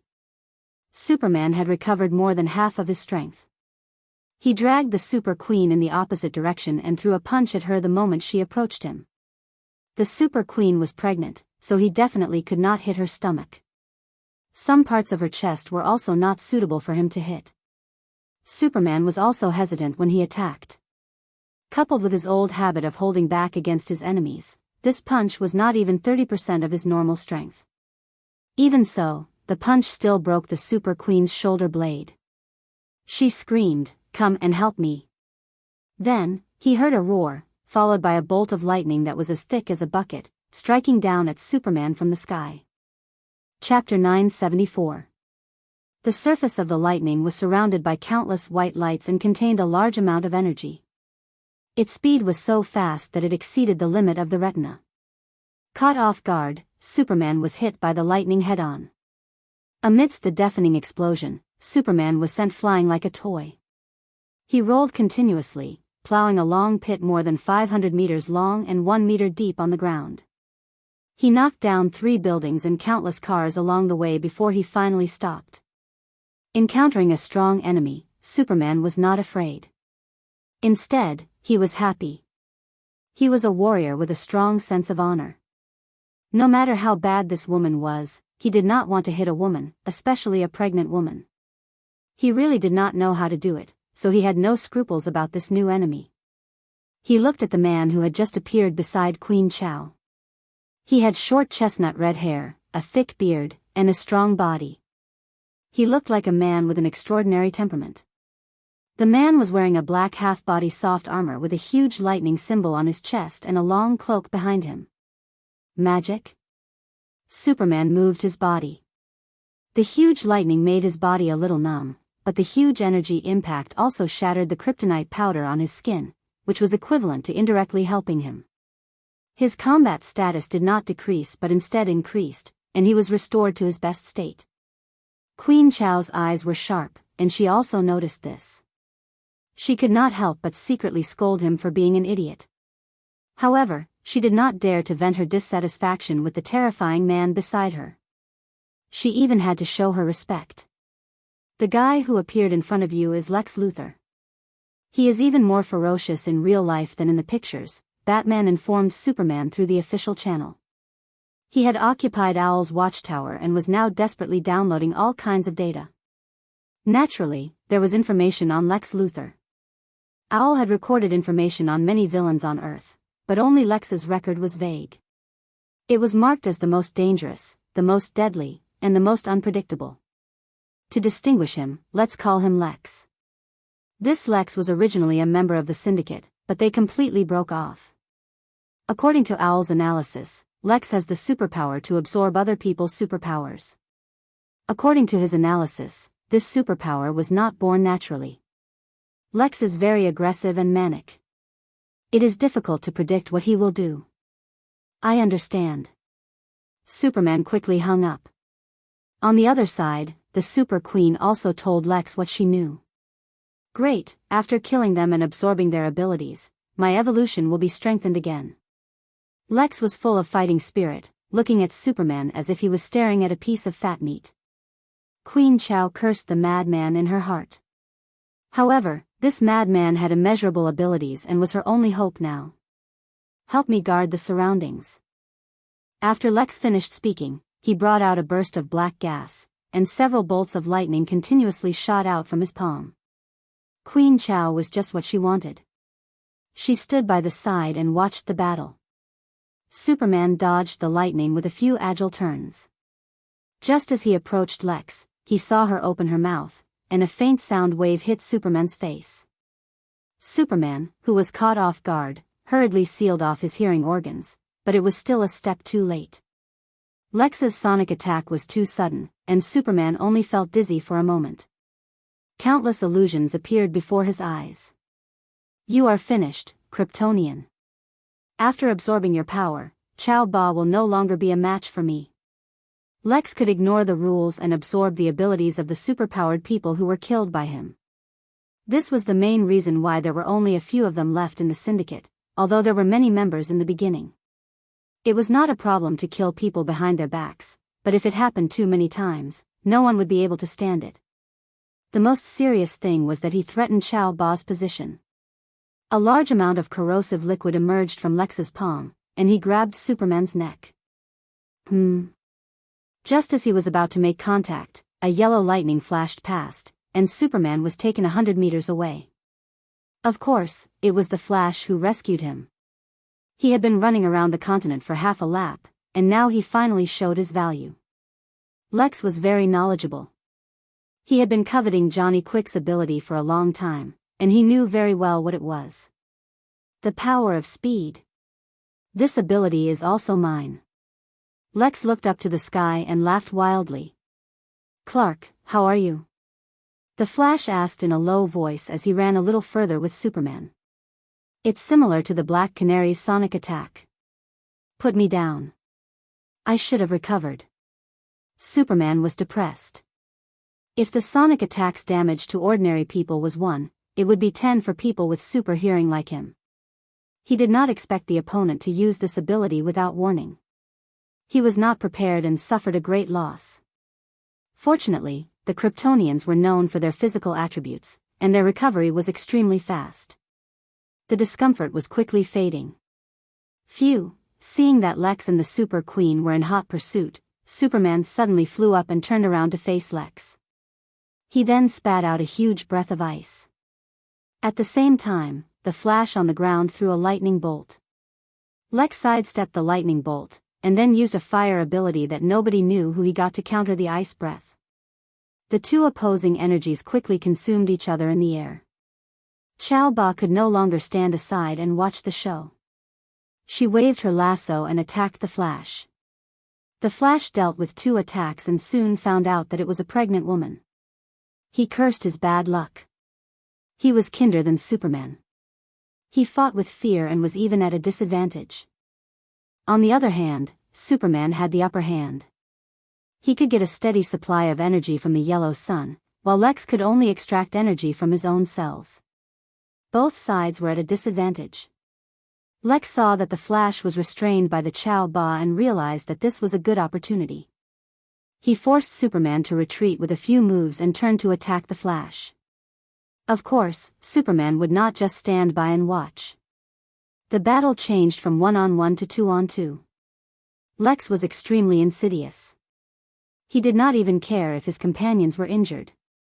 He repeatedly blocked the Chow Ba in front of him, forcing the hero to withdraw his attacks, while he took advantage of the situation to attack. He had a lot of means of attack. Super strength, super speed, super endurance, flying, magic, sound waves, vibration, venom, acid, flame, ice, lightning, physical and non-physical, and some conceptual abilities. All kinds of messy abilities gathered in one body. A special ability that could ignore both friend and foe, and could cause all living beings within a 10-meter radius to bleed, tormenting them to the point that they couldn't take it anymore. As Barry fought with him, he felt that his body under the protective suit was bleeding. Blood flowed down his crotch, and he felt like he was having his period. However, because his battle suit was red, it wasn't too obvious for a while. Superman's body was different from that of the people on Earth. This kind of bleeding was stopped at the genetic level. Chow Ba had a rendezvous with Owl before, so she was wearing less. The exposed skin was bleeding under the effect of the ability. If she continued to bleed like this, she would definitely be the first to die. She hurriedly shouted for Lex to change his ability. Chapter 975. However, Lex's mind didn't seem to be very clear. His external performance was that he had too many abilities, and he couldn't fully master these abilities. Sometimes he used them just right, but most of the time he used them in a mess. Among the 4, the 2 heroes were holding back. Queen Chow was in the center of the battle circle. She wanted to run, but unfortunately, Lex had to firmly hold her back and use her as a shield. The scene was extremely tense for a while. The 2 heroes repeatedly wanted to let Queen Chow go from the battle. Her own desire to escape was also very strong, but Lex didn't let her go. The fight was a mess. As they fought, Lex suddenly remembered that he had an ability. His shoulders shook, and a dark green ripple spread in all directions. Within 100 meters, everything seemed to come to a standstill in an instant. Everyone and everything stopped moving.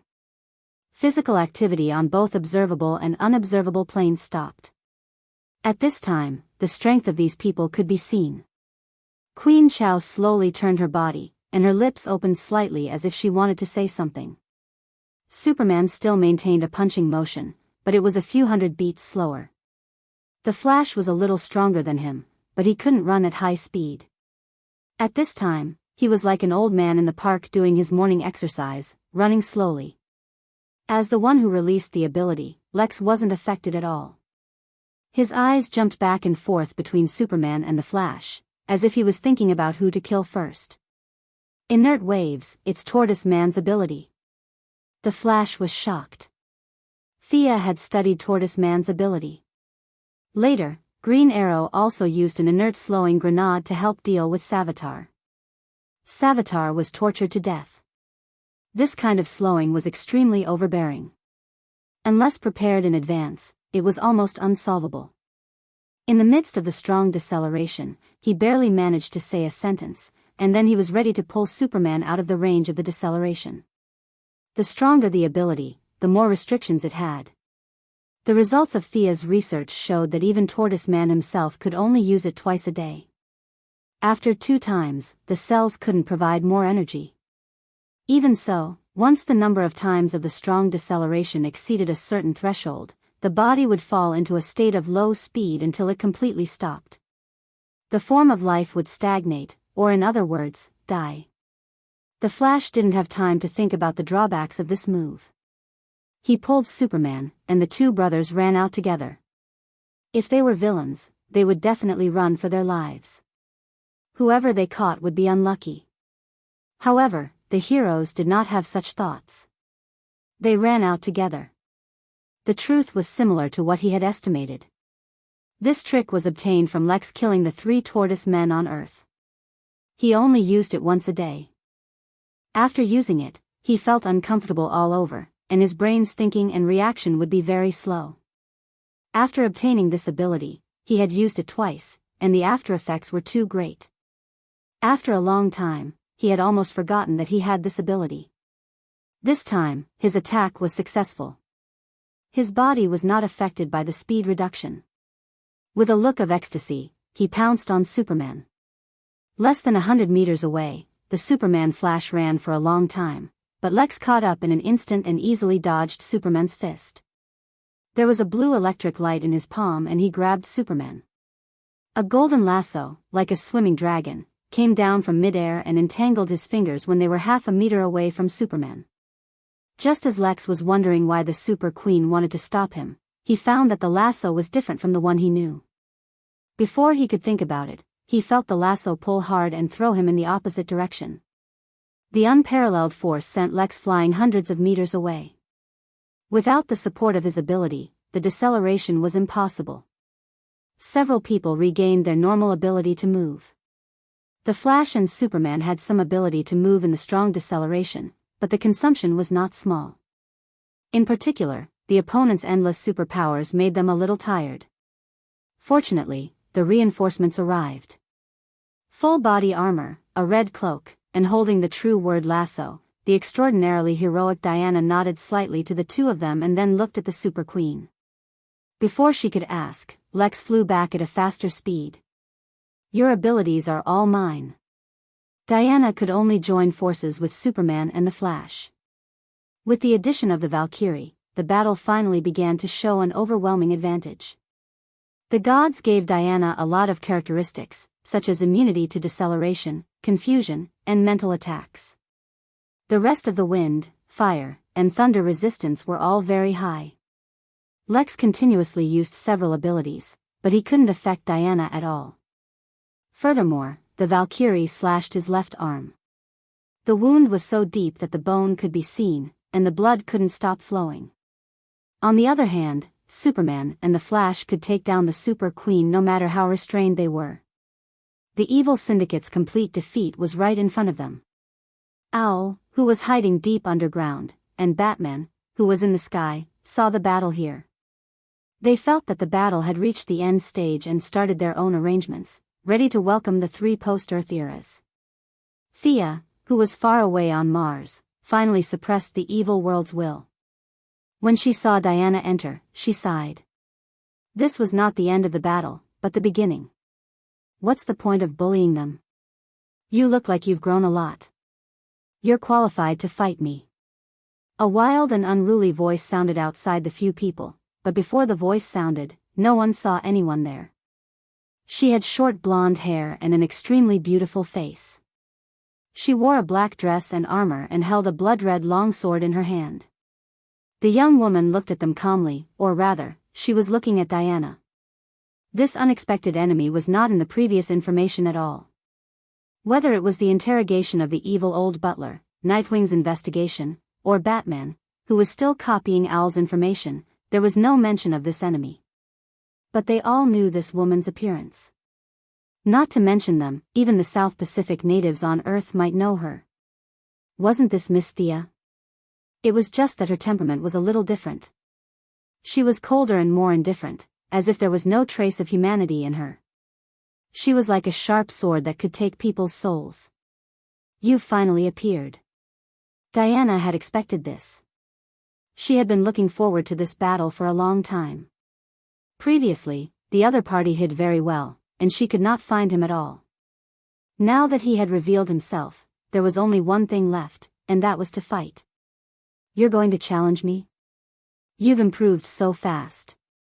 Is it because my counterpart helped you? Black Thea sat on a stone, the blood-red long sword lying between her knees. Seeing that Lex seemed to want to speak, she waved her hand casually. Go play somewhere else. This woman is not someone you can deal with. Lex was like a mouse seeing a cat. He bowed hurriedly, then turned around and ran away. Queen Ultra was a little confused and also flew away. You guys go too. Leave this to me, Diana whispered to Superman and the Flash. Let me help you. Superman really did not want to fight with the pregnant woman anymore and offered to help. Unfortunately, Diana knew Black Thea's strength and rejected him. Chapter 976. Diana made an expression that said, "There are many stories between us, but I can't tell you in detail. This is my enemy." Superman was full of helplessness. He could only gloomily drag along his friend, the Flash, and continue to chase after Super Queen Lex. In the communication channel, Earth's Luthor already knew about his counterpart. He was very curious and checked their coordinates. He was approaching them. 3 against 2, the odds of winning were very high. You're no match for me. Aren't you going to call for help? Black Thea ignored them and looked at Diana playfully. Although my counterpart plus you are no match for me, at least you can withstand a few moves, right? Her tone was calm, but her tone was frighteningly arrogant. That power doesn't belong to you, Diana pointed out. She had heard Thea analyze her opponent many times. At this time, she was not afraid, and there was even a trace of condescension in her tone. You're the one who doesn't understand the level of power. Our power belongs to ourselves, but who does your power belong to? Is it because once you exceed a certain limit, you'll lose control? Will you still be you then? Nonsense, Ant. I'm going to cut off your head and make that guy suffer for the rest of his life. Black Thea seemed to have been hit where it hurt. She lost her calmness, like a volcano that could erupt at any time. She didn't seem to do anything, but the blood-red sword suddenly crossed the distance between them and slashed at Diana with unparalleled force. Dang, there was a loud bang. Diana quickly took out her shield and blocked the sword. She was a little nervous and hesitant, but she chose to take this move head-on. She had her own pride and her own persistence. Although the enemy's power was overwhelming, as if she could split a planet with a wave of her hand, and the sword contained endless hatred and monstrous evil, Diana gritted her teeth and took it. She pushed her opponent back hundreds of meters. She could fight. If this was the opponent's highest level, Diana didn't think she would lose.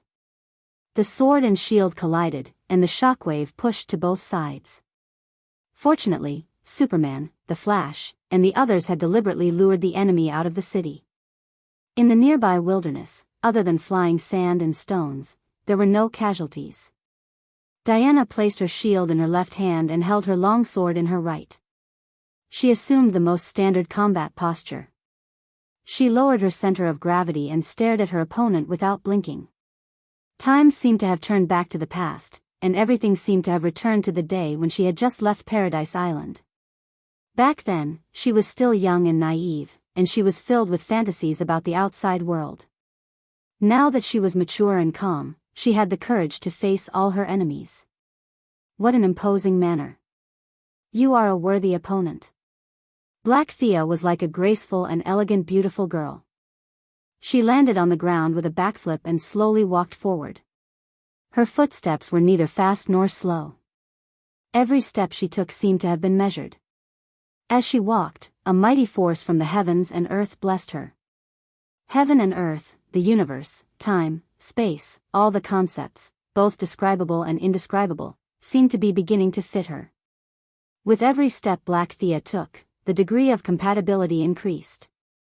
Diana had a feeling that she was going to fight against the entire universe. She was very nervous, very nervous. This kind of pressure was something that Ares and Doomsday could not give her back then. However, there was also excitement. She was a warrior from the beginning to the end, and it had never changed. Magic was not suitable for her after all. Finding her own path in battle was what she had been pursuing all this time. Diana also gathered all her strength. She strengthened herself with the divine power of courage. Sword and shield in hand, she was ready to deal with the enemy's next earth-shattering attack. Her improvement caused Black Thea's lips to curl up. She laughed until she laughed. Her smile was cold and her tone was contemptuous. Laughable persistence, laughable courage. Can you fight against the heavens and this world? I can. The Valkyrie's aura was also at its peak. She firmly believed that justice could defeat evil. Ignorant. Black Thea moved as fast as lightning. She appeared in front of Diana in just a few steps.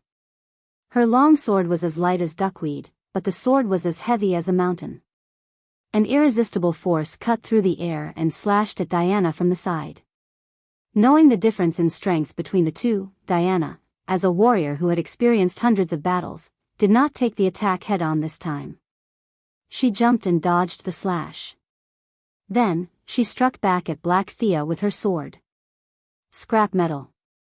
Ignoring the sharpness of the fire god's sword, Black Thea freed one of her hands to grab the edge of the sword.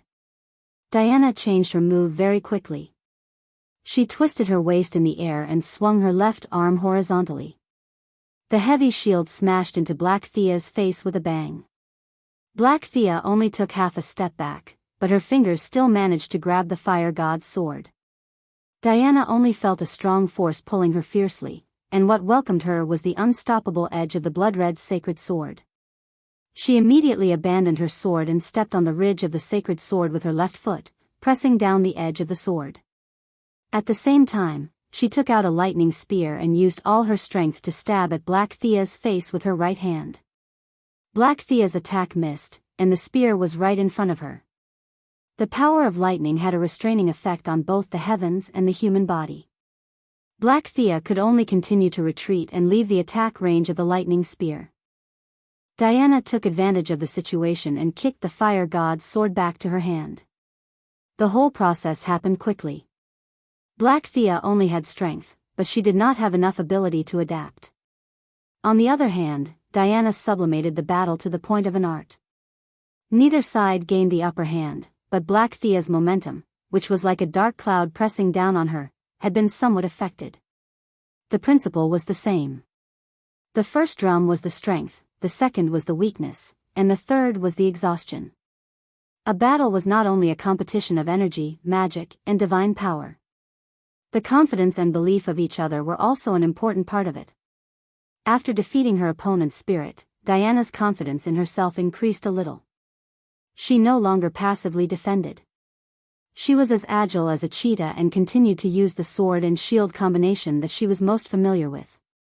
Divine power surged all over her body, and she charged forward with an extraordinary momentum.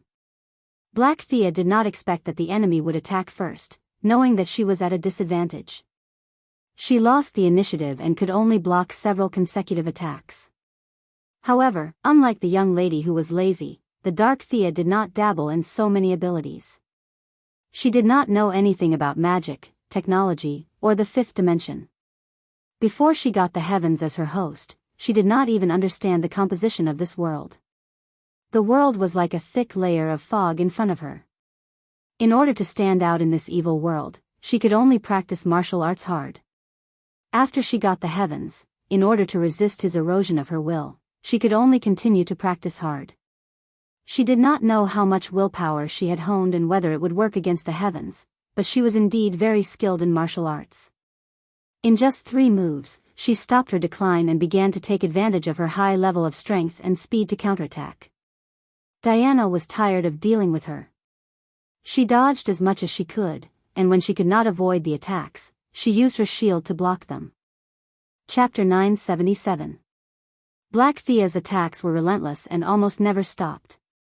Under the continuous attacks, this round shield, which was forged using the shield of the second-generation Greek god King Kronos and added with precious materials, was already unable to bear the burden. According to Diana's estimation, the shield would reach its limit after receiving at most 3 more attacks. However, she did not flinch. Thea's main body had already forced its way into this world when they first clashed. However, Diana did not say anything about needing help. Thea understood her personality and did not say much. Instead, she stood in the distance and watched silently. Even if the shield was broken, she had to persevere. This was the battle she had chosen. However, she did not mind obtaining some information about her opponent. At this time, while dealing with the enemy's fierce attacks, she asked Thea behind her, "Is this guy stronger than you?" Previously, when they fought across worlds, she could not see the depth of their strength. Now that they were in this universe, it was clear who was stronger. Thea looked down on this blackened counterpart of hers. Everything about her power, realm, and comprehension came from the heavenly eclipse. Perhaps there was some agreement between them, or perhaps there was some tragic and melodramatic story behind it. However, the darkened counterpart could not use all of her strength. She even had to reserve some of her strength to prevent the evil consciousness from taking over her body. However, Thea could see the difference in strength between the two. Black Thea and Tianshi were like a rabbit saving its strength every day to protect itself from the tiger that lived with it. Whether it saved its strength or not was completely useless, because the tiger was always teasing it and never cared about its little strength. It would only take Tianshi a few minutes to seize control of the body. However, it seemed that he enjoyed playing the role of the weak in this game of possession and counterpossession. Now that Diana asked, in order to protect her lover's pride, Thea deviated a little and told a white lie. "If we calculate all of our strength, she is stronger than me, but not by much." Diana's fighting spirit was instantly ignited. It had been a long time since she had a proper battle with Thea. As proud as she was, she had to admit that there was a gap between the two of them. In order to take care of her, Thea had to go easy on her. Now, the two of them would rather stay together and watch soap operas than fight. It was really unnecessary. Now that she heard Thea say that she wasn't as good as the other party, Diana instantly felt that she was really awesome for being able to fight with the enemy for so long. Courage and perseverance were very important to one's state of mind. Once she let go of her burdens, her divine power seemed to increase exponentially. Her attack speed, strength, and endurance all increased by 20%. Black Thea didn't know why she suddenly burst out.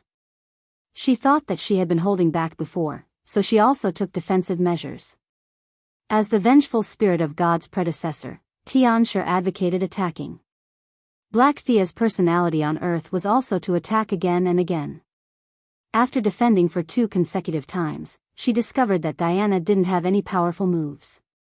She relaxed and changed her tactics to defend and counterattack again. Diana was quite familiar with the enemy's sword. Although the lines on the sword were bright red and the entire sword was pure black, she couldn't be mistaken. That was a holy sword, the pinnacle of all fantasy weapons. It was just that Thea's holy sword was pure white and holy. It represented light. Meanwhile, the dark version's longsword was filled with all sorts of negative energy gathered together to form darkness. Holy swords made of the same material would undergo completely different changes because they were wielded by different people. Why don't you understand? Your resistance is futile. With your poor vision, you can't even imagine such a grand and supreme power. Black Thea's original elegance turned into a harsh tone. Black Thea didn't know why Diana had such a strong belief to resist her. Didn't she know that she was just an ant in front of the Supreme? You don't understand me at all. Diana roared angrily. Her divine power, which was already overloaded, increased by another notch. To a certain extent, she was fighting against the entire world with her own strength. Milady, who was watching from afar, had a new understanding of the Valkyrie's stubbornness. Sure enough, the privilege of seed burst belonged to the protagonist. If she was in Diana's position with that kind of strength, she would have run away a long time ago. Now, relying on her continuous seed burst, Diana caught up with Black Thea, at least for a short period of time. Her courage was almost tangible. For a moment, the Green Lanterns who were fighting all over Earth felt the energy in their lantern rings begin to boil. Diana replaced the first lantern ring's energy supply at this moment and made herself a living source of emotion. The Green Lanterns were greatly encouraged.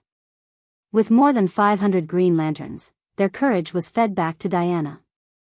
This was the main reason why the Valkyrie could continuously seed burst. Black Thea held her sword with both hands. The pitch-black blade was shrouded in a thick layer of black gas. Her eyes were blood red. She was not prepared to continue fighting. This kind of battle annoyed her. A cat was not a cat, and a mouse was not a mouse. She wanted to end it all. Hide if you can, little mouse.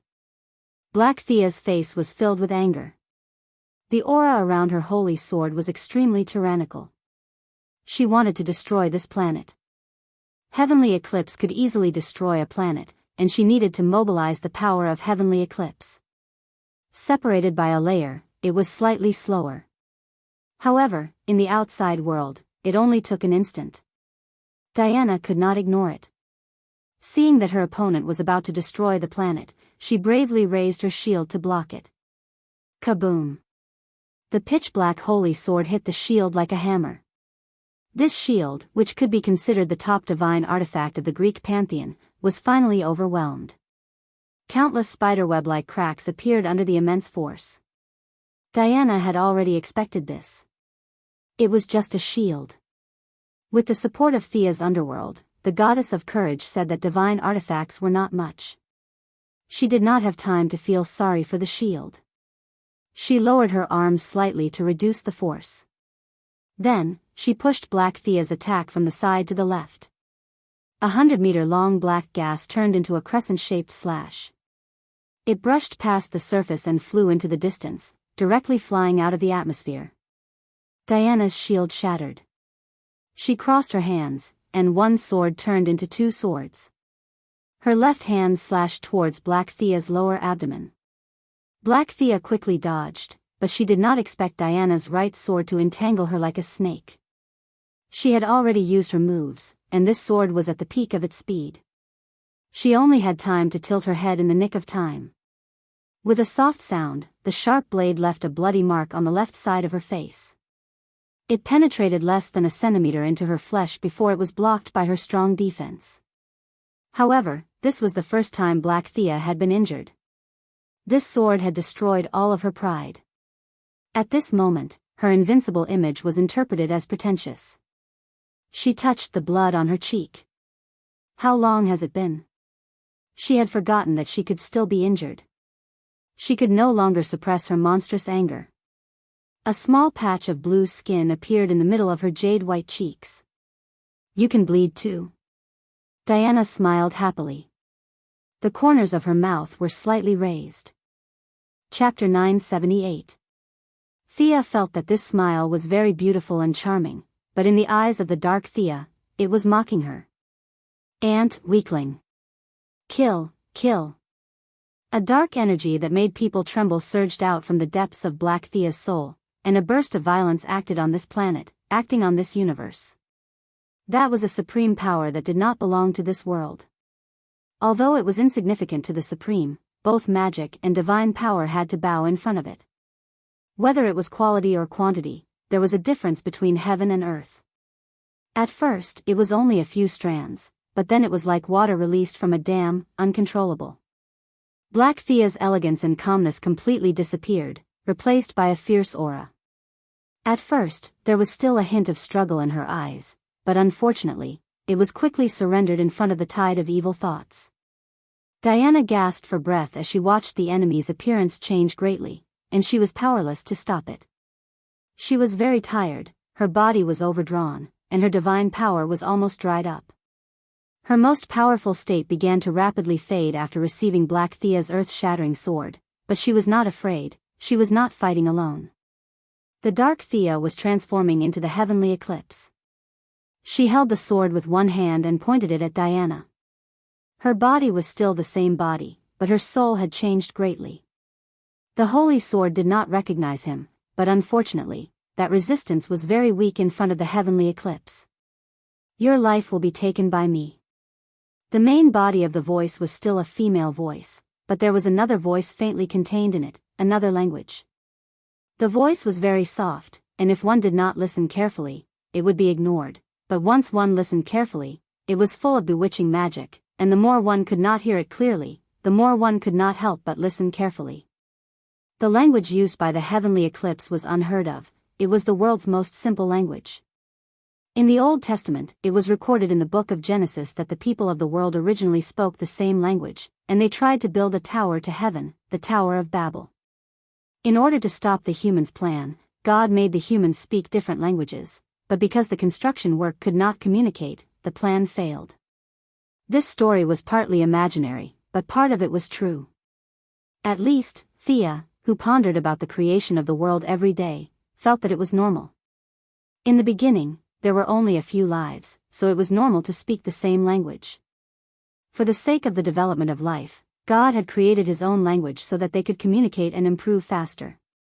This was completely understandable. Thea reckoned that if she were to do it herself, she would definitely be able to learn how to create characters, hunt, make clothes, and build houses. The faster and better his world developed, the more he would benefit. For someone like her who placed benefits above all else, she couldn't wait to enter the interstellar era. How could she be reluctant to use words? The language that Tianshi spoke was the most ancient, a language that had been passed down by God. It was simple and heavy, and every syllable contained wisdom. This was a language that not even ghosts could speak.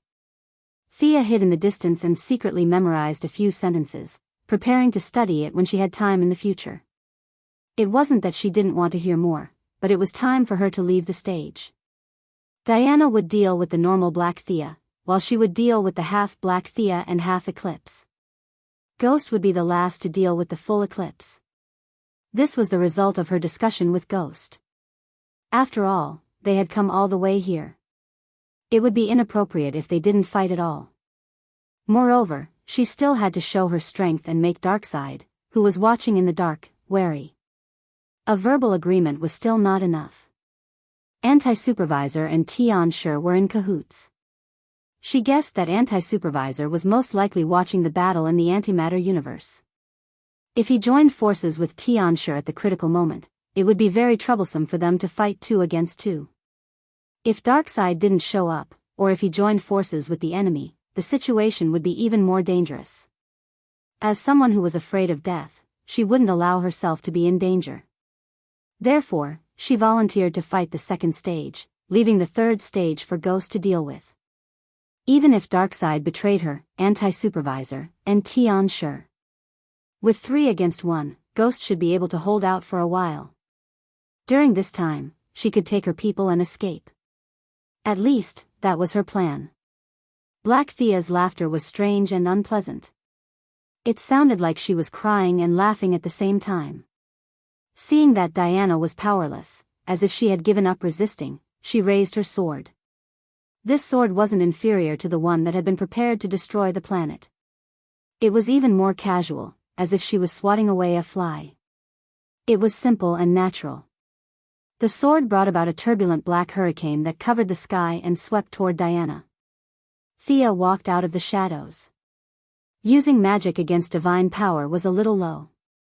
In order to intimidate the enemies in the dark, she used the methods of the fifth-dimensional people to forcefully alter reality. She waved her right hand lightly, and invisible waves came from her palm. The black hurricane suddenly stopped when it was 100 meters away from Diana. In the blink of an eye, the raging hurricane turned into a 10-meter-long fountain. The water was still warm. Thea's ability to alter reality was limited, and the effect was also short.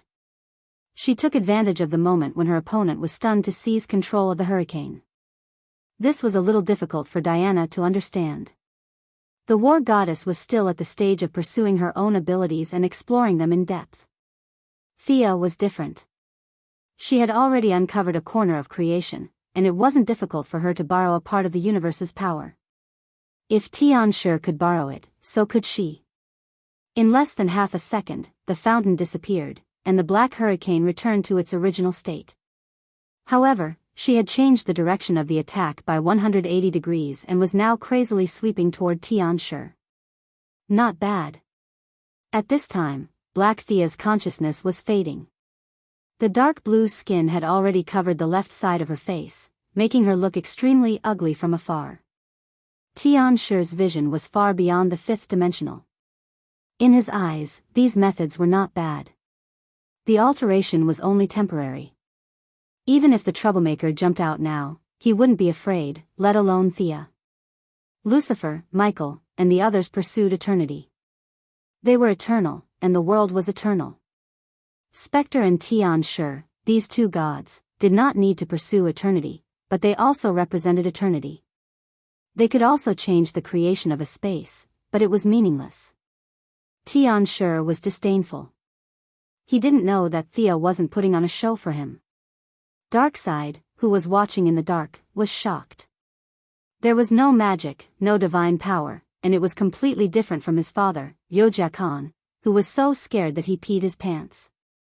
This was a power that he didn't understand at all. This new power also indirectly confirmed his conjecture that Sia came from a higher plane. While Darkseid watched them fight in frustration, Sia had already mobilized all of her understanding of the fifth dimension. Like a butterfly, she used all kinds of complicated fifth dimension techniques to fight the heavenly eclipse. She wasn't very familiar with altering reality, but with the memories of the fifth dimensional princess, she could use her divine power to simulate most fifth dimensional abilities. She didn't change her armor or the goddess of death's costume. She was dressed very casually, but her methods made Tianshi suffer. Chapter 979. It was not easy to borrow the power of the world.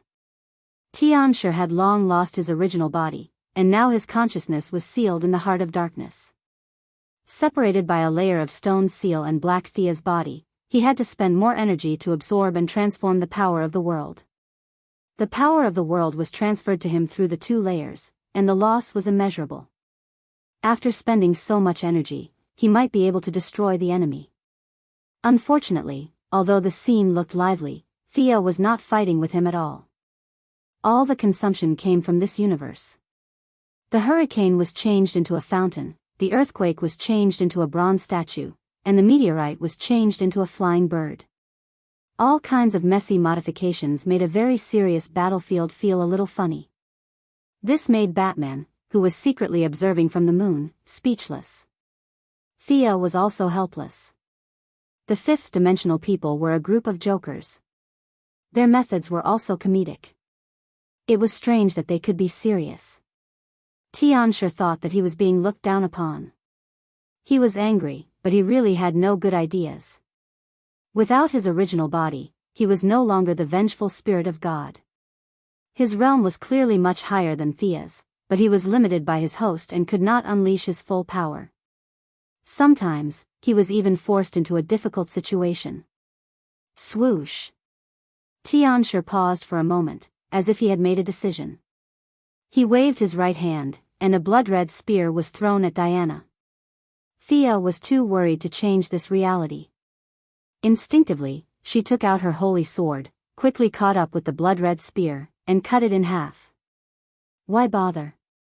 She is about to completely erode you, and you are still wasting your power to attack. This attack was Black Thea's power. She could not be wrong. I don't accept this, I don't accept this. I don't accept this. Black Thea shouted, as if to make her let go of the knot in her heart. Tianshi's body shrank a little, and now it was Black Thea's voice. What's the difference between you and me? Aren't you me? Why do I have to suffer all this? But you can get everything, tell me. Black Thea had a pained expression, and there was a trace of helplessness in her eyes that reached deep into her soul. She had wandered through several parallel universes, absorbing the soul force of the other Thea in order to resist the heavenly erosion. She had tried her best and resisted, but the outcome seemed to have been decided long ago. She was about to completely lose control of her body. Once she lost it, no one knew if she could wake up again. However, based on her understanding of the heavenly eclipse, the chances of her returning to her body were so small that it was negligible. Family, love, friends, and strength. I yearn for these too. Why aren't they mine? Tell me.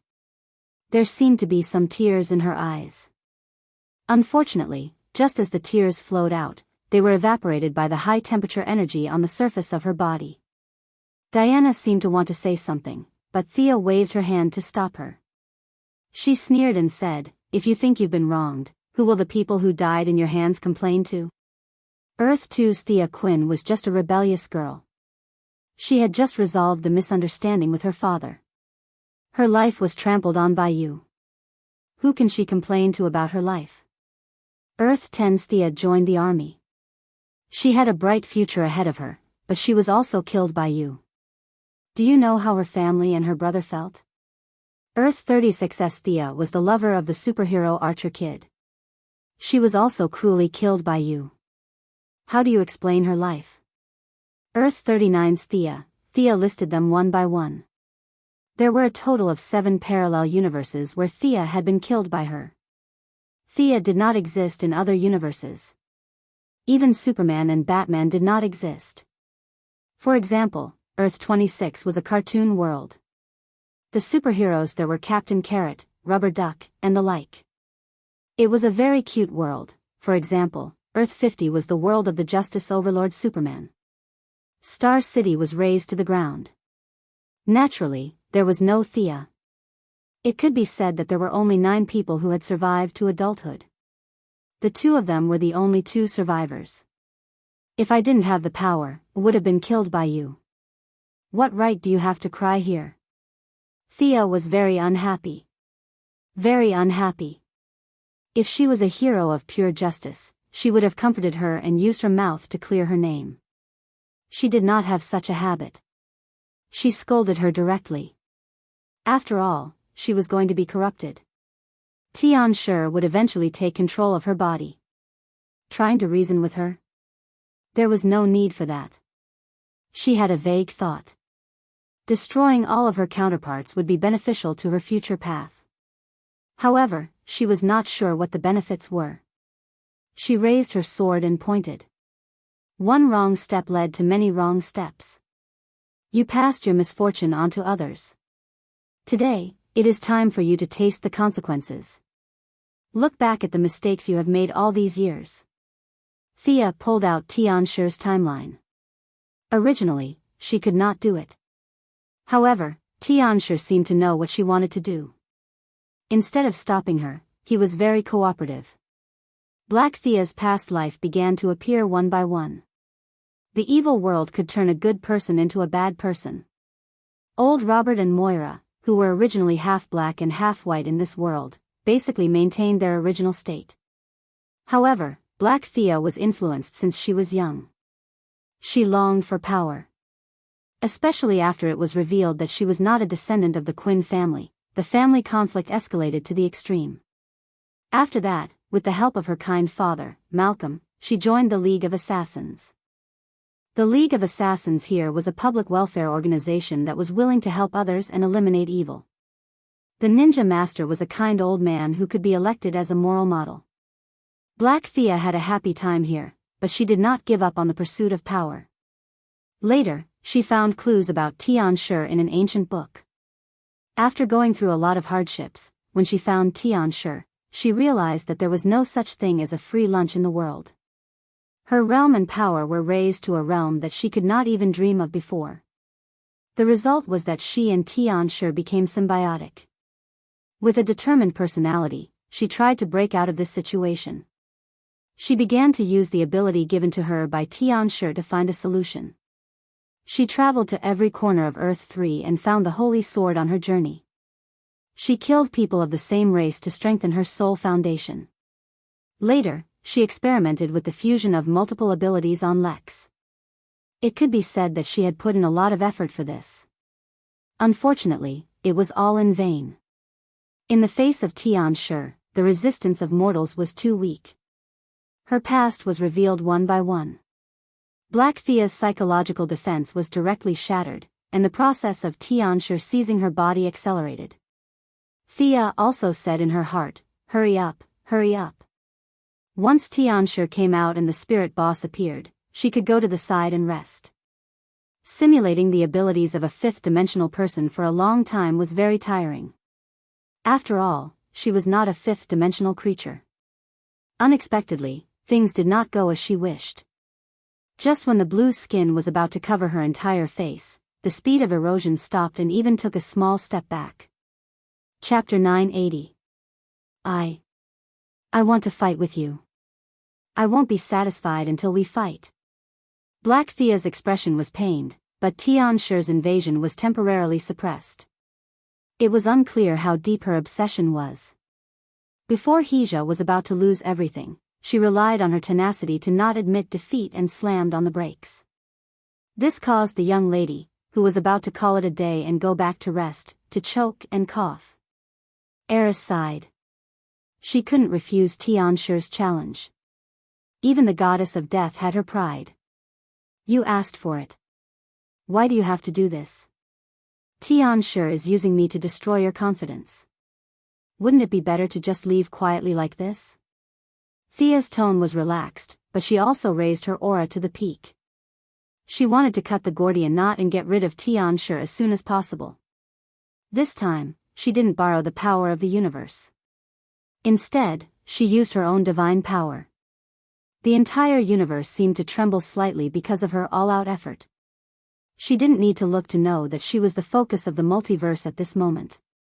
The Heavenly Father in the realm of God, Darkside, the few top-ranked archangels, and the great demons.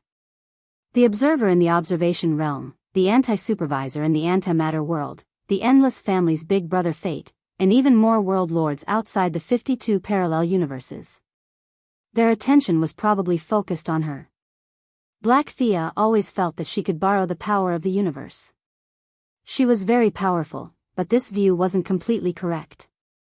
The power of the universe was indeed powerful, but the strength of an individual couldn't be ignored. Borrowed power and one's own power were two different concepts. Thea could use her own power to cover the rules of the universe here. Heaven's will and people's will had to stand aside. Although it wouldn't last long, it wouldn't be a problem for her to fight.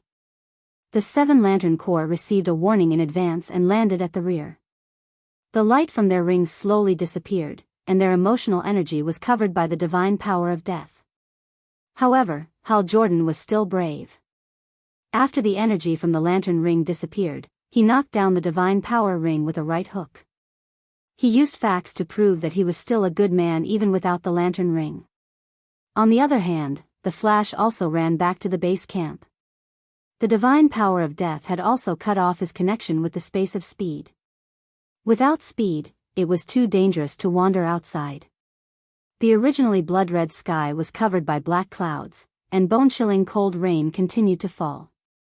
The flames of war in the entire world suddenly stopped, and everyone hid in the dark, trying to figure out what this strange phenomenon in the outside world meant. Only Superman was still active on the surface of the planet. Superman's energy belonged to him, and he was unaffected. Lex, who was being chased, could not. His various abilities were the result of Black Thea's experiments, which involved 7 or 8 outer spaces.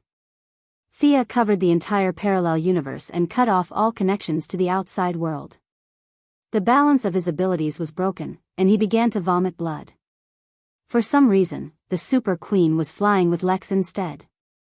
Her own speed was much slower, and it was only a matter of time before the Super Queen caught up. Thea's blonde hair turned black, and her gaze was very serious. She wore the Goddess of Death's costume again, and held the night sky sword in her hand. This image made the Wasteland Wolf, who was watching the live broadcast on Planet Apocalypse, tremble. Black Thea looked at the sky. The ceiling enchantment set up by the anti-surveillance had been completely broken. The sky was filled with black fog, and the freezing rain made the temperature on the ground plummet. It was cold and dead. Everything seemed to be saying that this was the world of the dead. Is this all your strength? I think it's nothing special. Black Thea said insincerely, and the contempt in her tone was undisguised. You used too much strength. This is not necessary at all. It's pointless to vent your strength. It only proves that you are shallow. She pointed at the sky and the freezing rain, and commented without holding back. Thea sneered. Did you see this yourself, or did Tianshi see it? You are very dignified to use other people's perspective to judge me. Can you tell me how I did all this? You don't know anything. You are the one who knows nothing about power. Are you sure this is righteous? You are no different from me. You also joined the darkness to gain power. Black Thea said angrily as she pointed around. Thea rolled her eyes. She was too lazy to argue with such a simple view of good and evil. Batman wore a black cloak every day and didn't sleep at night to scare people. Who said he was evil?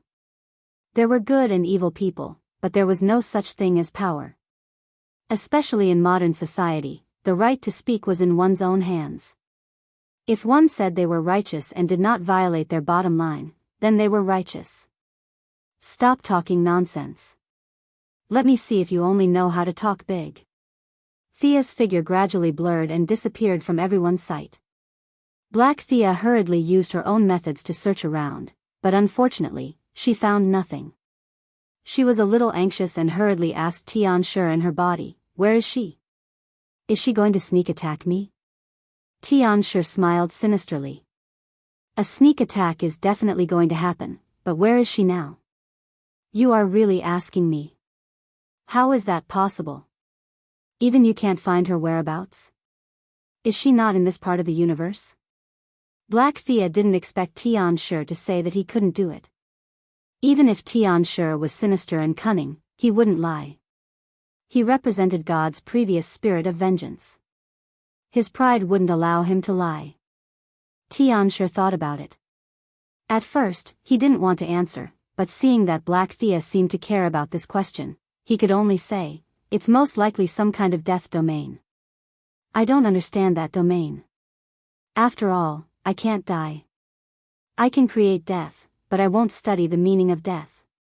Tianshi replied casually. As long as God was still around, he would always exist.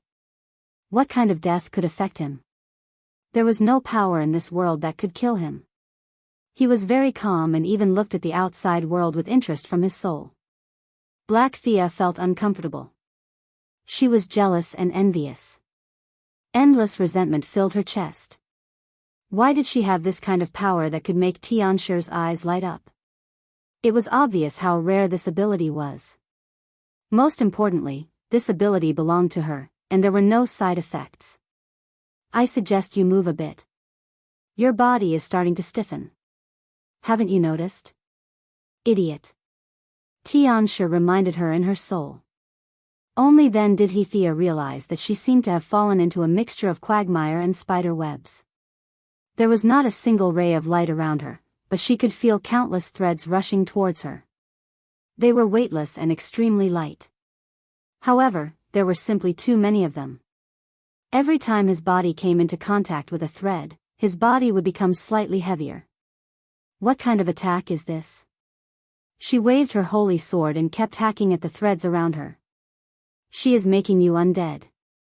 Your body will lose all life force in less than 3 minutes." Tianshi didn't mock her. His tone was very serious.